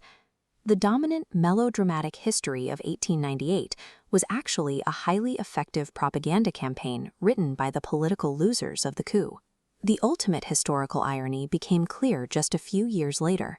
Following the Boxer Rebellion, Cixi herself implemented the modernization efforts she had suppressed in 1898 under the new policies. Her government abolished the civil service examinations, built a modern national army, and moved toward a constitutional monarchy. This subsequent turn toward reform reveals that the struggle in 1898 focused on the chaotic methods of the radical reformers. The court had targeted the radicalism of the movement, while the actual goals of modernization remained on the table. Yet, the court's violent response parried a catastrophic long-term cost. It permanently destroyed a younger generation's faith that the Qing state could reform itself from the top down. By suppressing the reform faction, the court polarized Chinese intellectuals. This loss of faith in constitutionalism paved the way for the revolutionary forces of 1911, proving that political change requires a dangerous balance between progress and stability.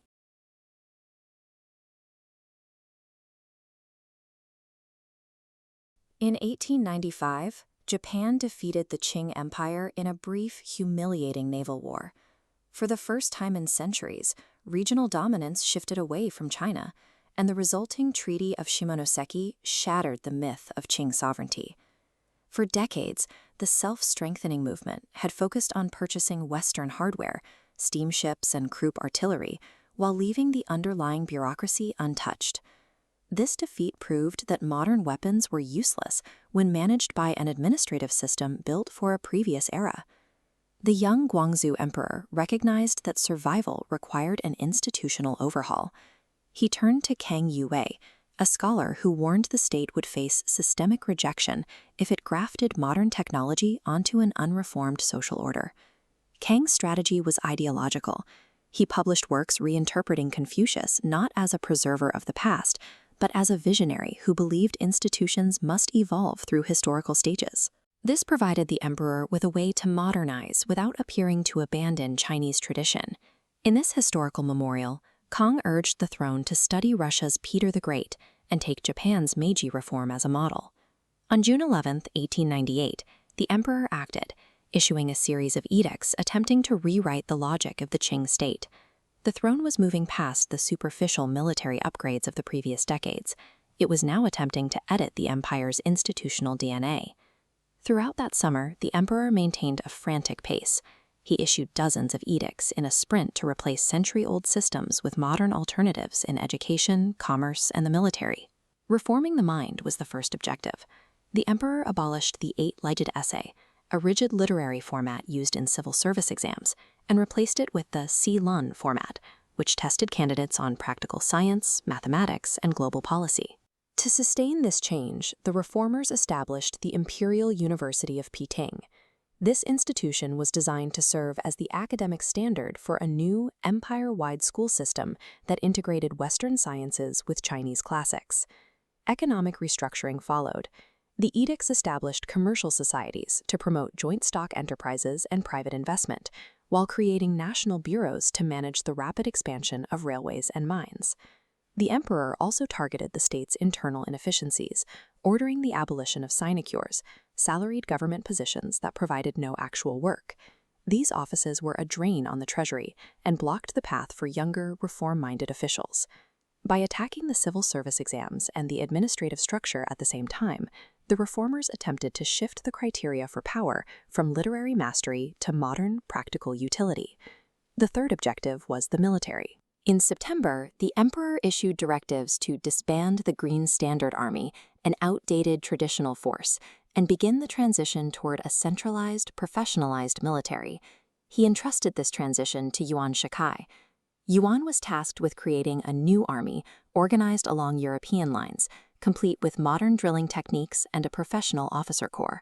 But this sprint triggered immediate resistance. The reformers weren't just debating philosophy, they were threatening the economic survival of the entire ruling class. By changing the exams and cutting sinecures overnight, the emperor destroyed the career prospects of thousands of scholars who had spent decades preparing for the old system. He had effectively fired the very officials he needed to implement his laws. Even the Manchu banners, the dynasty's hereditary military class, were targeted. The emperor stripped away their subsidies and ordered them to enter commercial trades, threatening a social order that had existed since the founding of the dynasty. The reforms created a mathematical certainty of failure. Saving the empire required the immediate displacement of the people who operated it, ensuring a coordinated political counterattack. On September 21, 1898, the pressure became unsustainable. After 103 days of rapid-fire edicts, the conservative faction, led by Empress Dowager Cixi, launched a coup. Cixi seized control of the palace and placed the Guangxu emperor under house arrest. He would remain a prisoner for the rest of his life, stripped of all authority to govern. The retaliation was immediate. While Kang Yue and Liang Qichao fled into exile, 6 of the leading reformers were summarily executed in Beijing, ending the movement in a public display of force. Almost all of the reform edicts were revoked. The traditional examination system was restored, the sinecures were reinstated, and the Qing state attempted to return to its pre-reform stasis. Yet the 103 days established a framework that could not be ignored. When the Qing court was forced to launch its own new policies in 1901 following the Boxer Rebellion, it adopted many of the exact measures it had violently suppressed just 3 years earlier. But the 1898 failure also demonstrated a limit. Even a comprehensive plan for modernization is ineffective without the political capital to overcome the self-interest of an entrenched elite. The suppression of these reforms convinced a generation of intellectuals that the imperial system was incapable of fixing itself from within. For figures like Sun Yat-sen, the execution of the reformers proved that the only remaining way to modernize China was to overthrow the dynasty entirely. The 103-day sprint failed to preserve the Qing dynasty. But by demonstrating that the court could not tolerate the reforms it needed to survive, it turned moderate reformers into revolutionaries, making the collapse of 1911 inevitable.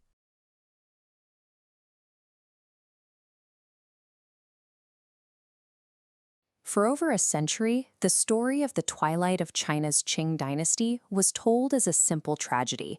A progressive young emperor tries to modernize his nation, heroes or villains walking the halls of the Forbidden City, only factions struggling over how to hold a fracturing empire together. The crisis was triggered 3 years earlier, when the Qing Empire suffered a catastrophic defeat at the hands of Japan in the First Sino-Japanese War. For decades, the Qing state had focused on acquiring Western military technology, assuming that new weapons and ships would secure their borders. The humiliating terms of the 1895 Treaty of Shimonoseki proved that hardware alone could not save them. The intellectual class realized that without restructuring the government, the military, and the economy, the nation would simply be partitioned by foreign powers. The demand for rapid institutional change was about to trigger a dangerous internal power struggle at the highest levels of government. At the center of this tension was the 24-year-old Guangxu emperor. He saw sweeping institutional reform as his chance to assert his own independent authority and save the empire from collapse. Reigning in his shadow was his aunt, Empress Dowager Cixi. She functioned as the pragmatic architect of court consensus, navigating decades of imperial politics by prioritizing institutional stability. She had backed state-led modernizing efforts during the Tangji Restoration. Her priority remained the preservation of the Manchu dynasty and the protection of the state from radical disruption. Together, they operated within a delicate dual power structure. Even after her formal retirement, Cixi retained veto power over major appointments and foreign policy. Any significant shift in governance required strict alignment between the emperor and the dowager. The system relied on court consensus to function. The crisis of 1898 erupted when the emperor deliberately bypassed this established balance by pulling radical political outsiders into the heart of the government. On June 11, 1898, the emperor issued a decree declaring a complete shift in national policy. This marked the beginning of the Wushu Bianfa, the 100 Days Reform. To draft the new legislation, the emperor relied on a cohort of low-ranking scholars led by the Cantonese intellectual Kang Yue and his disciple Liang Qichao. This chart maps the legislative output of that summer. In just over 3 months, the emperor issued over 180 imperial edicts, a legislative blitz designed to transform the empire into a constitutional monarchy. Looking at the specific data clusters, the edicts ordered the overhaul of the national education system, the transition to a Western-style conscript army, and the immediate abolition of traditional government sinecures. These salaried government positions required little work, and eliminating them overnight directly threatened the livelihoods of thousands of established officials. The emperor pushed these orders through without consulting the senior bureaucracy. The sheer velocity of the implementation threw the moderate establishment into a state of panic. Many officials who supported the idea of reform became terrified of the rapid, destabilizing pace of change. Tensions broke in early September when the emperor abruptly fired the entire senior leadership of the Board of Rights for blocking a reform memorial. Terrified by the sudden purge, conservative ministers flocked to the summer palace. They formally petitioned Empress Dowager Cixi to step in and halt the emperor's administrative restructuring. Kang Yue and his circle recognized that the traditional bureaucracy was closing ranks against them. Realizing their political window was shutting, the radical reformers moved toward an armed, treasonous conspiracy.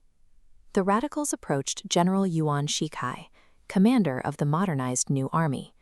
They tasked him with a specific mission: assassinate Cixi's top military ally, Ronglu, and place the Empress Dowager under strict house arrest. The assassination plot leaked.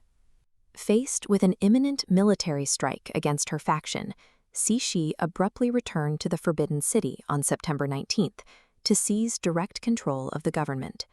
2 days later, on September 21st, she launched the Wushu coup, officially resuming the regency and stripping the emperor of his ruling powers.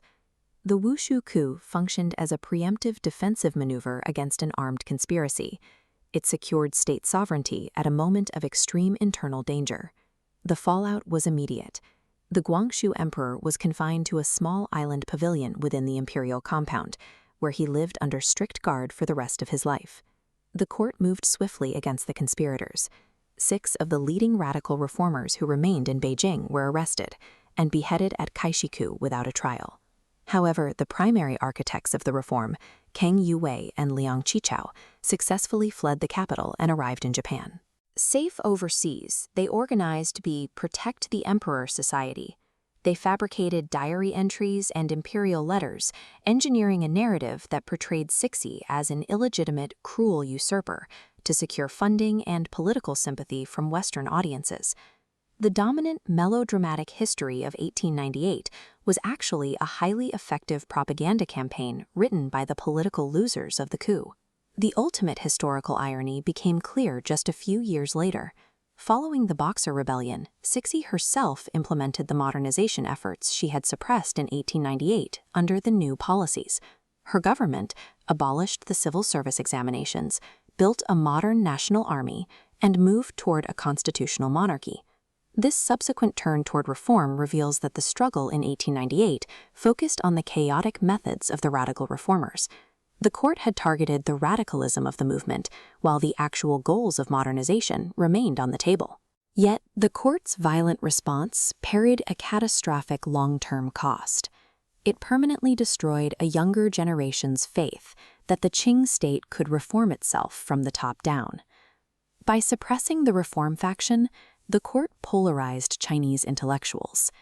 This loss of faith in constitutionalism paved the way for the revolutionary forces of 1911, proving that political change requires a dangerous balance between progress and stability.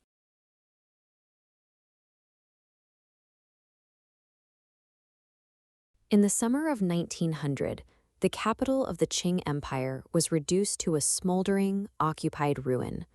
The Eight-Nation Alliance had marched into Beijing, crushed the anti-foreign Boxer uprising, and taken control of the city. As foreign troops looted the imperial palaces, the architects of the Qing defense were already gone. Fearing execution, the imperial court disguised themselves as peasants and fled deep into the interior, toward the city of Qian. Empress Dowager Cixi, the de facto ruler of the empire, abandoned her capital to the invading armies. Her flight created a massive political vacuum at the very center of Chinese authority. This presented the occupying powers with a complex problem. They wanted absolute economic access and the guarantee that their interests would be protected, but none of the Eight Nations wanted to bear the immense cost of directly governing a country of 450 million people. They needed to bind the Qing government to their will permanently, securing compliance and profit without firing another shot. The solution was bureaucratic. On September 7, 1901, the foreign ministers formalized their demands. The document was signed by a coalition of European powers, the United States and Japan. Notably, this was titled a protocol rather than a negotiated peace treaty. It was a unilateral dictate handed down to a defeated nation. The Qing representatives, led by Li Hongzhang, were not permitted to alter a single word of the text before signing.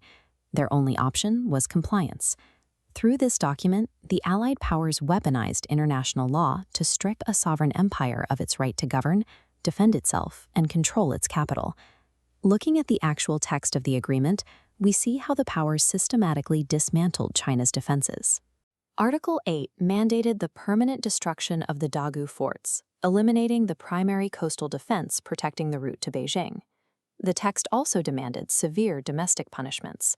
High-ranking pro-Boxer officials were systematically purged, condemned to execution, forced suicide, or permanent exile in Turkestan.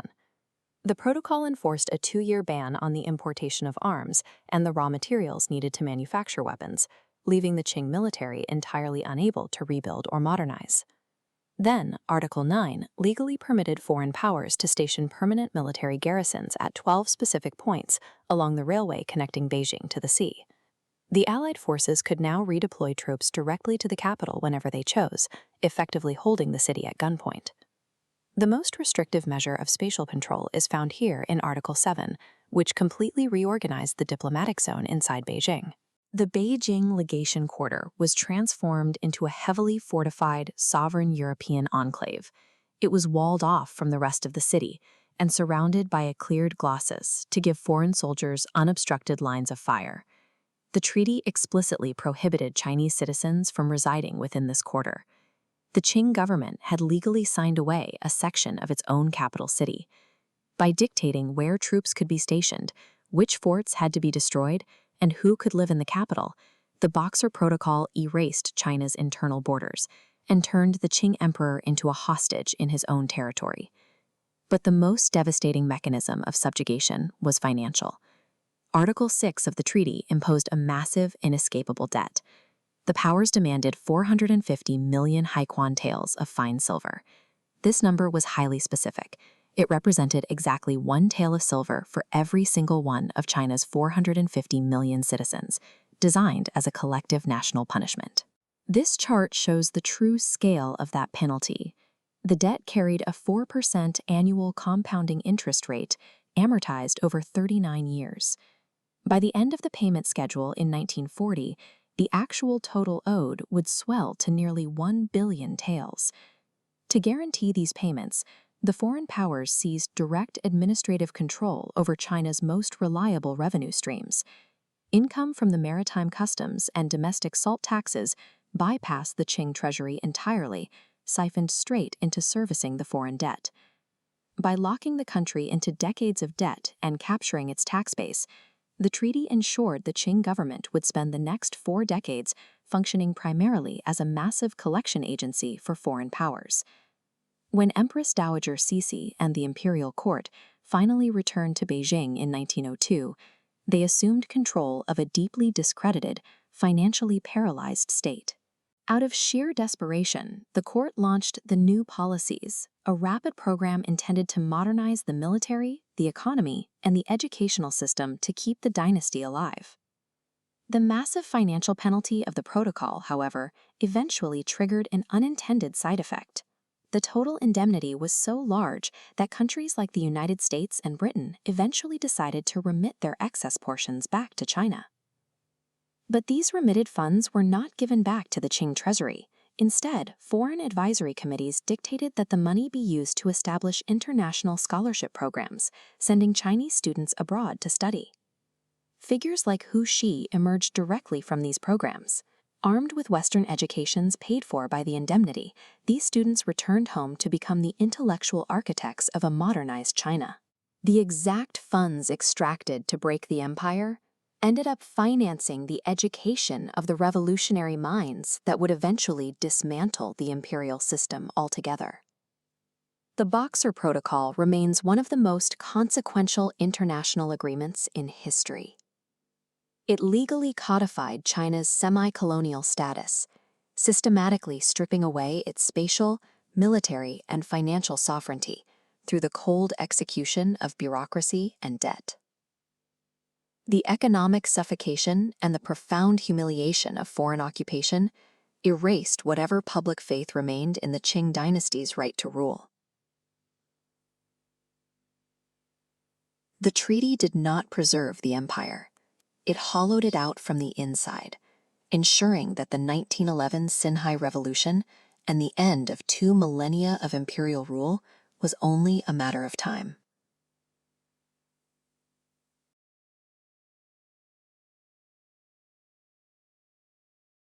By 1911, China's Qing dynasty was trapped in a desperate cycle. Battered by foreign powers and facing immense pressure to modernize, the ancient imperial system rested on the fragile shoulders of a 6-year-old emperor. To fund its survival and pay off massive foreign indemnities, the Qing court made a highly controversial financial move. They ordered the nationalization of all privately funded railway projects to secure millions in foreign loans. This policy seized assets directly from the hands of local investors. In Sichuan province, the local gentry and merchants mounted massive protests against the state, a revolt that became known as the Railway Protection Movement. For the provincial leaders, this dispute centered on sovereignty over the modern economic infrastructure they had built and financed themselves. In attempting to centralize capital, the Qing court alienated its own financial backbone. The empire's wealthiest and most influential citizens now viewed the central government as an adversary. Terrified by protests, the Qing court deployed elite imperial troops out of Wuhan, sending them west into Sichuan. This massive redeployment stripped the Yangtze River of its defenses. Wuhan was left isolated, garrisoned primarily by a modernized military force known as the New Army. The Qing state created the New Army for its defense, but its recruitment standards were distinct. These soldiers were highly educated, trained in Western military academies, and uniquely receptive to anti-imperial literature. Underground revolutionary groups, like the Literary Society, spent years quietly organizing inside these barracks. By the fall of 1911, they recruited over 5,000 active supporters from the Hubei garrison. In their drive to build a modern military apparatus, the Qing dynasty had inadvertently trained, armed, and concentrated their most dangerous political adversaries. On the afternoon of October 9th, in a safe house in the Russian concession of Hankou, a small group of revolutionaries were secretly assembling explosives for a planned uprising. A device detonates prematurely. The blast severely injures a revolutionary leader and immediately draws the attention of the local police. Authorities raid the ruined headquarters and uncover a catastrophic intelligence failure for the underground network, complete membership registries. The true identities of thousands of active conspirators inside the new army are suddenly in government hands. The Qing viceroy, Rucheng, acts immediately. He locks down the city, initiates a sweeping manhunt, and executes several prominent revolutionary leaders on the morning of October 10. Decades of ideological planning compress into a matter of hours. The exposed soldiers realize that if they wait for their scheduled uprising, they will be arrested and killed. They have to fight immediately. Paced up driving rhythm. At 7 p.m. on October 10th, junior officers in the 8th Engineering Battalion stage a mutiny. They seize their local arms depot and fire the opening shots of the Wuchang uprising. Joined by artillery and infantry units, the mutineers launch a coordinated assault. Operating with strict military efficiency, they sweep through the city overnight, capturing the main arsenal, the Wuchang Mint, and key administrative offices. Local Qing leadership shatters under the sudden organized pressure. Instead of mounting a defense, Viceroy Rucheng panics, abandons his headquarters, and flees the city on an imperial gunboat. By the morning of October 11th, the revolutionaries are in full control of Wuchang. Where countless peasant rebellions had been crushed over the previous century, this tactical strike succeeds. It works because it is executed by highly trained assets striking from deep inside the state's own defensive apparatus. Holding one city does not guarantee a revolution. To survive the inevitable imperial counterattack, the mutineers need to broadcast their victory and rally neighboring provinces before the Qing court can send reinforcements from the north. The revolutionaries turn to modern communication infrastructure. They hijack the local telegraph stations to instantly transmit news of their independence to cities across central and southern China. Where telegraph lines are cut, they improvise. They write urgent messages on hundreds of varnished wooden boards, so-called river telegrams, and cast them into the waterways to float downstream, completely bypassing physical military blockades. The message reaches the wealthy provincial assemblies. Still furious over the railway crisis, these local elites throw their substantial political and financial weight behind the mutineers, transforming a military revolt into a nationwide political movement.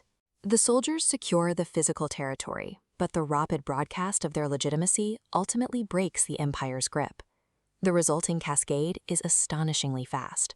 Over the next few weeks, province after province responds to the call, declaring independence from the Qing court. Imperial flags are torn down, quickly replaced by the iron-blood 18-star flags of the revolutionary military governments. Trapped in Beijing, the Qing court finds itself completely paralyzed. The administrative, economic, and military channels they had built to govern the country have been hijacked by their own citizens. In just over 4 months, a 2,000-year-old imperial system abdicates its power. The Qing dynasty collapses because the very networks had built to modernize itself were ultimately synchronized to orchestrate its downfall.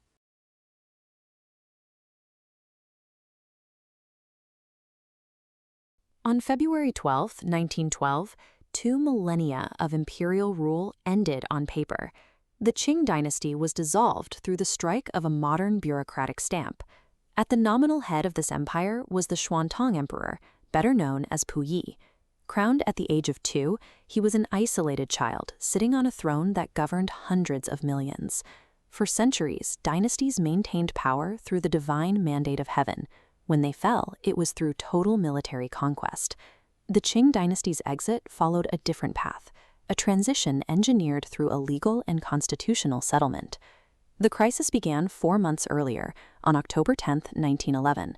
An armed mutiny by modern military units in the city of Wuchang ignited the Xinhai Revolution. The rebellion spread rapidly. Within weeks, 13 provinces across central and southern China renounced their allegiance to the Qing court, isolating the imperial capital of Beijing in the north. While the revolutionaries had immense popular momentum, their provisional government was practically insolvent. They lacked the funds to sustain a long war and operated without a unified military command. In response, the Qing court deployed the Beiyang army, the empire's most modernized and heavily armed military force. They were dispatched south to crush the rebellion. The two sides fought to a standstill. As the battle lines hardened, ethnic tensions flared, leading to violent purges of Manchu populations in several regional garrisons. A prolonged military deadlock presented a threat to the entire country. Years of civil war would drain the national treasury and leave a fractured China vulnerable to foreign invasion. Facing total collapse, the desperate Qing court recalled General Yuan from retirement to take command of the Beiyang army.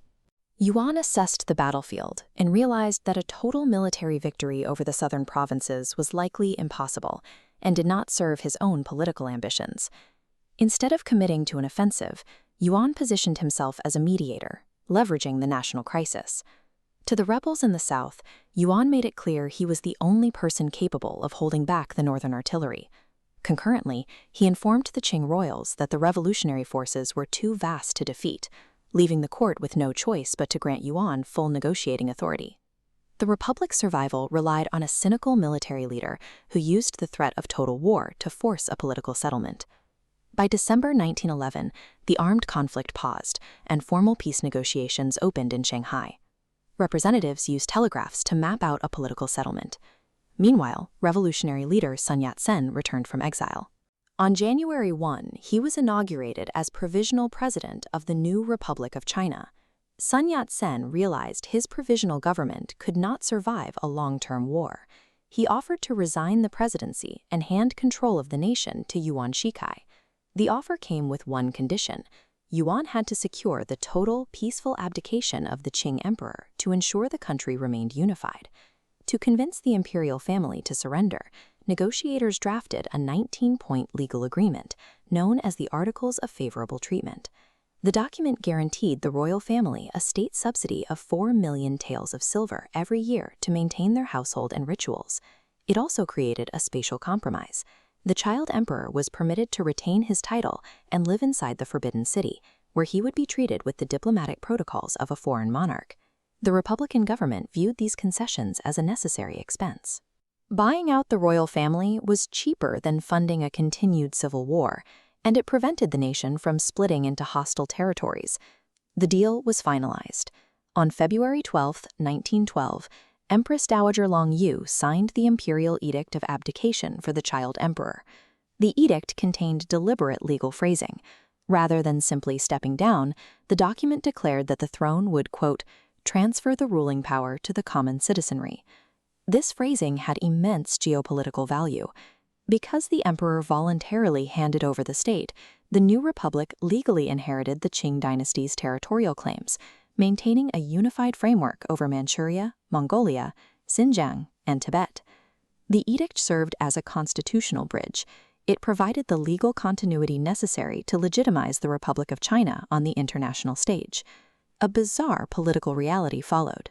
Outside, a modern republic took shape, while inside, a remnant court performed ancient rituals behind locked gates. On the streets of Beijing, the transition was visible. The new 5-color flag of the Republic was raised to represent the union of China's major ethnic groups under a single civilian government.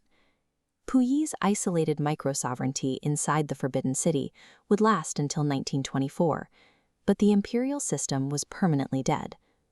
February 1912 demonstrated that even in the face of deep national division and military deadlock, a pragmatic, negotiated legal transition can triumph over total destruction.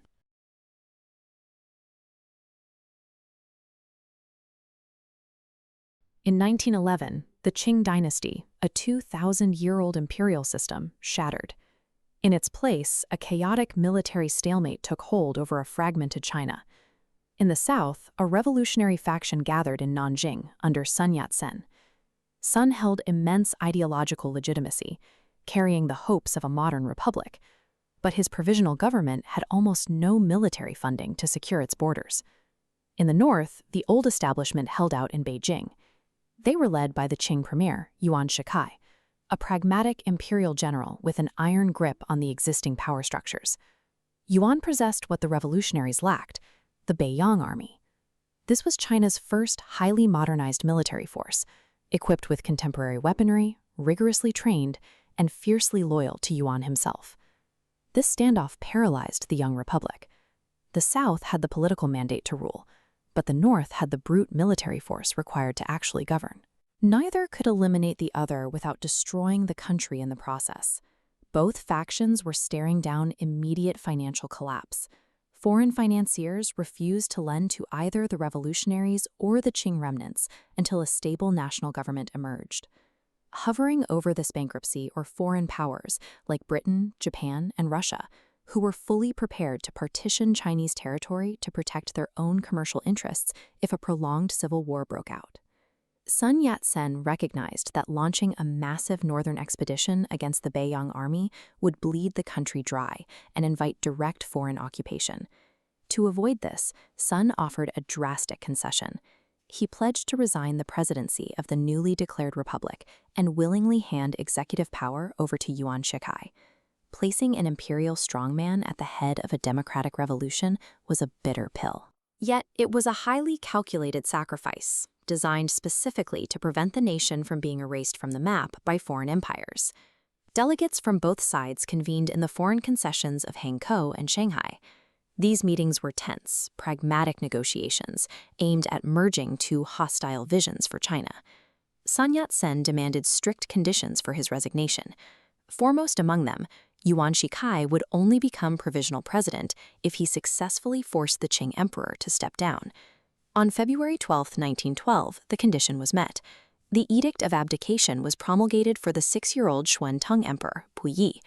Through diplomacy and targeted pressure, the negotiators effectively terminated over 2,000 years of dynastic succession, completely bypassing a bloody military siege on the capital. Sun's second major condition required the new national capital to be located in the southern city of Nanjing. This was explicitly designed to separate Yuan from his northern military command. Yuan understood the trap. Relocating to Nanjing meant surrounding himself with revolutionary forces and severing his direct lines to the Beiyang army. He refused to leave his power base. In late February, just as a southern delegation arrived to escort himself, soldiers from the Beiyang Army's 3rd Division violently looted Beijing's commercial districts and burned the Dong'anman Gate to the ground. Faced with thousands of rioting troops and the threat of total anarchy in the north, the southern delegates relented. They abandoned their demand and allowed the capital to remain firmly in Beijing. The mutiny achieved its goal, but it set a highly corrosive precedent. It proved that a modernized military hierarchy could successfully dictate terms to civilian political leaders through the threat of violence. To check Yuan's geographic victory, the Revolutionary Senate in Nanjing drafted the 1912 Provisional Constitution. They restructured the government, replacing a strong executive model with a parliamentary cabinet system. Under this new framework, the president was legally barred from issuing administrative orders, declaring war, or appointing ministers without the direct consent of the Senate. Bound by these new legal constraints, Yuan Shikai was officially sworn in as the provisional president in Beijing on March 10, 1912. The new government rested on a highly volatile contradiction. It attempted to bind a centralized autocratic general using a restrictive democratic document he had no part in drafting. Despite the friction, the North-South Compromise was a massive diplomatic achievement. It prevented prolonged civil war, avoided peasant uprisings, and managed to hold the vast territory of the former Qing Empire intact. But the coalition masked a deep ideological divide. The revolutionaries insisted on strict parliamentary oversight to build a democracy, while Yuan believed only political centralism and a strong executive could maintain national order. The fatal structural flaw of the early republic was its foundation. Its day-to-day survival relied almost entirely on the Beiyang Army's personal loyalty to Yuan Shikai, rather than the legal authority of the constitution itself. This imbalance between military reality and democratic ideals meant that the civilian government lacked any real enforcement mechanism. Once Yuan's centralized grip slipped, the democratic institutions possessed no power to hold the country together. The Compromise of 1912 safely guided China through the perilous collapse of its imperial system, but by trading institutional strength for immediate survival, it laid the groundwork for the nation to eventually shatter into the chaotic warlord era.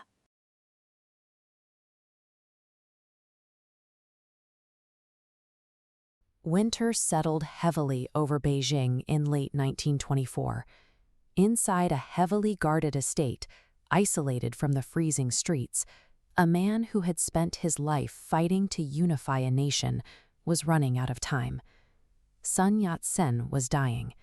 His liver and gallbladder were failing, eroded by a highly invasive terminal cancer. Yet even as his body collapsed, he was engaged in desperate negotiations with northern military commanders, trying to stitch a fractured China back together. By March 1925, he was entirely bedridden. Knowing the end was near, he authorized 3 final testaments.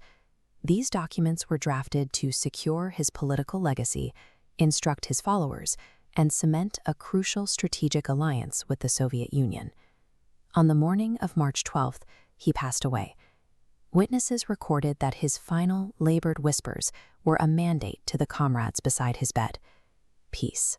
Struggle. save China. He spent his life orchestrating localized rebellions and forging fragile alliances that often fell short of his ultimate goals. Yet the moment his heart stopped, this controversial politician was elevated to an untouchable status, Guofu, the father of the nation. Decades earlier, during the twilight of the Qing dynasty, he held no formal military rank. He was a physician by training, an intellectual whose true political leverage came from his ability to mobilize a vast international network of dissidents. This map traces his decades in exile. Moving between Hawaii, Hong Kong, Japan, and the United States, he rallied overseas communities, turning the Chinese diaspora into the financial engine of his resistance movement. He channeled those funds into armed insurrections. 9 separate times, his followers launched strikes against the Qing state. All 9 failed. But with each localized collapse, the imperial government spent irreplaceable resources, and its authority steadily eroded. In October 1911, a mutiny within the Hubei New Army finally shattered the empire's fragile control. This was the Xinhai Geming, the 1911 revolution. The archaic imperial guards, bound to a 2,000-year-old monarchic system, found themselves completely outmaneuvered by modern, ideologically driven soldiers. The Qing court abdicated. Within weeks, a man who had spent half his life as a wanted fugitive was recognized globally as the architect of a new Chinese state. On January 1, 1912, the Republic of China was officially established, and Sun Yat-sen traveled to Nanjing to be inaugurated as its first provisional president. He brought with him a political philosophy refined during his exile, Sanminjuyi, or the 3 principles of the people. It called for nationalism to end foreign domination, democracy to establish constitutional rights, and the people's livelihood to ensure economic justice. To secure the emperor's abdication without triggering a massive civil war, he made a severe political compromise.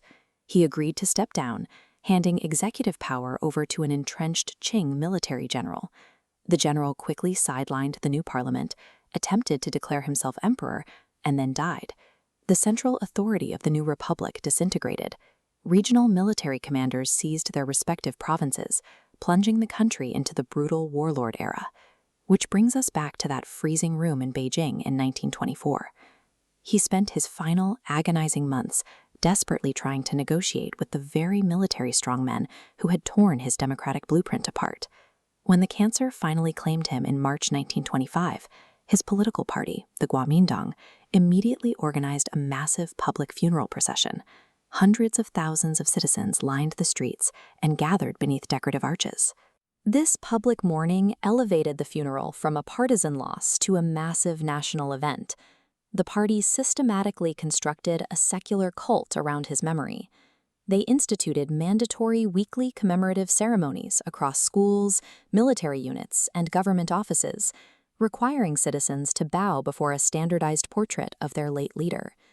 This reverence culminated in the 1929 state interment, where his remains were carried up the long stone stairs of a monumental mausoleum built into the slopes of Nanjing's Purple Mountain. A pragmatic, repeatedly defeated politician was codified into an infallible figure. By positioning themselves as the sole inheritors of his will, his successors used his memory to legitimize their absolute authority over the state. Today, the geopolitical reality of East Asia is fractured. 2 distinct governments operate on opposite sides of the Taiwan Strait, yet both fiercely claim ownership of his legacy. In mainland China, the People's Republic honors him officially as the forerunner of the democratic revolution, presenting their current system as the natural evolution of his lifelong struggle. Across the strait, the Republic of China on Taiwan embeds him directly into its state identity, venerating him as the literal father of the nation. Looking at this chart of his political ideology, we can see how the mainland government extracts the components that align with its system, specifically emphasizing his intense anti-imperialist nationalism and the socialist elements buried within his concept of the people's livelihood. On the other side of the strait, Taiwan elevates the remaining pillars. They point to their competitive elections as the realization of his constitutional democracy, and their tech-driven welfare state as the true application of his economic principles. Despite a century of ideological division and military tension, His unfinished blueprint remains the only shared historical reference point for both governments. 100 years after his death in Beijing, Sun Yat-sen persists as the singular figure that both sides of the street must cite to claim their own legitimacy.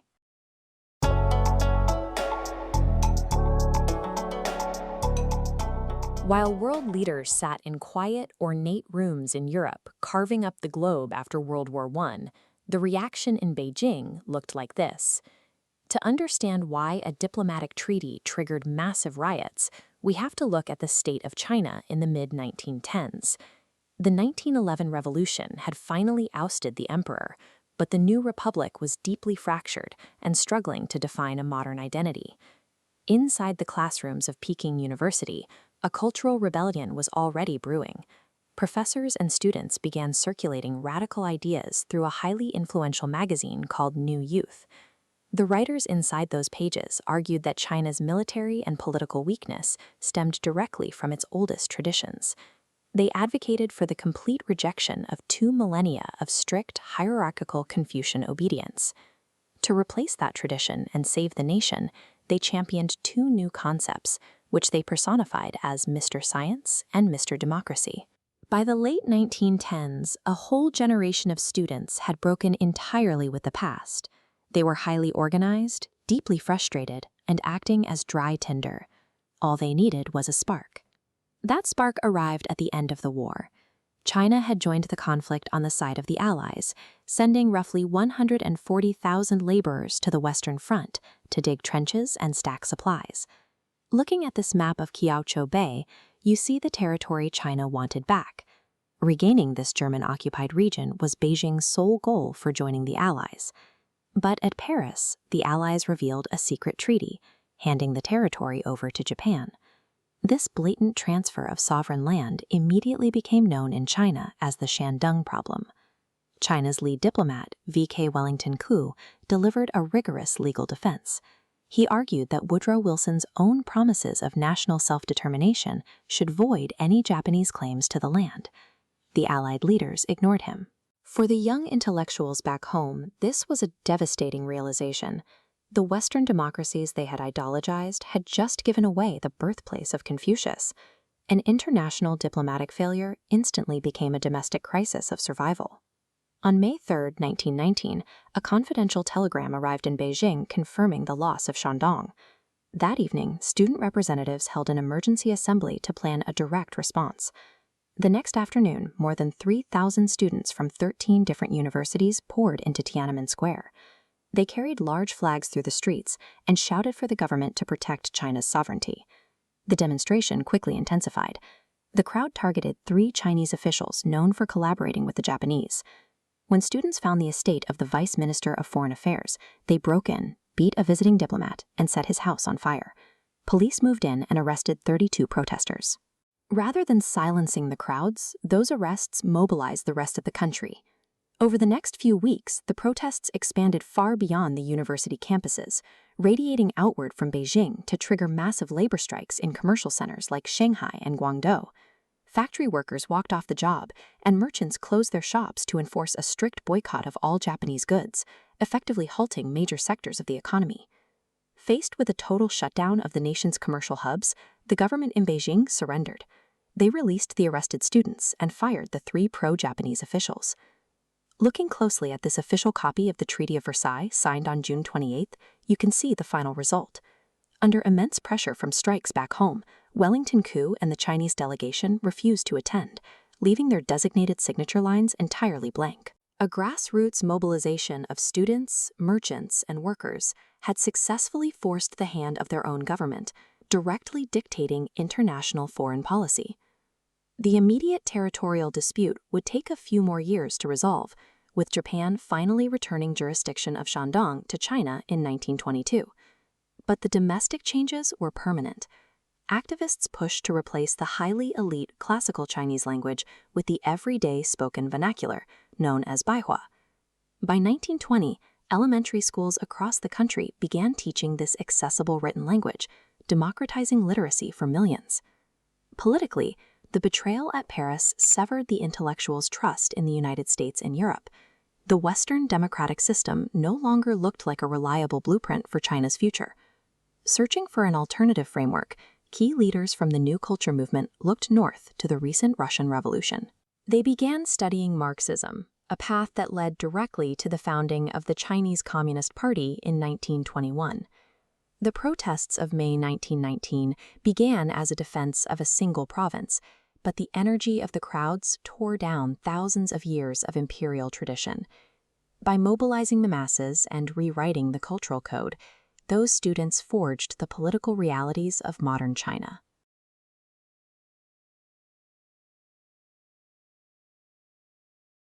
In July 1921, a small group of young men gathered quietly in a rented brick and timber townhouse in Shanghai. This covert meeting, held under the glow of dim lamplight, was the founding assembly of the Chinese Communist Party. 10 years earlier, the Xinhai Revolution had collapsed the Qing Dynasty, bringing nearly 2 millennia of imperial rule to an abrupt end. But the new Republic of China failed to establish a strong central government, leaving behind an immense power vacuum. The nation quickly fractured into competing regional fiefdoms ruled by warlords. These local military commanders prioritized their territorial control and rival armies over national stability.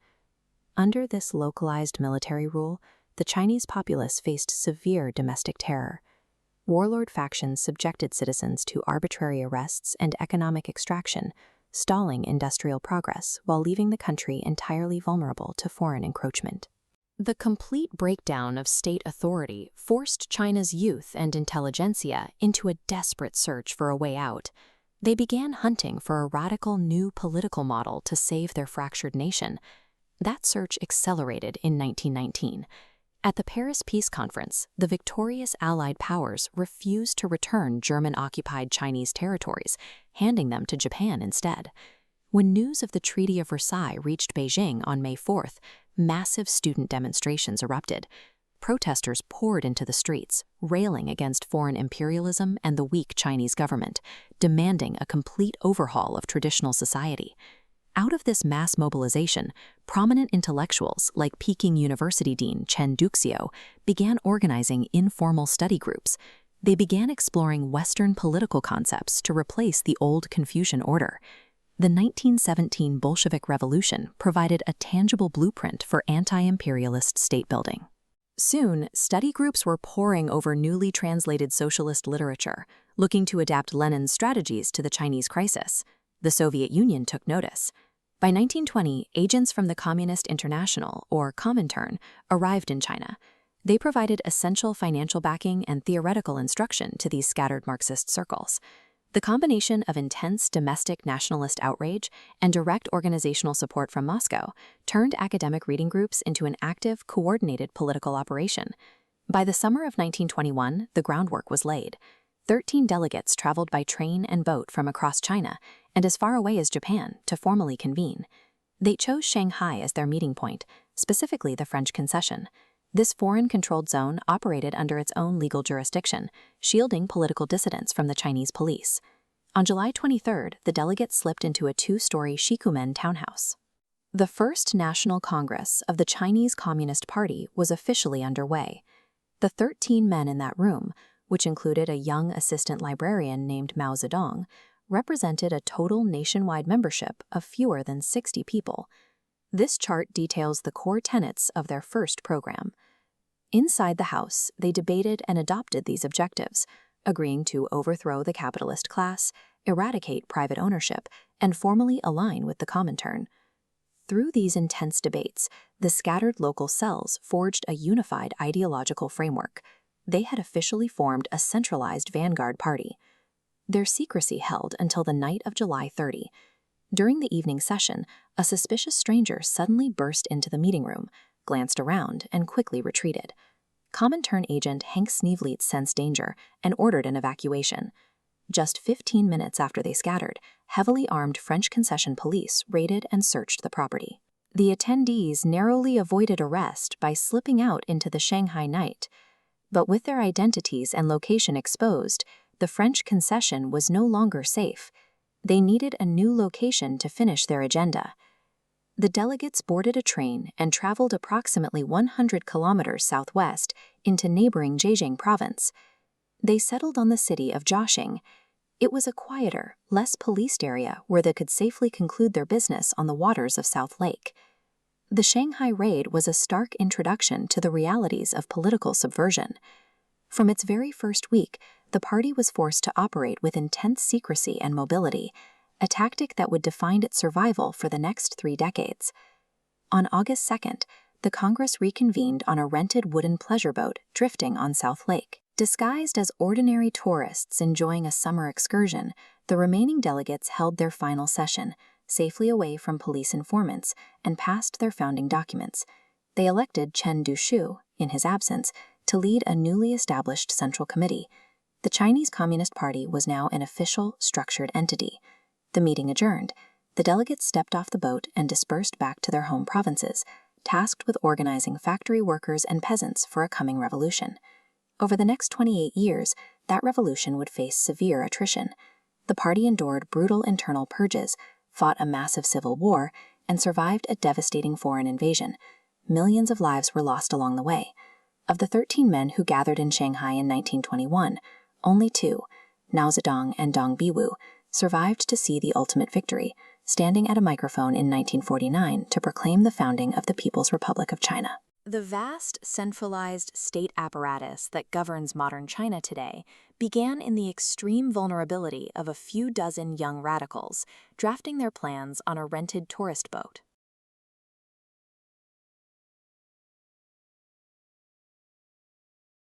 This 1925 map of Shanghai reveals a fractured metropolis, 3 distinct zones: Chinese-administered territories, the French concession, and the British-dominated international settlement.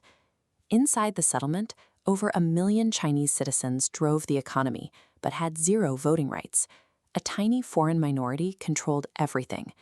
Those foreign nationals were protected by an unequal treaty right known as extraterritoriality. If a British or Japanese citizen committed a crime in Shanghai, they were immune to Chinese law, tried only by their own consular courts. You have a massive population confined within heavily policed borders, subjected to foreign laws, while the foreigners themselves operate above the law. By the spring of 1925, Shanghai was a pressure cooker waiting for a spark. That spark ignited in the industrial outskirts of Shashadu. Inside the Japanese-owned cotton mills, Chinese laborers endured 12-hour shifts and routine child labor, with absolutely no legal avenues to protest their conditions. In May 1925, tensions boiled over. Japanese guards locked out a group of striking workers. When laborers breached the facility to protest, a Japanese foreman pulled a gun and fatally shot Gu Zhonghong, a 20-year-old worker and Communist Party member. Student organizers and labor activists immediately weaponized the death. Through mass memorials and flyers, they branded the shooting a direct act of imperialist violence against the Chinese people. The organizers decided to test the system. On May 30th, they intentionally marched their protests out of the Chinese districts and directly across the border into the international settlement, daring the colonial authorities to enforce their jurisdiction. Thousands of students flooded Nanjing Road, deliberately defying a strict municipal ban on public assembly. They handed out pamphlets, delivered speeches on street corners, and chanted anti-imperialist slogans right in the heart of the foreign commercial district. The municipal police moved in and arrested 15 of the student ringleaders. In response, an angry but unarmed crowd of roughly 3,000 demonstrators gathered outside the Luza police station, pressing against the entrance to demand the release of the students. The highest-ranking officer on site, Inspector E.W. Everson, yelled a 10-second dispersal warning in the local dialect. When the crowd didn't retreat, he ordered his Sikh and Chinese constables to fire directly into the pressing crowd. The officers discharged roughly 40 rounds into the crowd. 11 demonstrators died on Nanjing Road, and dozens more were severely wounded in the panic. The slaughter at Luza Station crossed a psychological line. The sight of foreign-commanded police gunning down unarmed students in the street instantly turned localized anger into a massive national uprising. Within days, Shanghai mobilized a citywide general strike known as the Triple Stoppage. Laborers walked out of foreign factories, students abandoned their classrooms, and shopkeepers boarded up their storefronts. The economic paralysis was total. Even the wealthiest Chinese merchant elites, who usually favored stability, actively participated in the shutdown, prioritizing their patriotic outrage over their own daily profits. Local Chinese newspapers amplified the movement, coordinating strict boycotts against British and Japanese goods and publicly shaming anyone caught breaking the strike lines. The newly formed Chinese Communist Party stepped into this administrative void. They rapidly established the General Labor Union, taking hundreds of thousands of previously unorganized, scattered workers and forging them into a disciplined political force. The foreign authorities were suddenly facing a unified opposition. For the first time, factory workers, wealthy merchants, and radical students had bridged deep social divides to unite against foreign control. But holding different social classes together during a total economic shutdown is difficult. As the summer dragged on and strike funds dried up, the merchants began hemorrhaging money. Fearful of the radicalized labor unions, the business owners slowly began reopening their doors. Seeing the coalition fracture, local Chinese warlords aligned with the business elite to forcefully dismantle the movement. They banned the General Labor Union, issued arrest warrants, and drove the communist leadership completely underground. The foreign authorities, realizing their standard policing tactics had triggered a disastrous crisis, also adapted. The Shanghai Municipal Police formed a specialized reserve unit under an officer named William Fairbairn. Trained in unarmed combat and riot control, it became the world's first modern SWAT team. The May 30th movement eventually collapsed under the weight of its own economic pressure and warlord suppression. However, it proved that coordinated urban mass mobilization could paralyze the colonial economy. The strikes destroyed the myth of foreign invulnerability and forged the modern Chinese nationalism that would ultimately tear down the treaty port system entirely.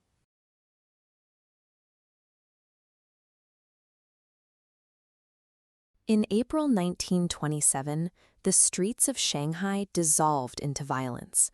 The most cosmopolitan port city in Asia became the flashpoint for a civil conflict that would eventually redraw the global map. To understand why, we have to look at the state of the Chinese Republic following the 1911 revolution. The collapse of the Qing dynasty did not yield a stable central government. Instead, the country fractured. Regional military cliques, controlled by powerful warlords, carved up the provinces into private fiefdoms. Desperate to reunify the territory, Kuomintang founder Sun Yat-sen appealed to Western powers for financial and military support. The West ignored him. The Soviet Union, however, saw a strategic opening and offered heavy backing. This diagram illustrates the resulting 1923 Sun-Jaffe Manifesto. Moscow's aid came with a strict condition.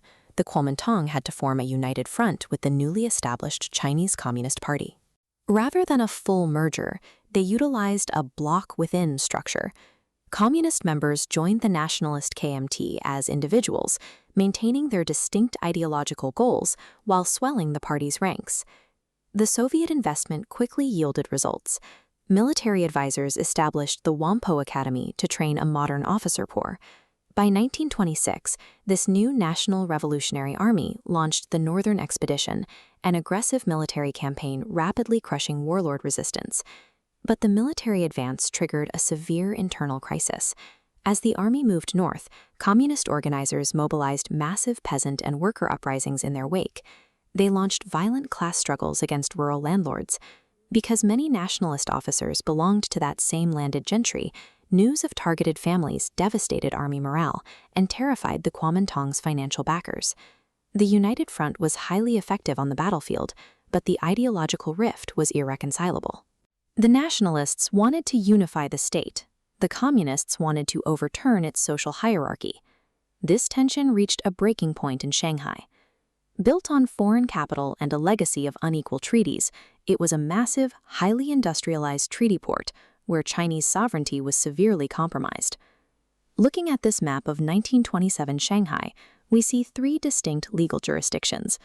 The districts of Xiaobei and Nanxi were under Chinese administration. South of the old city sat the French concession, governed directly by French consular authorities. And to the north, the massive international settlement operated under British and American oversight. By March 21st, communist-led Union militias rose up within those Chinese sectors. They defeated the local warlord garrison and took total armed control of Xiaobei and Nanxi. When nationalist commander Chiang Kai-shek arrived a few days later, he found the city's industrial core held by hundreds of thousands of mobilized, armed workers, not his own loyal troops. The foreign powers governing the settlements panicked at the prospect of a Bolshevik takeover. They barricaded their enclaves, deployed 30,000 international troops, and moved dozens of warships into the harbor. Chiang needed a proxy force to eliminate the Union threat without provoking a mutiny among his own left-leaning soldiers. He brokered a deal with the Green Gang, a powerful criminal cartel that operated with near impunity out of the French concession. The divided geography of Shanghai enabled the plot. Chiang could securely shelter and arm his strike force inside foreign territory, completely shielded from Union interference, before sending them across the municipal borders. At 4 a.m. on April 12, 1927, sirens from ships anchored in the harbor signaled the start of the purge. Thousands of heavily armed Green Gang cartel members emerged from the foreign concessions. To confuse the defending Union militias, the attackers wore blue shirts and white armbands marked with the Chinese character for labor. These strike vectors mapped the gang offensive as it launched coordinated assaults on Union headquarters and district offices across Xiaobei and Nanxi. Chiang's National Revolutionary Army followed immediately behind the cartel. Claiming they were stepping in to restore order, the military disarmed the labor militias and began executing suspected communists in the streets. The street violence quickly expanded into a systematic campaign known as the White Terror. Foreign police units actively collaborating with nationalist intelligence to raid safe houses and capture underground organizers who attempted to flee. The archival record details the scale of this intelligence operation. This index from the Shanghai Municipal Police files logs intercepted communist literature and tracks specific targets. At entries 91 and 104, we see intelligence gathered well into 1929, ensuring the surviving elements could not reorganize. This was a synchronized military and policing operation. In a matter of days, the entire urban infrastructure of the Chinese Communist Party was dismantled, and thousands of its members were dead. The massacre immediately splintered the Kuomintang. Chiang Kai-shek established a right-wing government in Nanjing, while the surviving left-wing elements maintained a rival administration in Wuhan, led by Wang Jingwei. Attempting to salvage his influence over China, Joseph Stalin transmitted secret orders to the communists still allied with the Wuhan government.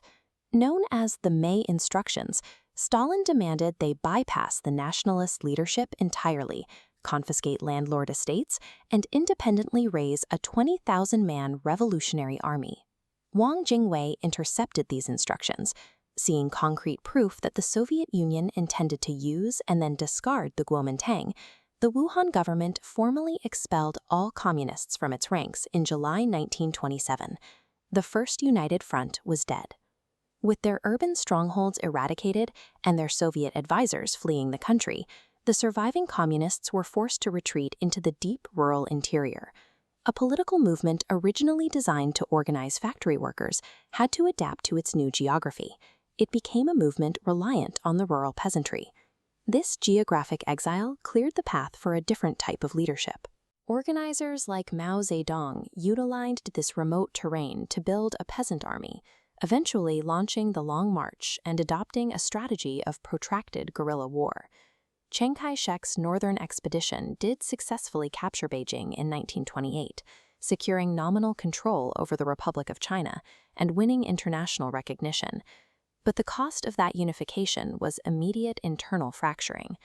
The violent purge intended to secure a stable republic on April 12, 1927, instead initiated a multi-decade civil war that would ultimately consume it.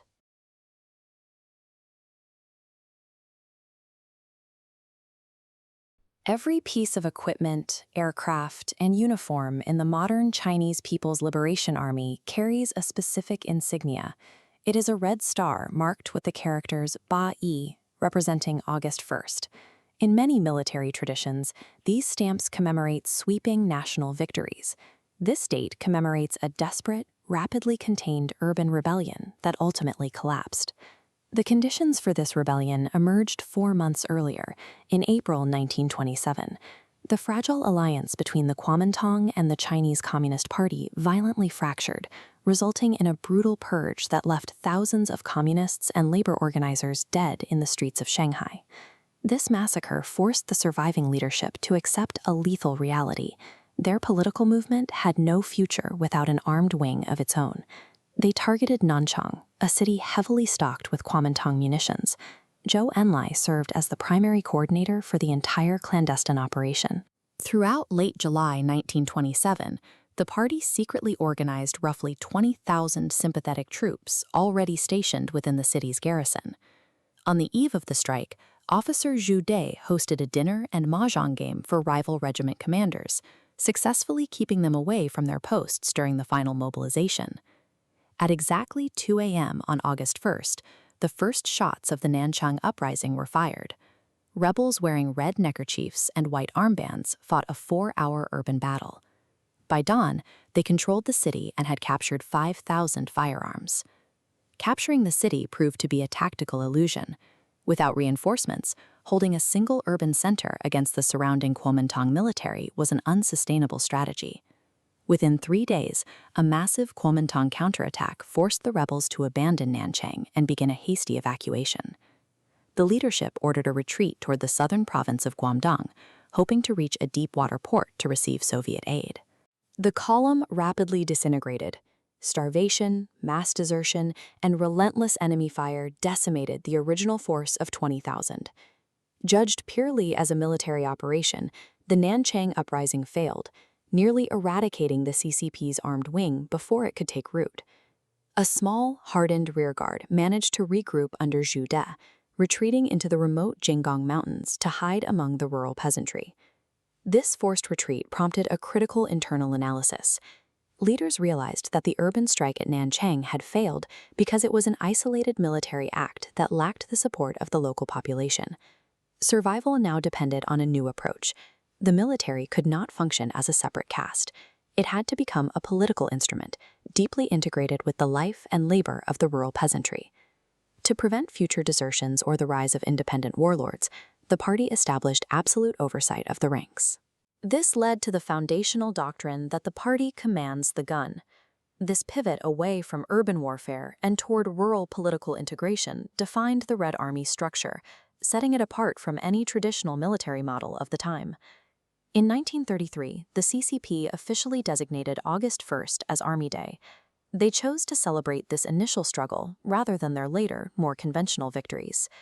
Even in their most vulnerable state, these early units adopted the 8-1 symbol to build a professional identity and legitimize their role as an armed revolutionary force. By elevating the memory of Nanchang, the party mythologized the moment they first decided to meet violence with organized force. Today, those remnants from the 1927 retreat have evolved into a global military superpower. Nanchang provided the party with its gun and its foundational identity, surviving as the enduring symbol of the rebellion that launched the People's Liberation Army.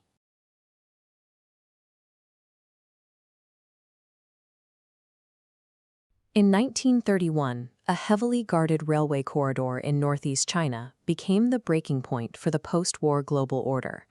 This territory, traditionally designated as Dongbei, held immense resource wealth and a strategic position bordering Russia and Korea.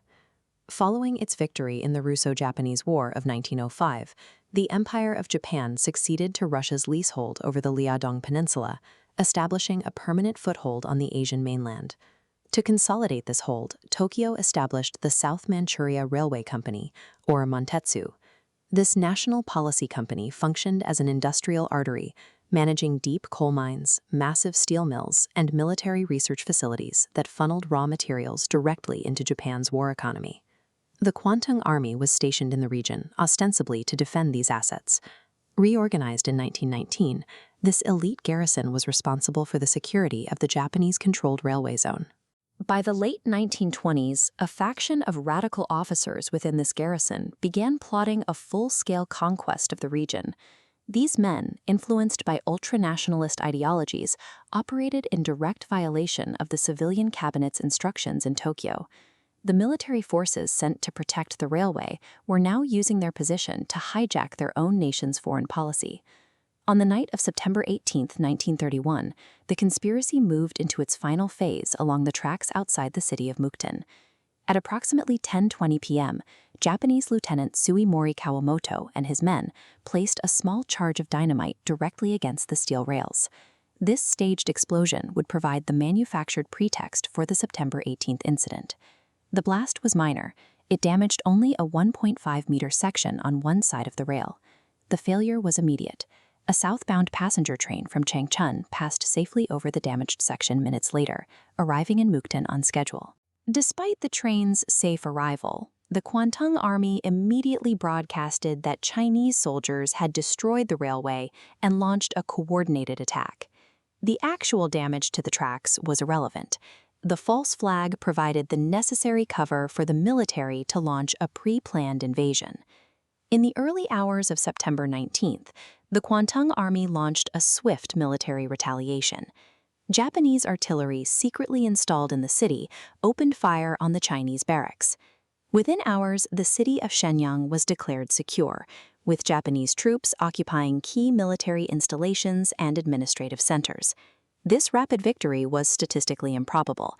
The local Chinese garrison had roughly 7,000 soldiers, while the attacking Japanese force numbered only 500. The lack of a Chinese counterattack was the result of a non-resistance policy issued by the central government and its leader, Chiang Kai-shek. Qian and the local warlord Zhang Shuiliang believed that avoiding military provocation and appealing to the international community would force global powers to intervene on China's behalf.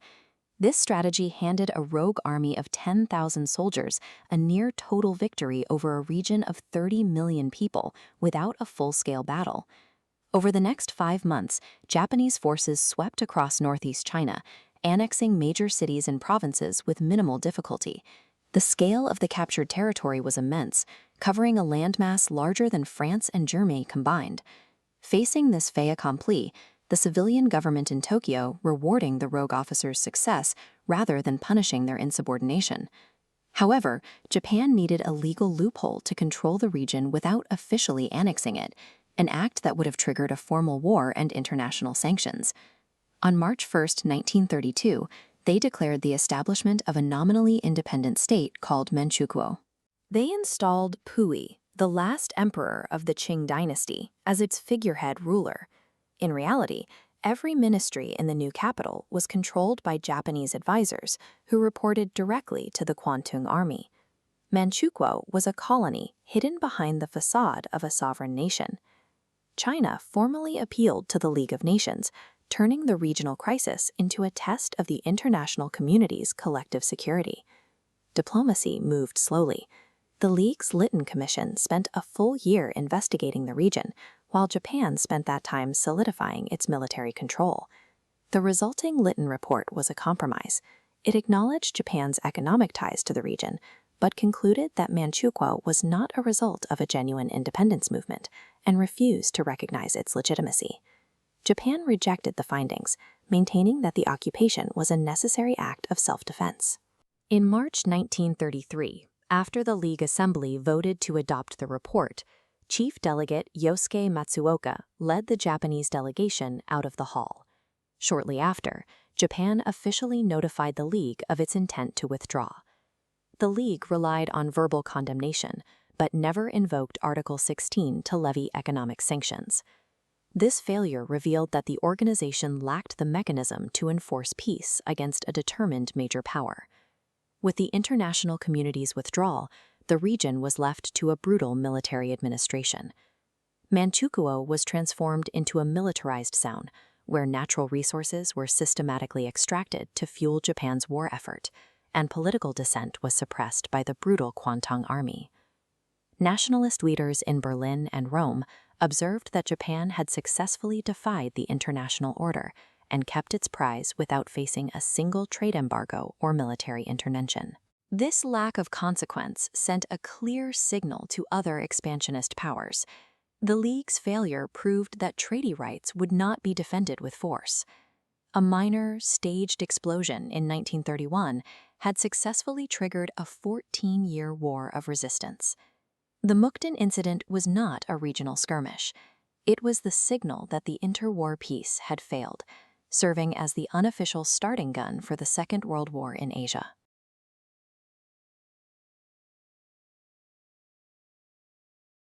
The founding story of modern China is often told as a triumphant epic, but in the autumn of 1934, the Red Army was a starving, defeated force, slogging through the mud to escape total annihilation.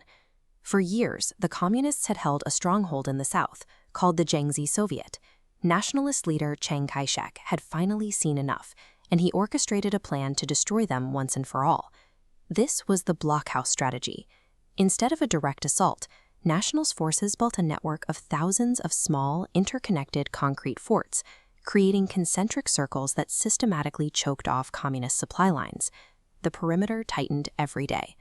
With food and salt running out, the Red Army realized they would be starved into extinction if they stayed behind their defenses. Under the direction of Soviet military advisors, the communist leadership rigidly attempted to hold their ground with conventional tactics. It was a disaster that cost them their best frontline units. When they finally ordered an evacuation in October 1934, they refused to leave the government behind. Thousands of porters were burdened with heavy printing presses, minting equipment, and even an X-ray machine. This was a clumsy, catastrophic mass evacuation of 86,000 people, moving at a pace that made them easy targets for pursuit. That slow pace proved fatal at the Shang River. The massive, burdened column became a bottleneck, trapped under a relentless week-long barrage of nationalist artillery and airstrikes. The human cost was staggering. In this single crossing, the Red Army plummeted from 86,000 troops to just 36,000. They had lost over half their strength before the journey had even truly begun. In January 1935, the survivors gathered in the city of Zuni. With the army on the verge of total collapse, the mid-level commanders revolted against the Soviet-style orthodoxy that had led them into the slaughter. Mao Zedong, who had been sidelined by the previous leadership, emerged as the de facto military commander. He argued that the only way to survive was to abandon static defense and embrace total mobility. The Zuni Conference fundamentally shifted the CCP's trajectory, replacing imported military doctrines with a strategy based on fluid evasion and guerrilla survival. Mao's first move was to ditch the weight. The heavy printing presses and machinery were dumped into rivers. Now light and mobile, the army began a zigzagging path through the mountains, feinting in every direction to keep the nationalists guessing. Survival now depended on speed at key river crossings. At the Luding Bridge, soldiers had to crawl across bare iron chains under heavy fire, knowing that if they failed to cross the Dadu River, the entire army would be cornered and liquidated.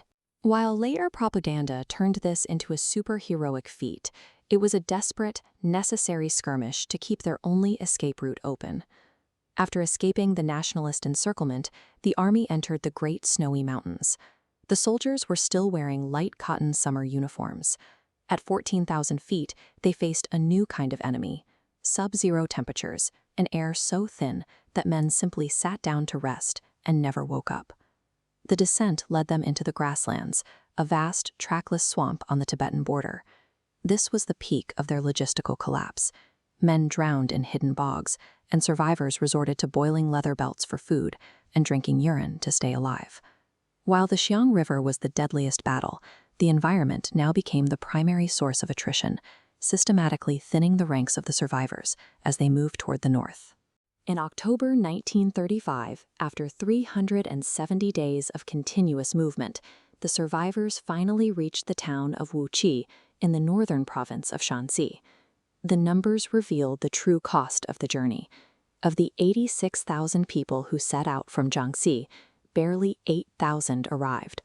By any military metric, this was a devastating defeat that had nearly eradicated the Chinese Communist Party. Yet there was a crucial paradox. While the rank and file were decimated, the senior political and military cadre survived almost entirely intact. Mao Zedong immediately reframed the catastrophe into a victory of the spirit. He declared the Long March a seeding machine for the coming revolution, using the story of their survival to unite the party. The brutal reality of the retreat was strategically overwritten by myth, cementing Mao's absolute authority and forging the hardened ideological core that would eventually conquer China.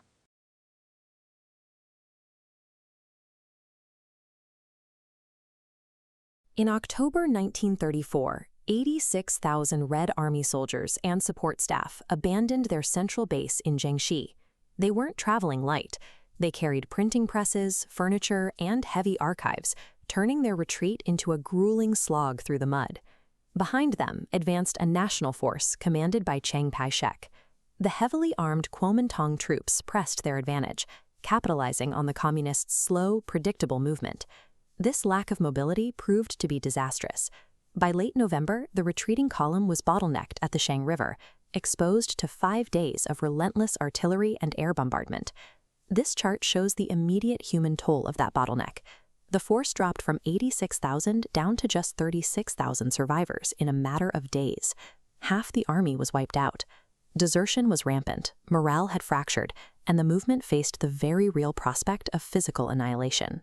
The responsibility lay with the three-man group: Party Secretary Bo Gu, military leader Zhou Enlai, and Comintern advisor Otto Braun. Braun imported European doctrine, insisting on positional warfare, static defense lines, and conventional assaults against a fortified enemy. After the bloodbath at the Shang River, the surviving commanders recognized that continuing on their planned route toward Hunan would lead straight into another trap. Seeking a reprieve, the column diverted west, moving into the rugged, less heavily defended karst mountains of Guizhou province. The imported European strategy had empirically failed. To survive, the leadership needed to discard the foreign models that had led them to the brink of collapse. In early January 1935, the Red Army crossed the Wu River and captured Zuni, the second largest city in Guizhou. The surrounding terrain finally provided a physical buffer against Kuomintang pursuit. They established their headquarters in a local warlord's 2-story brick and wood residence. There was no formal grandeur here. Participants huddled in dimly lit rooms, eating roasted sweet potatoes to stay warm. Knowing a leadership change required a proper quorum, Zhao Hanlai dispatched midnight telegrams to frontline commanders, ordering them to cross the Loshan Pass and assemble in the city. The agenda for this enlarged Politburo meeting was clear: a systematic review of the previous campaigns, evaluating operational outcomes and casualty figures. Even while hunted, the party recognized that escaping the immediate threat meant nothing if they did not fix the broken chain of command directing their movements. The debate opened with Bo Gu delivering a defensive assessment. He attributed the massive troop losses to objective factors: overwhelming enemy numbers and poor coordination, sidestepping any personal operational failure. Then Zhao Enlai delivered a supplementary report. Relying on concrete combat data, he issued a stark self-criticism, openly admitting that the high command's rigid tactics had caused the disaster. By embracing accountability, Zhao shifted the tone of the room. His admission left Bo Gu and Otto Braun politically isolated, unable to defend a strategy that their own peer had just condemned. This opening allowed Mao Zedong to launch a sweeping, hours-long critique. He systematically dismantled Braun's reliance on fixed fortifications and frontal assaults as totally unsuited to China's vast geography. The confrontation stripped away the prestige of the Comintern-trained faction. Facing the raw data of their defeat, the assembled officers agreed to replace the leadership. The conference officially dissolved the three-man group. Otto Braun was demoted to an observer role, completely removed from military decision-making. In its place, a new command structure emerged. Zhou Enlai retained authority over final military decisions, but Mao Zedong was elevated to the Politburo Standing Committee as his chief military assistant. This internal realignment established a principle known as discursive power, the party claiming the absolute right to resolve its crises and dictate its own tactical path.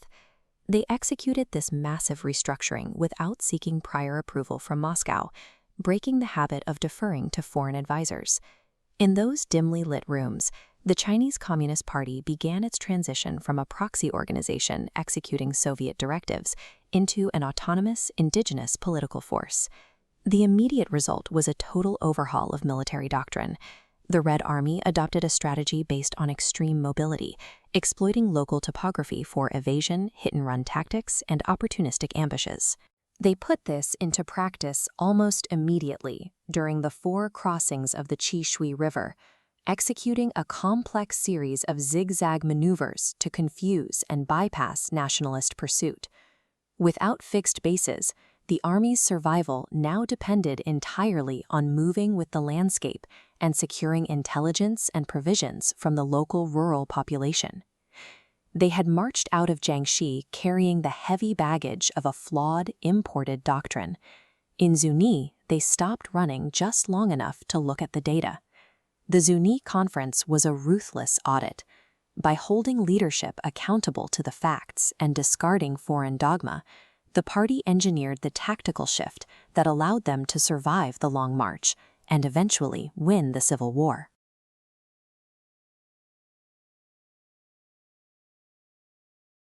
July 1937, southwest of Beijing. This is the Marco Polo Bridge, known in China as Lugo Chao. For centuries, these stone lions watched over a vital commercial artery. By the 1930s, this crossing had become the final, defensible gateway into the ancient capital. On a night shrouded in confusion, a routine drill and a single missing man here triggered a standoff that would pull the region toward a continent-wide struggle.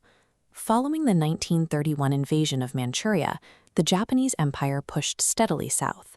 By early summer 1937, their military footprint effectively encircled Beijing. The only remaining lifeline for the Chinese was the Ping-Han Railway. This critical line bypassed the river right at the Marco Polo Bridge. Geography dictated the stakes.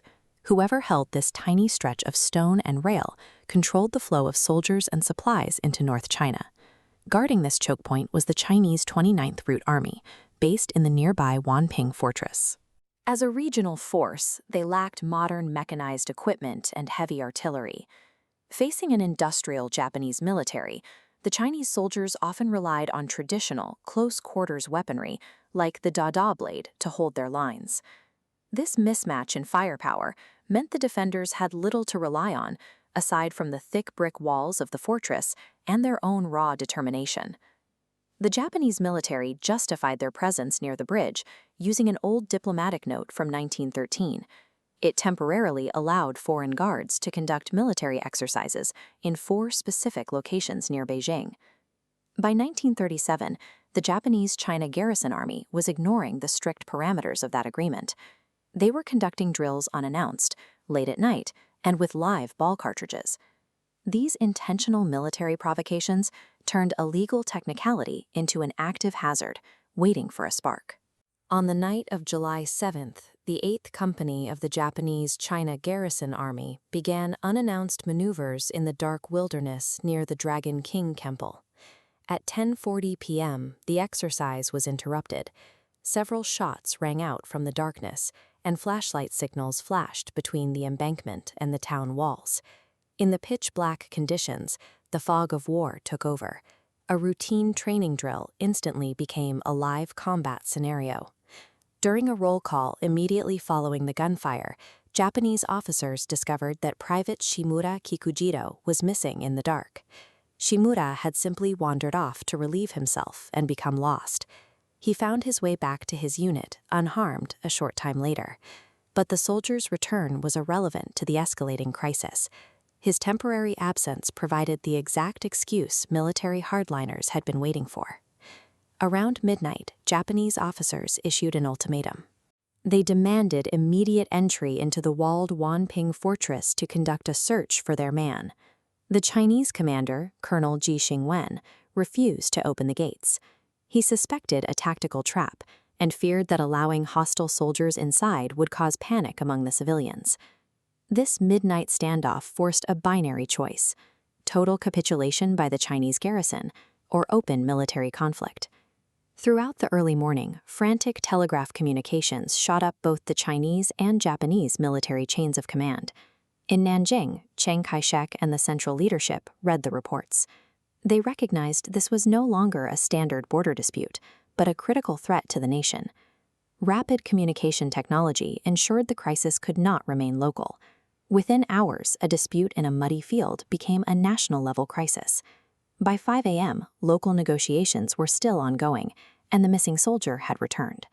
Regardless, Japanese infantry and mountain guns launched a dawn attack on Wanping Fortress. High explosive shells slammed into the ancient defensive walls, blasting deep, jagged craters into the brickwork. The firing of these heavy weapons shattered the pretense of a peaceful search operation. The Japanese executed a flanking maneuver across the river. By the afternoon of July 8th, they had captured the southern end of the Marco Polo Bridge. But the following morning, Chinese forces launched a fierce counterattack. Under the cover of heavy rain and mist, they fought back and retook the bridge. The defenders held their ground. This stubborn resistance signaled to the Japanese command that this incursion would not end in a quick, bloodless surrender. Between July 9th and July 11th, local officials negotiated multiple fragile verbal ceasefires. Neither side honored them.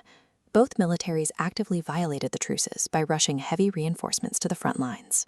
Diplomacy had become a cynical stalling tactic, used by both armies simply to buy time for full military mobilization. By late July, a massive influx of Japanese reinforcements overran the defending forces, triggering the larger Battle of Beiping-Tianjin. At Nanyuan, a Japanese ambush killed thousands of retreating Chinese soldiers, including top commanding generals. The defense of a single bridge had collapsed into a regional slaughter and the fall of major northern cities. What began as the Lugo Bridge Incident, Lugo Qiaoxibian, had evolved into Kangri Zhanzhang, the War of Resistance. The Japanese military launched a full-scale continental invasion, rapidly expanding the conflict zones across the Chinese mainland. The local confusion of July 7th had ignited an 8-year war for national survival. As the army advanced, civilians in Beijing initiated a frantic evacuation. Over 19,000 boxes of cultural relics were moved out of the Palace Museum to protect them from the advancing forces. This logistical effort represented a desperate attempt to physically preserve the nation's historical identity. The movement of these ancient artifacts reflected the displacement and existential threat now facing the entire Chinese nation. The catalysts for this devastation were tiny: an unannounced drill, a private lost in the dark, a denied request at the gate. But military hardliners successfully weaponized these manageable events into a pre-planned pretext for continental conquest. The Marco Polo Bridge remains the geographic origin of the Pacific War, the site where local friction ignited a total conflict.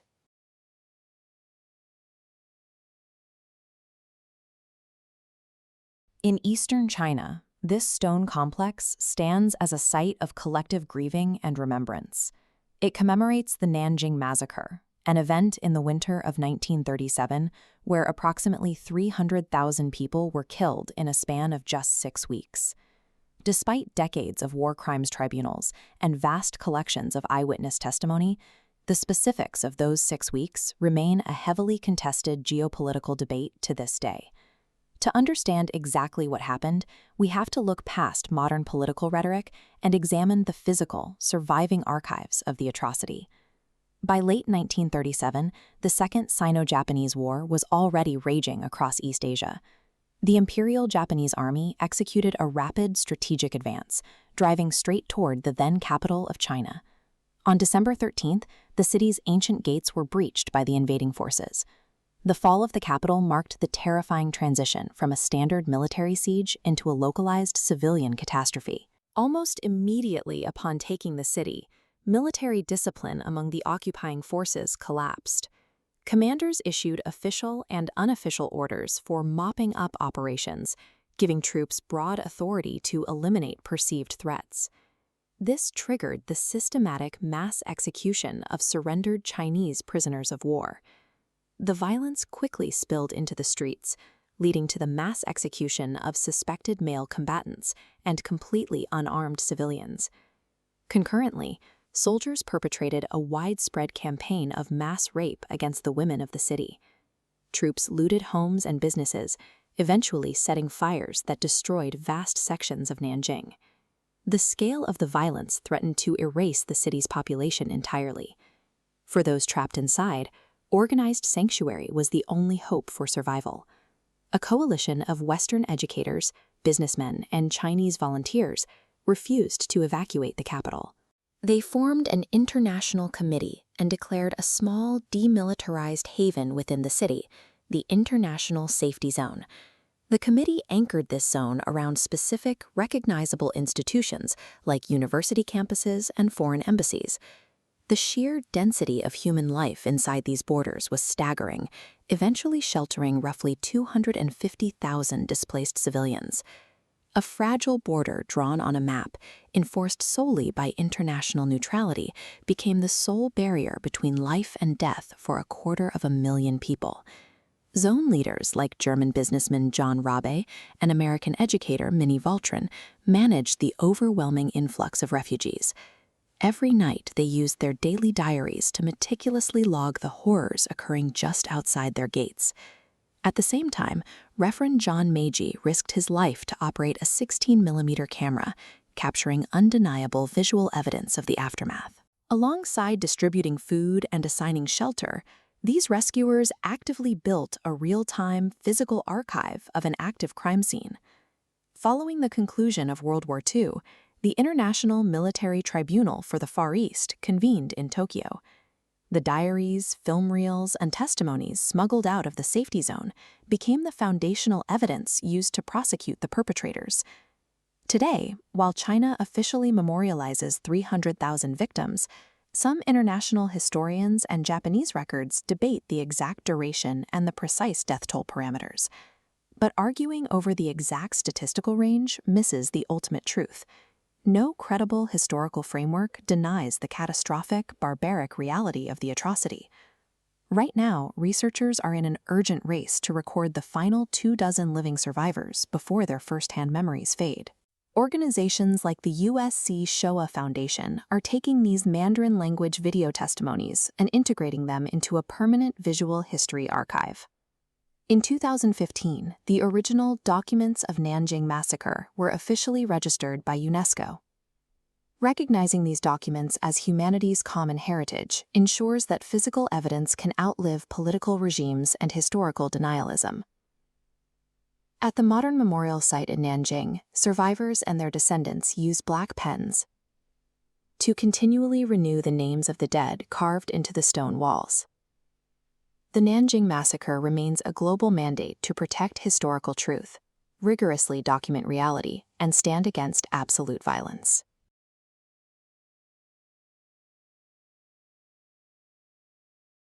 On August 15, 1945, radio dials across China crackled to life to deliver the news of the Ribbon Thoxiang. Japan had surrendered. 8 years of relentless occupation had ended. The immediate celebrations in the streets offered genuine relief, but they temporarily masked a landscape that had been ground down by the mechanics of modern warfare. The conflict claimed the lives of an estimated 20 million Chinese citizens, the vast majority of them civilians. Another 100 million people, roughly a quarter of the population at the time, had been forced from their homes, turning them into refugees. The surrender announcement sounded like a triumph across global airwaves. On the ground, however, the victory was hollow. The nation was physically broken, its infrastructure pulverized, and its people exhausted by near-constant flight. Weeks later, on September 2nd, the formal signing on the deck of the USS Missouri brought an official close to the Kangwei-Zhangjiang, the war of resistance against Japanese aggression. China's endurance through the longest continuous campaign of the conflict secured it a seat as one of the 4 policemen of the post-war world. It was elevated to the Big Four Allied powers, becoming a founding member of the United Nations. For the first time in a century, foreign powers relinquished their territorial concessions and extraterritorial privileges, ending the era of unequal treaties in China. Yet these milestones existed mostly as ink on a page. Pristine diplomatic agreements negotiated in foreign capitals offered no immediate solutions for a population starving on shattered roads. China had arrived as a recognized great power, but this new international standing masked a state that lacked the internal stability to govern its own territory or feed its citizens. To manage the transition, Allied Commander Douglas MacArthur issued General Order No. 1. It mandated all Japanese forces in China surrender to Chiang Kai-shek's national government in the southwest. This directive paved the way for the formal retrocession of Taiwan, returning the island to Republic of China administration after 50 years of Japanese rule. Administering this transition required coordinating train cars and shipping lanes that were largely destroyed. The state faced to pass the resettling 100 million displaced citizens while repatriating over 1 million Japanese nationals stranded in the northeast. The abrupt collapse of the Japanese military command created a massive administrative void across China's most developed eastern and northern regions. The Nationalist Army in the south and the Chinese Communist Party forces operating in the rural north immediately lunged toward the same abandoned rail lines, armories, and industrial centers. With no functioning authority left to mediate the handover, the logistical vacuum of 1945 forced the two rival armies into an immediate, desperate competition for the same ruined infrastructure. In the chaos, the nationalist leadership took a drastic tactical step. They ordered the very Japanese troops they had just defeated to hold their positions and block communist advances until nationalist forces arrived to take control. Hoping to prevent an all-out explosion, the United States brokered peace talks. Chiang Kai-shek invited communist leader Mao Zedong to the wartime capital for the Chongqing negotiations. The leaders offered toasts to national unity. Off-camera, both factions used the diplomatic pause to marshal their armies into striking positions across the countryside. This page documents the principles from earlier failed stopgap arrangements. The negotiators tried this fractionating approach again in Chongqing, attempting to solve minor administrative disputes while leaving the massive claims over national territory unresolved. These localized agreements offered no path to a shared government. The negotiations functioned as political theater, carefully staged to appease international observers and buy weeks for military deployment. On October 10, 1945, the two sides signed the Double Tenth Agreement. Despite the signatures, the document was built on mutual distrust and left the vital issue of military integration completely untouched. Outside the negotiation rooms, the Xuanwu, the post-war reality, was bleak. The national treasury was drained, and reconstruction was crippled by corruption and spiraling hyperinflation that rendered the currency practically worthless. Amid the economic paralysis, the communist forces consolidated their strength. They funneled troops and salvaged Japanese weaponry into Soviet-occupied Manchuria, establishing a northern stronghold. The nationalist government responded with a counteroffensive, deploying its best-equipped armies northward to intercept the communist buildup before it became impenetrable. A nation cannot sustain a peace treaty when it cannot pay for bread. Total economic ruin, combined with millions of soldiers repositioning for tactical advantage, stripped the Double Tenth Agreement of any practical authority. By early 1946, the fragile lines of communication snapped, and the temporary truce dissolved entirely. The wartime United Front, built out of necessity to repel a foreign invader, was dead. The Chinese Civil War resumed with total force. The Republic of China had endured 8 years of slaughter to defeat the Axis powers. It earned a place in the new global order, yet it remained completely unable to secure its own internal survival. The conclusion of the Second World War provided no respite. It seamlessly birthed a civil war, leaving a newly elevated nation to fight itself over the ashes of its greatest victory.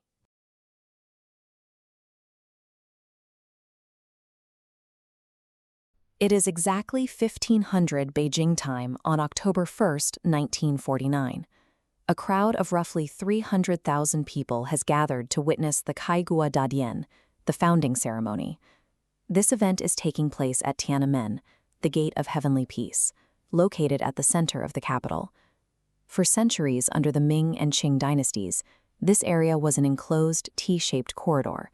Its high red walls were built specifically to restrict public access and conceal the emperor. But in the weeks leading up to this afternoon, the new regime leveled those historical barriers. They cleared the forecourt to create a vast, open plaza capable of holding a massive audience. The physical space was entirely re-engineered. What had been a threshold designed for imperial secrecy was converted into a public arena built for state-managed mass mobilization. To understand how this moment came to be, we have to look back at the previous 4 decades. Since the collapse of the Qing Dynasty in 1911, the country had been trapped in a cycle of administrative fragmentation, foreign occupation, and civil war. By the late 1940s, the ruling nationalist government, led by Chiang Kai-shek, was suffering a systemic institutional breakdown. The state apparatus was paralyzed by runaway inflation, widespread bureaucratic corruption, and demoralized military forces. In contrast, the Chinese Communist Party bypassed the urban centers, focusing its efforts on land reform and mass mobilization among the rural peasantry. This map illustrates that strategy. Communist forces systematically moved outward from rural strongholds, slowly encircling the major nationalist-held cities. Even with heavy logistical support from the United States, the nationalist military position on the mainland completely collapsed by the fall of 1949. With the defeat of the rival nationalist faction, the Communist Party inherited a fractured state. This vacuum of power meant they had to construct an entirely new government architecture from scratch. Returning to the afternoon of October 1st, Chairman Mao Zedong steps to the microphone overlooking the cleared square. He reads a prepared text to the crowd, formally declaring the establishment of the Zhonghua Renmin Guanghogua, the People's Republic of China. This public declaration was underpinned by a provisional constitution drafted just days earlier, known as the Common Program. The Common Program outlined a framework called New Democracy. It was a highly pragmatic, transitional structure that temporarily protected certain private enterprises to ensure rapid economic recovery. However, the document's primary economic directive was an immediate focus on heavy industry, mining, steel, and machinery, to rapidly build up a centralized military-industrial base. The address at Tiananmen was a public activation. Behind the speech was a highly structured, fully drafted legal and economic apparatus ready to take control of the state. Above the microphones, the gate's central facade was dominated by a 1.5-ton hand-painted portrait of Mao Zedong. In previous years, images of nationalist figures like Sun Yat-sen had been displayed here. Hanging a singular portrait of the communist chairman signaled complete ideological ownership of the capital. As Mao finished his address, an automated mechanism hoisted the newly designed 5-star red flag, accompanied by a 21-gun salute fired in the distance. This was immediately followed by a military review, with 16,400 soldiers marching through the newly expanded plaza. The forces rolling past the gate prominently displayed captured American-made tanks, jeeps, and heavy artillery, material seized from the retreating nationalist army. Through these aesthetic and military displays, the People's Liberation Army demonstrated its transition from an underground guerrilla insurgency into a conventional, mechanized state military. Yet the centralized unity projected in the square did not reflect the full geopolitical reality. The Chinese Civil War did not conclude with a formal peace treaty or an armistice. By December 1949, the Republic of China government retreated across the strait to Taiwan. This created the two Chinas paradox. Both Beijing and Taipei claimed, and continue to claim, to be the sole legitimate ruling authority of all China. Internationally, the new leadership in Beijing adopted a foreign policy of leaning to one side. They aligned strictly with the Soviet bloc, rejecting diplomatic accommodation with Western powers. That strict Soviet alignment positioned the PRC in direct opposition to the United States. Within a year, this dynamic would draw both nations into the Korean War, cementing the Cold War divide in Asia. The ceremony on October 1st concluded a long domestic struggle. By securing the mainland, the new centralized state anchored the communist bloc in East Asia and established the geopolitical borders of the modern world.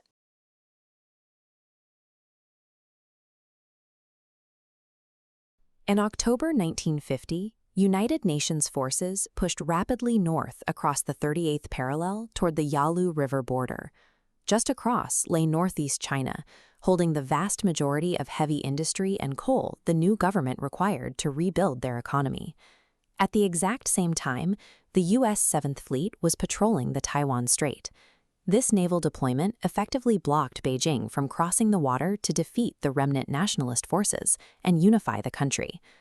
With a hostile fleet blocking the coast and a massive foreign army marching toward their industrial core, Chinese leadership felt completely boxed in. Beijing calculated that a permanent Western military presence on their border would force them to divert massive resources to defense, permanently stalling their plans for domestic construction. To break this encirclement, Beijing looked to Moscow.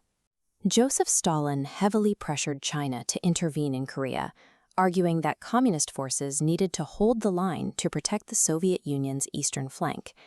Chinese diplomats, led by Zhao Enlai, flew to Russia to secure a guarantee. If Chinese infantry crossed into Korea, the Soviet Air Force would protect them and Chinese cities from American bombers. But at the last minute, Stalin backed out. He agreed only to defend Chinese airspace and supply weapons, explicitly refusing to let Soviet pilots fly over Korean territory. This left the Chinese Politburo facing a severe tactical disadvantage, sending a battered, under-equipped army into a meat grinder against a technologically superior force with absolute control of the sky. Despite the risks, Mao Zedong pushed the decision through, appointing Pang De-Huai to command the expeditionary force. To mobilize a war-weary public, Beijing launched a massive ideological campaign known as the movement to resist U.S. aggression and aid Korea. This propaganda effort transformed a cold geopolitical calculation into a patriotic duty, linking the defense of the border to the survival of the home. The decision to fight was driven by raw survival instinct. China was intervening to prevent the encirclement of their state, keeping a hostile superpower as far away from their industrial heartland as possible. Standing between this vast mobilization and the advancing UN forces was a major geographic bottleneck, the Yalu River. To cross it without officially declaring war on the United States, Beijing created a legal fiction. They transferred hundreds of thousands of regular army troops into a new entity called the Chinese People's Volunteers. On paper, these were independent citizens choosing to assist North Korea, keeping the conflict localized. Peng Dehuai had to figure out how to physically move over 200,000 troops across the border. UN reconnaissance planes patrolled the skies constantly, and any large column of soldiers or supply trucks would be immediately spotted and bombed. The solution was a rigorous dark-to-dark marching protocol. Chinese units marched strictly from dusk to dawn. By 5:30 a.m., every soldier, pack animal, and piece of equipment had to be completely camouflaged. If a plane flew overhead during the day, soldiers were ordered to remain perfectly motionless, with officers authorized to shoot anyone who broke cover. Against overwhelming aerial and technological superiority, severe human discipline became China's primary weapon. By strictly managing their physical footprint, entire armies vanished into the mountains. While hundreds of thousands of Chinese troops infiltrated the Korean peninsula, US and UN intelligence completely failed to detect them. Analysts saw the troop movements in Manchuria, but dismissed them as standard border security or post-Civil War repositioning. This confidence went straight to the top. In mid-October at Wake Island, General Douglas MacArthur assured President Truman that the window for China to intervene had passed, predicting that any attempt to cross the border would result in a massive slaughter. When the UN did decide to sever the Chinese supply bottleneck at the Yalu River, they dispatched B-29 bombers to destroy the bridges.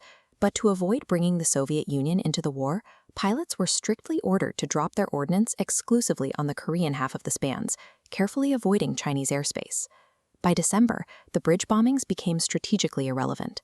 Temperatures plummeted to negative 30 degrees Celsius, freezing the Yalu River solid. Chinese reinforcements and supplies simply walked across the thick ice, bypassing the broken bridges entirely. Through a combination of asymmetric deception, rigid marching discipline, institutional hubris in Washington, and brutal winter weather, a massive infantry force managed to blindside a global superpower. In late November, the trap sprang shut. During the second phase offensive, Chinese forces poured out of the highlands, ambushing the overextended UN lines. The impact was devastating. The UN's northern advance collapsed almost immediately, forcing a rapid, chaotic retreat back below the 38th parallel. Executing this massive ambush exacted a staggering physical toll on the Chinese volunteers. Their primitive logistical network couldn't keep pace with the advance. Soldiers fought in thin cotton uniforms, relying on whatever captured rations they could find. Casualties from severe frostbite and starvation frequently rivaled those from actual combat. The initial offensive succeeded in pushing the UN forces back, but it thoroughly exhausted the Chinese supply lines. Unable to deliver a decisive final blow, both armies dug in, locking the peninsula into a brutal, multi-year war of attrition. Back in Beijing, the leadership secured exactly what they set out to achieve. They repelled a direct military threat from their border, securing the industrial Northeast. Domestically, standing toe-to-toe with the world's wealthiest military solidified the new government's legitimacy for generations. Internationally, the cost of that security was deep, entrenched isolation.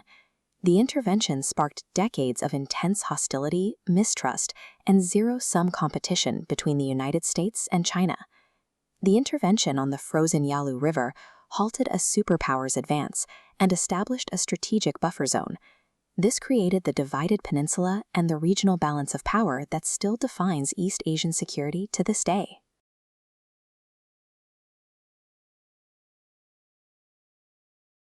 In the 1950s, the newly formed People's Republic of China faced a precarious geopolitical reality. During both the Korean War and the Taiwan Strait crises, United States naval fleets patrolled the waters off the Chinese coast, accompanied by repeated, explicit threats of preemptive nuclear strikes against the mainland. For Chairman Mao Zedong, this persistent vulnerability was intolerable. He concluded that as long as the superpowers held a monopoly on atomic weapons, China would remain an easy target for international coercion. To guarantee national survival, they had to build their own. This push for atomic capability was driven by the strict principle of guofeng, or national defense. The bomb was never conceptualized by the state as a weapon of conquest, but rather as a mandatory shield. China's leadership viewed the bomb as a prerequisite for sovereignty. Mao explained to the Politburo that if they didn't want to be bullied in the modern world, they simply had to have this thing. Initially, Beijing sought to fast-track its atomic ambitions by relying heavily on its strongest ally. In 1957, the Soviet Union agreed to provide extensive technical assistance, sending thousands of scientists, blueprints, and even a promise to deliver a working prototype of an atomic bomb. But ideological tensions rapidly fractured the alliance. By the summer of 1960, Soviet Premier Nikita Khrushchev abruptly canceled the nuclear agreement, ordering the total withdrawal of all Soviet advisors.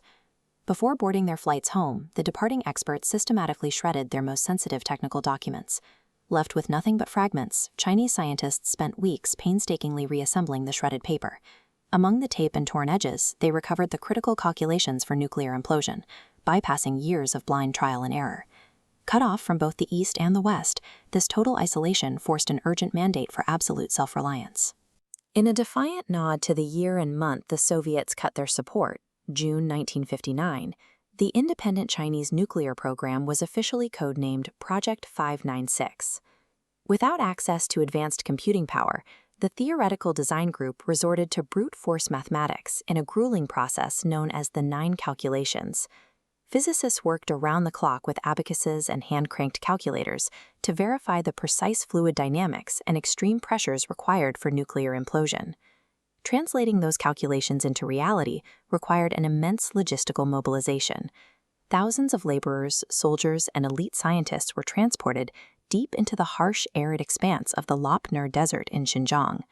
Here, they constructed an enormous testing facility spanning 39,000 square miles.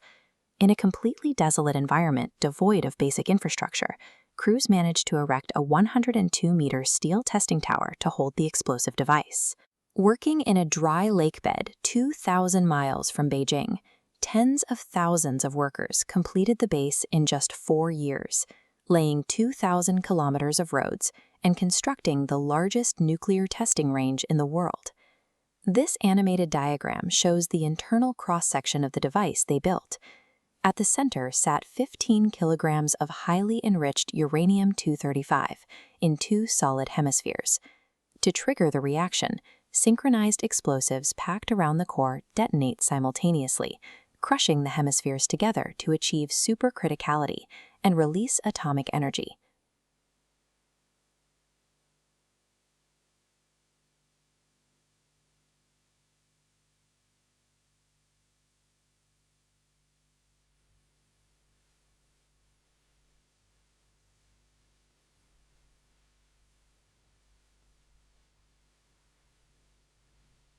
The first global non-proliferation treaties.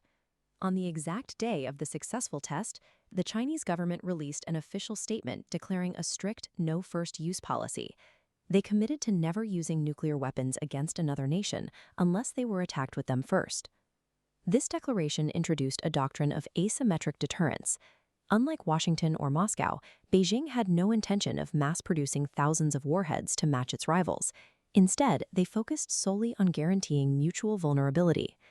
By accepting this doctrine, military planners could maintain a deliberately small, survivable arsenal designed exclusively for a retaliatory second strike, bypassing the massive economic drain of building complex, battlefield-ready tactical weapons. While the superpowers engaged in a sprawling arms race, China opted for strict operational restraint. They utilized the political threat of retaliation to secure their borders, intentionally avoiding preparations for a proactive, offensive nuclear conflict. Shortly after the test, the political climate in Beijing shifted. The same elite, Western-educated scientists who had built the nation's shield were suddenly targeted by Red Guards as part of the stinking old ninth class. Many key strategic laboratories and the brilliant minds inside them were only spared from violence because high-level leadership, specifically Premier Zhou Enlai, intervened and placed the facilities under strict, direct military protection. Today, the testing grounds at Lop Nor remain quiet, but the geopolitical impact of the project is still felt. China's sudden entry into the nuclear club alarmed the international community, ultimately forcing the acceleration of global non-proliferation treaties. The legacy of the 1964 test is a shift in strategic reality. For the first time, any conventional invasion of the Chinese mainland would carry the credible risk of nuclear retaliation.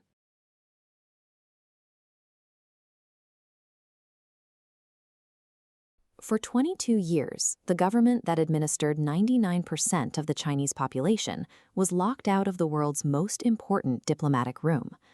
By late 1949, the Chinese Civil War had reached a geographic conclusion. The Chinese Communist Party established the People's Republic of China in Beijing, while the nationalist Kuomintang government retreated across the strait to the island of Taiwan. Looking at the United Nations Charter, the foundational rules of membership dictate that a sovereign state can only be represented by a single central government. This created a profound legal crisis when both Beijing and Taipei notified the UN that they were the sole legitimate representatives of the Chinese nation.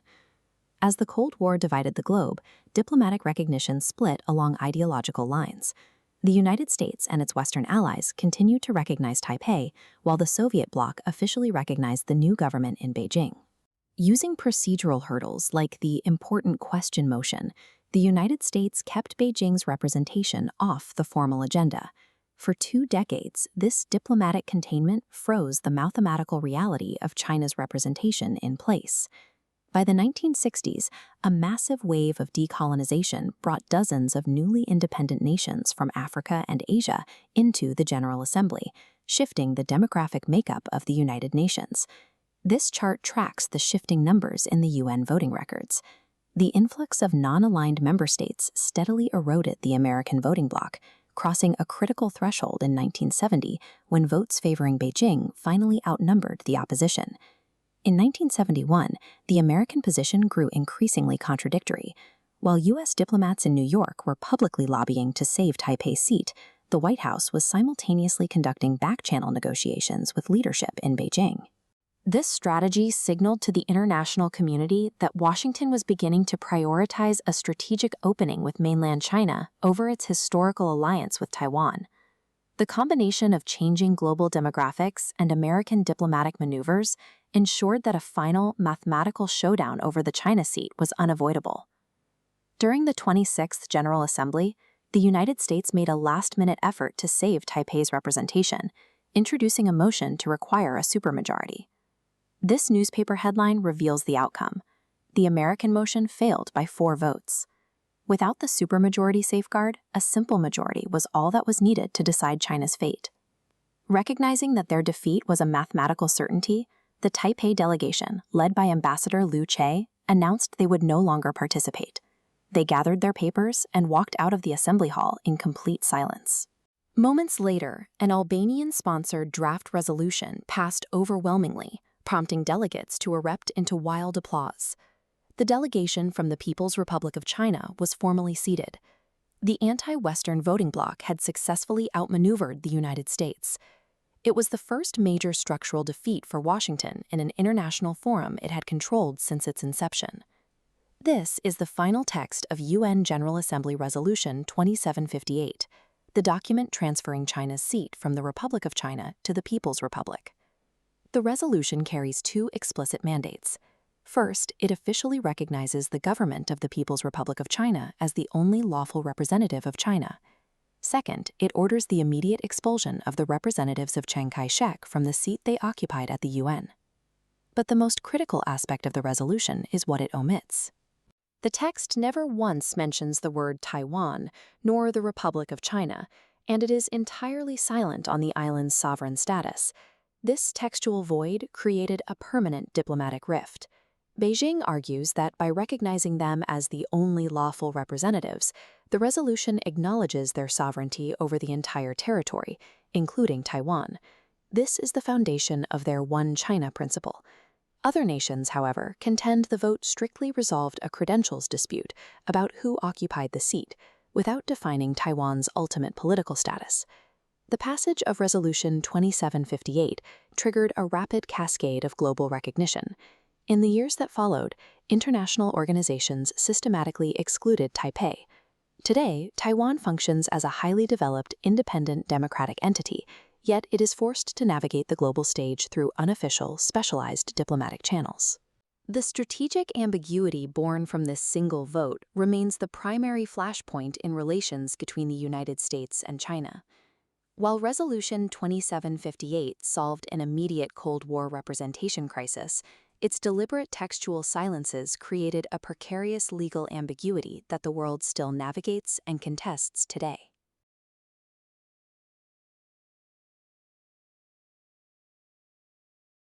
By the late 1960s, the global map was locked into a rigid binary: Western allies versus a massive, contiguous Sino-Soviet communist sphere.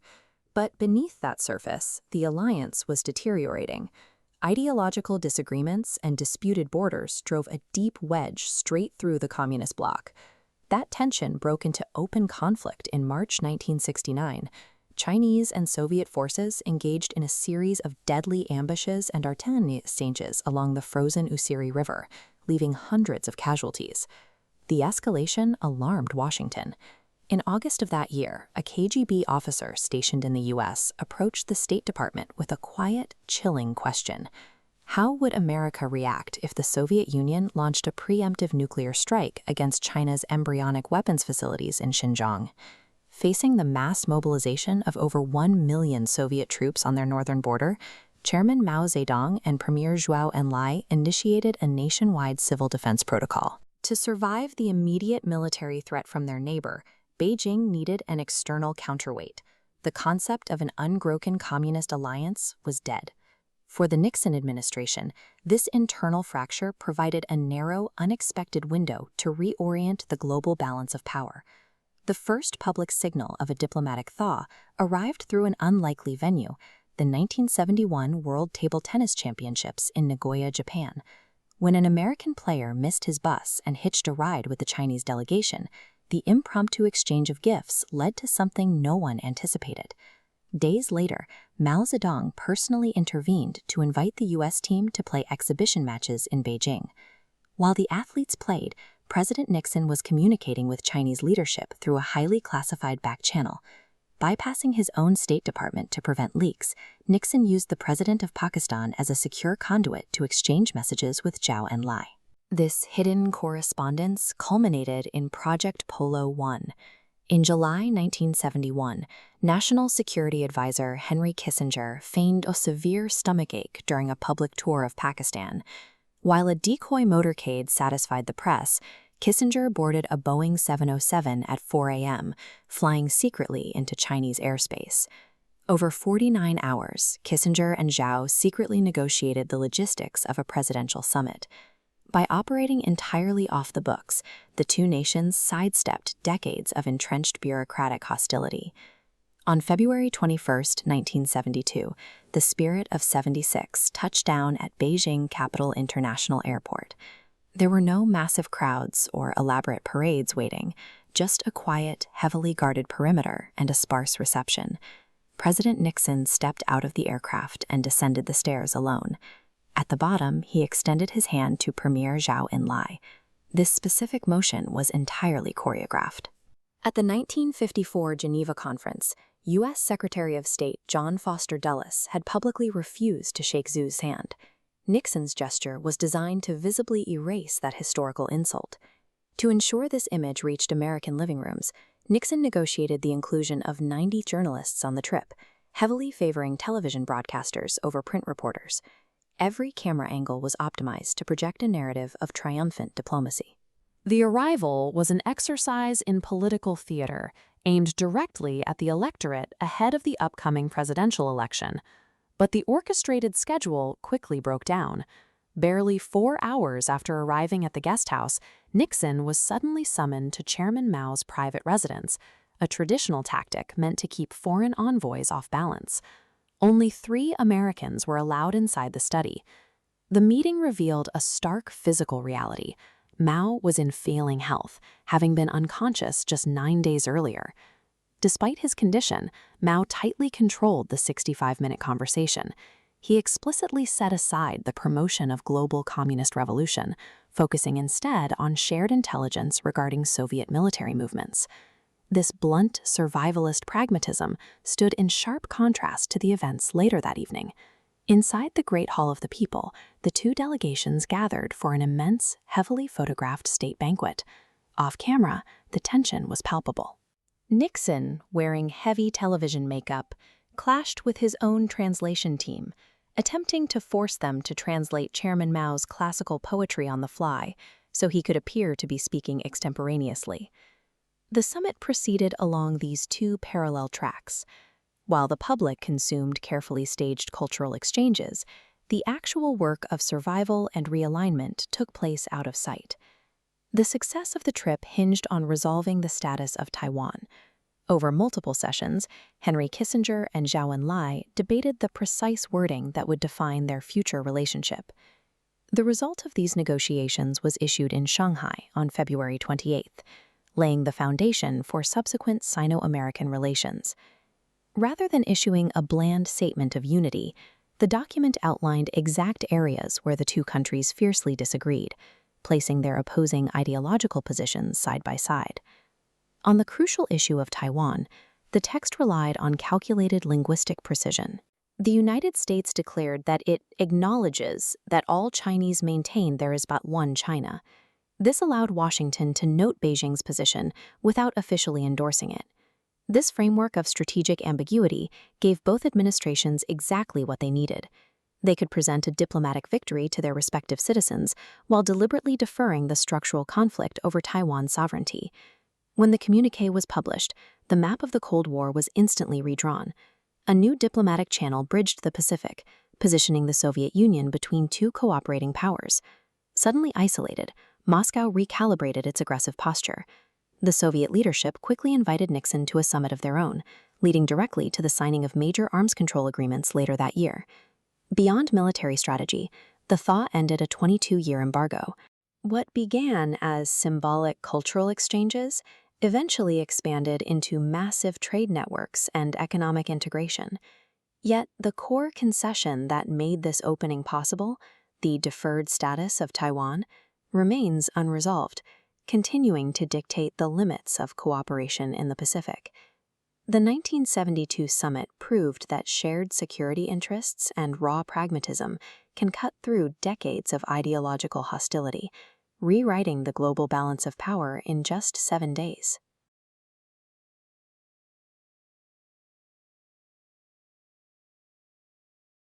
Take a look at this scale comparison.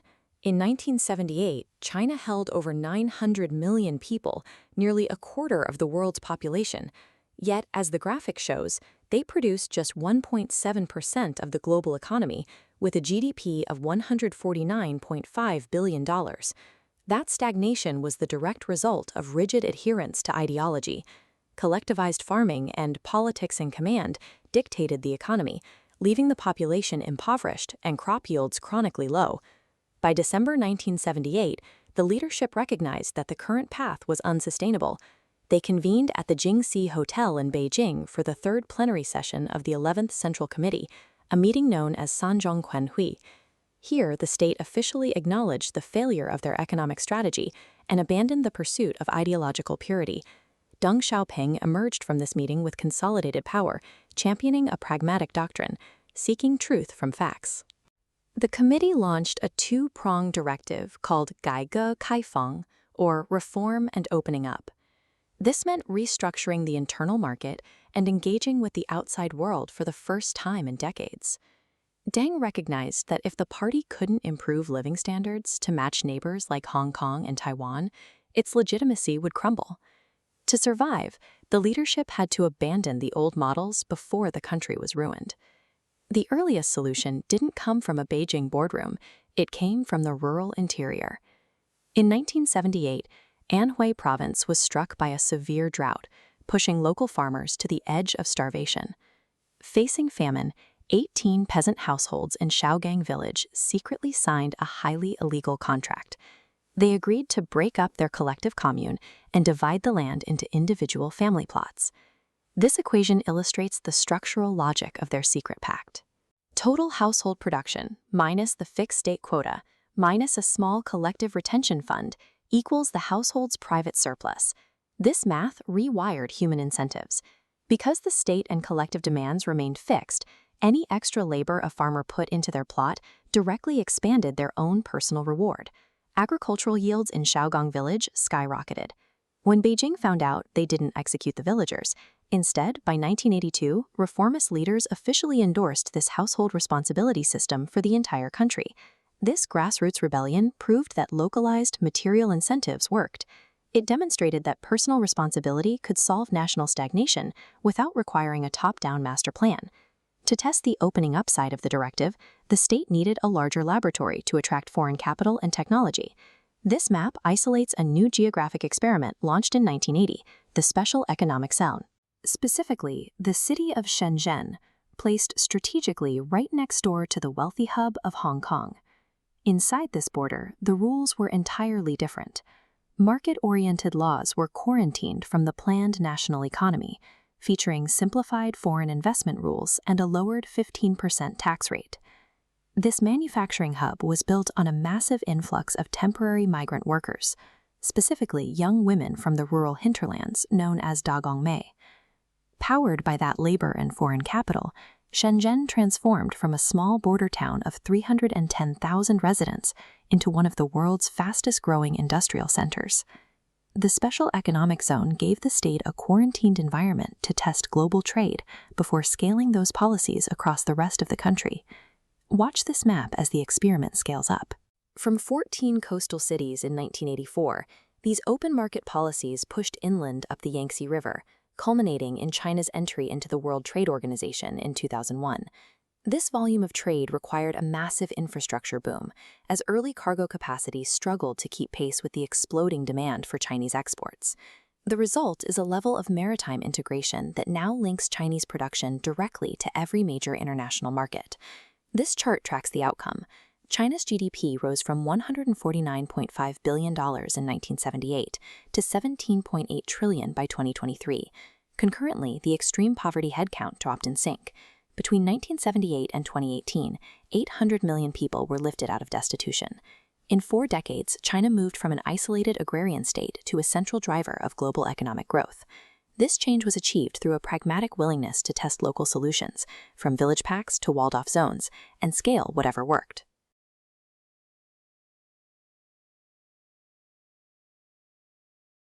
Look at Shangang, Hong Kong. Today, it stands as an undisputed titan of global finance, a hyper-modern metropolis built on concrete, steel, and capital. But the permanent appearance of Victoria Harbour hid a geographic trap. Its entire modern existence, and the system driving its wealth, was operating against a ticking clock. To understand the political experiment governing the city today, we have to look back to a 19th century real estate agreement that eventually forced a total handover. Following the First Opium War in 1842, the Qing Dynasty signed the Treaty of Nanking. Under its terms, Hong Kong Island was ceded to the British Crown in perpetuity. This map shows how the borders expanded. In 1898, Britain acquired the much larger New Territories to the north. Unlike the island, this vast footprint wasn't ceded forever. It was leased for exactly 99 years, setting a hard expiration date of June 30th, 1997. By the 1970s, the physical reality of the colony had caught up with the legal paperwork. As you can see in these dense, bustling streets, the permanently ceded island had become entirely dependent on the leased territories for water, power, and physical space. Because the colony could not physically or economically survive if sliced in half, the impending expiration of that 1898 lease effectively voided Britain's permanent claims to the island. A geopolitical reckoning was unavoidable. When negotiations opened in 1982, British leadership under Prime Minister Margaret Thatcher attempted to maintain administrative control past 1997 to preserve market confidence. China's paramount leader, Deng Xiaoping, held an uncompromising counterstance. Beijing viewed the 19th century documents as invalid treaties, demanding the resumption of full Chinese sovereignty. This created a tense diplomatic impasse. Neither nation could afford the global economic shock or the mass civilian exodus that a forceful, hostile takeover would trigger. Resolving this standoff required a distinct constitutional invention, a mechanism to surrender sovereign territory without dismantling the economic engine running inside it. The breakthrough framework was Equal Yangzhi, one country, two systems. It was explicitly designed to absorb a capitalist entity into a socialist sovereign state without breaking either system. This theoretical solution became international law with the 1984 Sino-British Joint Declaration. Britain officially agreed to return the entire territory, and China guaranteed the preservation of Hong Kong's capitalist system and way of life for 50 years. The treaty defused the ticking clock, trading British territorial control for a half-century guarantee of continuity for the people living there. This hierarchy tree represents the basic law, the mini-constitution drafted to enforce the 1984 declaration. Under one country, top-tier authority flows to Beijing for external defense. Meanwhile, lower branches represent the two systems firewall, where Hong Kong retains its currency, custom territory, and independent courts. The basic law functioned as a constitutional firewall, attempting to run two incompatible operating systems on the exact same national hardware. On the evening of June 30th, 1997, torrential rain fell across the city, providing a somber backdrop to the sunset of the British Empire.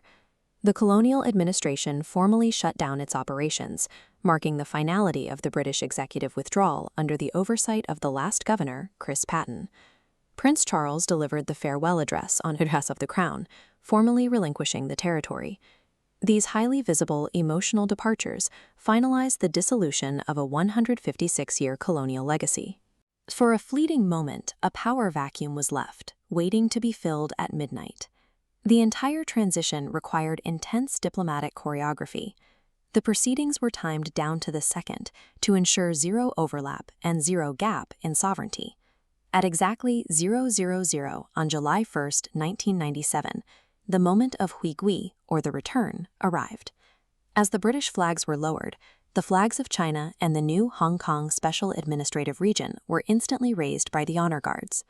Chinese President Jiang Zemin and the incoming leadership officially assumed power, establishing the new Special Administrative Region.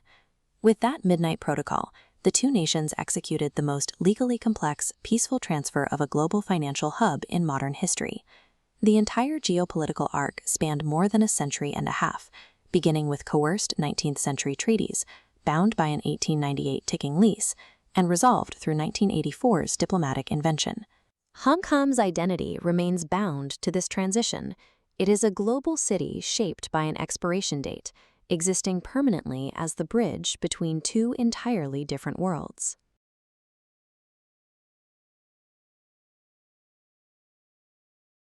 On December 11, 2001, Chinese officials sat at a table in Doha and signed a stack of documents that had taken 15 years to negotiate.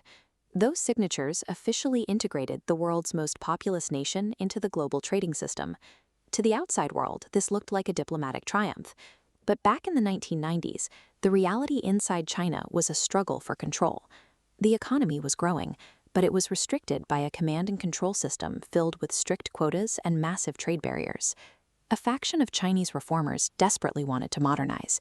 They saw the old system as rigid and unsustainable, but they were blocked by a massive, entrenched bureaucracy that benefited from the status quo. State-owned enterprises and powerful domestic ministries actively fought against market liberalization. They held strict monopolies over industries from agriculture to telecommunications, and they used their political weight to kill any reforms that threatened their control. Going into the turn of the millennium, China's greatest obstacle to economic growth wasn't foreign competition, it was this internal, systemic friction. To break this deadlock, Premier Zhu Rongji and his reformist allies designed a high-stakes plan. They realized they couldn't win the fight from the inside, so they decided to force the issue from the outside. They championed the concept of ruxi, literally entering the world. On paper, this was a push for international trade policy. In practice, it was a finely tuned domestic political weapon. The reformers recognized the mechanics of an external lever. By signing a binding international treaty with the WTO, the central government could legally require those resistant domestic ministries to comply with open market rules. If local state-owned enterprises tried to block or delay the necessary restructuring, they would be triggering a major diplomatic crisis and violating international law. Through the WTO, the reformists acquired a Trojan horse, an international mandate designed to force an irreversible overhaul of the domestic economy. Once the documents were signed in late 2001, the international mandate triggered a massive bureaucratic audit. The central government used the new WTO requirements to launch an immediate overhaul. The General Administration of Quality Supervision, Inspection, and Quarantine pulled in more than 21,000 technical standards to evaluate against global trade laws. The agency abolished 1,400 outdated standards entirely. They then revised over 9,000 others to meet international norms. Following the paperwork came the actual market cuts. Import tariffs were slashed. Long-standing state monopolies on bulk agricultural goods like wheat and rice were stripped away, allowing non-state enterprises to import them for the first time. Beijing then drove amendments through its national legislative framework, updating trademark, patent, and copyright laws to align with the WTO's intellectual property requirements. This rapid-fire legal rewiring dismantled the protective walls that had insulated China's command economy for decades. With a stabilized legal environment, foreign capital rushed in. Foreign direct investment flooded into open economic zones, specifically pouring into southern hubs like Shenzhen. This money fueled a massive expansion in labor-intensive export manufacturing. Millions of workers produced mountains of textiles and clothing for overseas markets. But the capital quickly moved beyond textiles. Factories utilized investment to spin up complex technology-based assembly lines, pivoting into electronics and automated goods. To feed these factories, the global supply chain rewired itself. Massive raw materials flowed into China's coastal hubs, exploding outward as finished goods. China's share of world non-manufacturing imports grew from 1.2% in 1991 to 15.7% by 2018. By forcing domestic compliance, the WTO accession allowed China to physically recenter the global supply chain around its own coastal ports. From 2001, China's GDP rose from $1.34 to over $17 trillion, lifting hundreds of millions out of poverty. Economists call this the China shock. This scale lowered global consumer costs while disrupting US and European manufacturing employment. There were also casualties inside China. As protective tariffs were stripped away, highly protected sectors like agriculture faced intense foreign competition, depressing rural incomes. This imbalance drove a sharp rise in income disparity. Unable to survive on farming, rural labor abandoned their fields for urban factory zones, triggering the largest human migration in history. Generating this national wealth came with steep localized costs, creating systemic inequality across the global working class and within China's own borders. Today, this integration has introduced a new vulnerability. To maintain its manufacturing hubs, China relies heavily on foreign resources and specialized imports. This chart shows total trade flows from 2001 to 2020. You can see the exact moment where China's continuous trade surpluses allow it to overtake the United States, Germany, and Japan as the world's largest trading country. The 15-year struggle to join the WTO was a calculated risk. Reformers used international law to force a resistant bureaucracy to modernize. You can see the result of that victory in the massive container ports operating along the Chinese coast today, defined by scale, automation, and speed. The WTO accession gave reformers the precise political leverage needed to transform China's economic landscape, turning the country into the primary engine of the global market.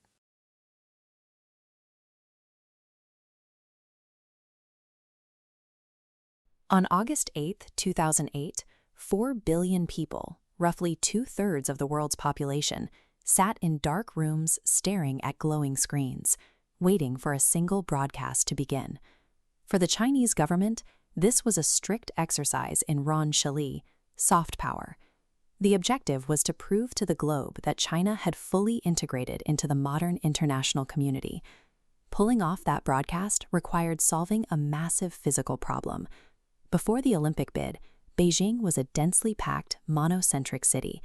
Its historical core was a labyrinth of ancient hutongs and gridlocked ring roads, struggling under the weight of a booming population. You cannot delay an Olympic opening ceremony. That strict deadline forced the government to execute an immediate, total physical overhaul of a capital city that had stood for centuries. This map shows Beijing's transition. Planners broke the singular central grid by constructing 77 major new roads, pushing traffic outward to create a decentralized, polycentric metropolis. Beneath the surface, the transformation moved even faster. In just 7 years, the city expanded its meager 2-line subway system to 8 lines, laying down 200 kilometers of new track. That infrastructure build-out included a $17 billion environmental initiative. The smog that famously choked the city had to be cleared, requiring a rapid shift to clean energy public transit. To hit their air quality targets, the city scrapped 50,000 aging taxis and thousands of old buses. They replaced them with a 4,000-strong fleet of vehicles powered by natural gas. Staging a Green Olympics required moving millions of tons of steel and concrete to prove China's modernized capabilities in real time. The ultimate symbol of that capability was the $428 million national stadium, known as the Bird's Nest. Its biomimetic design wraps the seating bowl in an irregular, porous lattice made from 36 kilometers of unwrapped steel. Originally, the design included a heavy retractable roof, but planners stripped it out. Removing it cut the budget down to $290 million and drastically lightened the structure, making it highly resilient to earthquakes. Right next door sits the National Aquatic Center, or the Water Cube. In traditional Chinese cosmology, a circle represents heaven, while a square represents Earth. Placing a circular stadium directly across from a perfectly square aquatic center fused cutting-edge parametric engineering with thousands of years of cultural philosophy. The climax of this massive build-out arrived at exactly 8:08 p.m. on August 8, 2008. In Chinese culture, the number 8 is deeply associated with prosperity and confidence, making this exact minute the most auspicious time possible to begin. Co-directed by acclaimed filmmaker Zhang, the $100 million opening ceremony started with an army of 2,008 drummers, chanting the welcoming words of the ancient philosopher Confucius. They played bronze fu drums with glowing red sticks, striking every beat in absolute perfect unison. Within the first 60 seconds of the broadcast, that single sequence communicated a clear message. China possessed an immense capacity for massive, synchronized discipline. Outside the stadium, 29 massive firework footprints marched along the city's central axis, representing the 29 modern Olympiads arriving at the host city's door. Back inside, the stadium floor became a giant unrolling canvas. A cast of 15,000 performers moved across a massive LED scroll, tracing out the Chinese character for capital. They used their bodies and illuminated props to paint the history of ancient Chinese art, the invention of brush calligraphy, and the vast trade networks of the Silk Road directly onto the floor. The scroll acted as a highly controlled narrative mechanism. It compressed 5,000 years of dense national history and translated it into a globally digestible visual format. Following Olympic protocol, the Parade of Nations began with Greece entering the stadium first, honoring the country's status as the birthplace of the Games. The host nation always enters last. When the Chinese delegation finally emerged, it was led by NBA superstar Yao Ming, walking hand in hand with Lin Hao, a 9-year-old survivor of the devastating Sichuan earthquake. To close the night, gymnastics legend Li Ning was hoisted into the air by hidden wires. He appeared to run weightlessly along the upper rim of the stadium roof before thrusting his torch forward to ignite the Olympic cauldron. In 4 hours, the opening ceremony delivered the ultimate execution of state-directed cultural branding. While the international press focused on the fireworks and the stadiums, a massive logistical feat was operating behind the scenes, an army of 1.7 million volunteers. 2008 is widely cited as the birth year of volunteerism in China. This sprawling workforce managed every aspect of citywide transit, language translation, and new environmental services. Long after the athletes flew home, that social mobilization left a civic framework in place, embedding environmental awareness and structured volunteerism into the daily rhythm of the city. Today, the congestion of pre-2008 Beijing has given way to a modernized, increasingly green metropolis.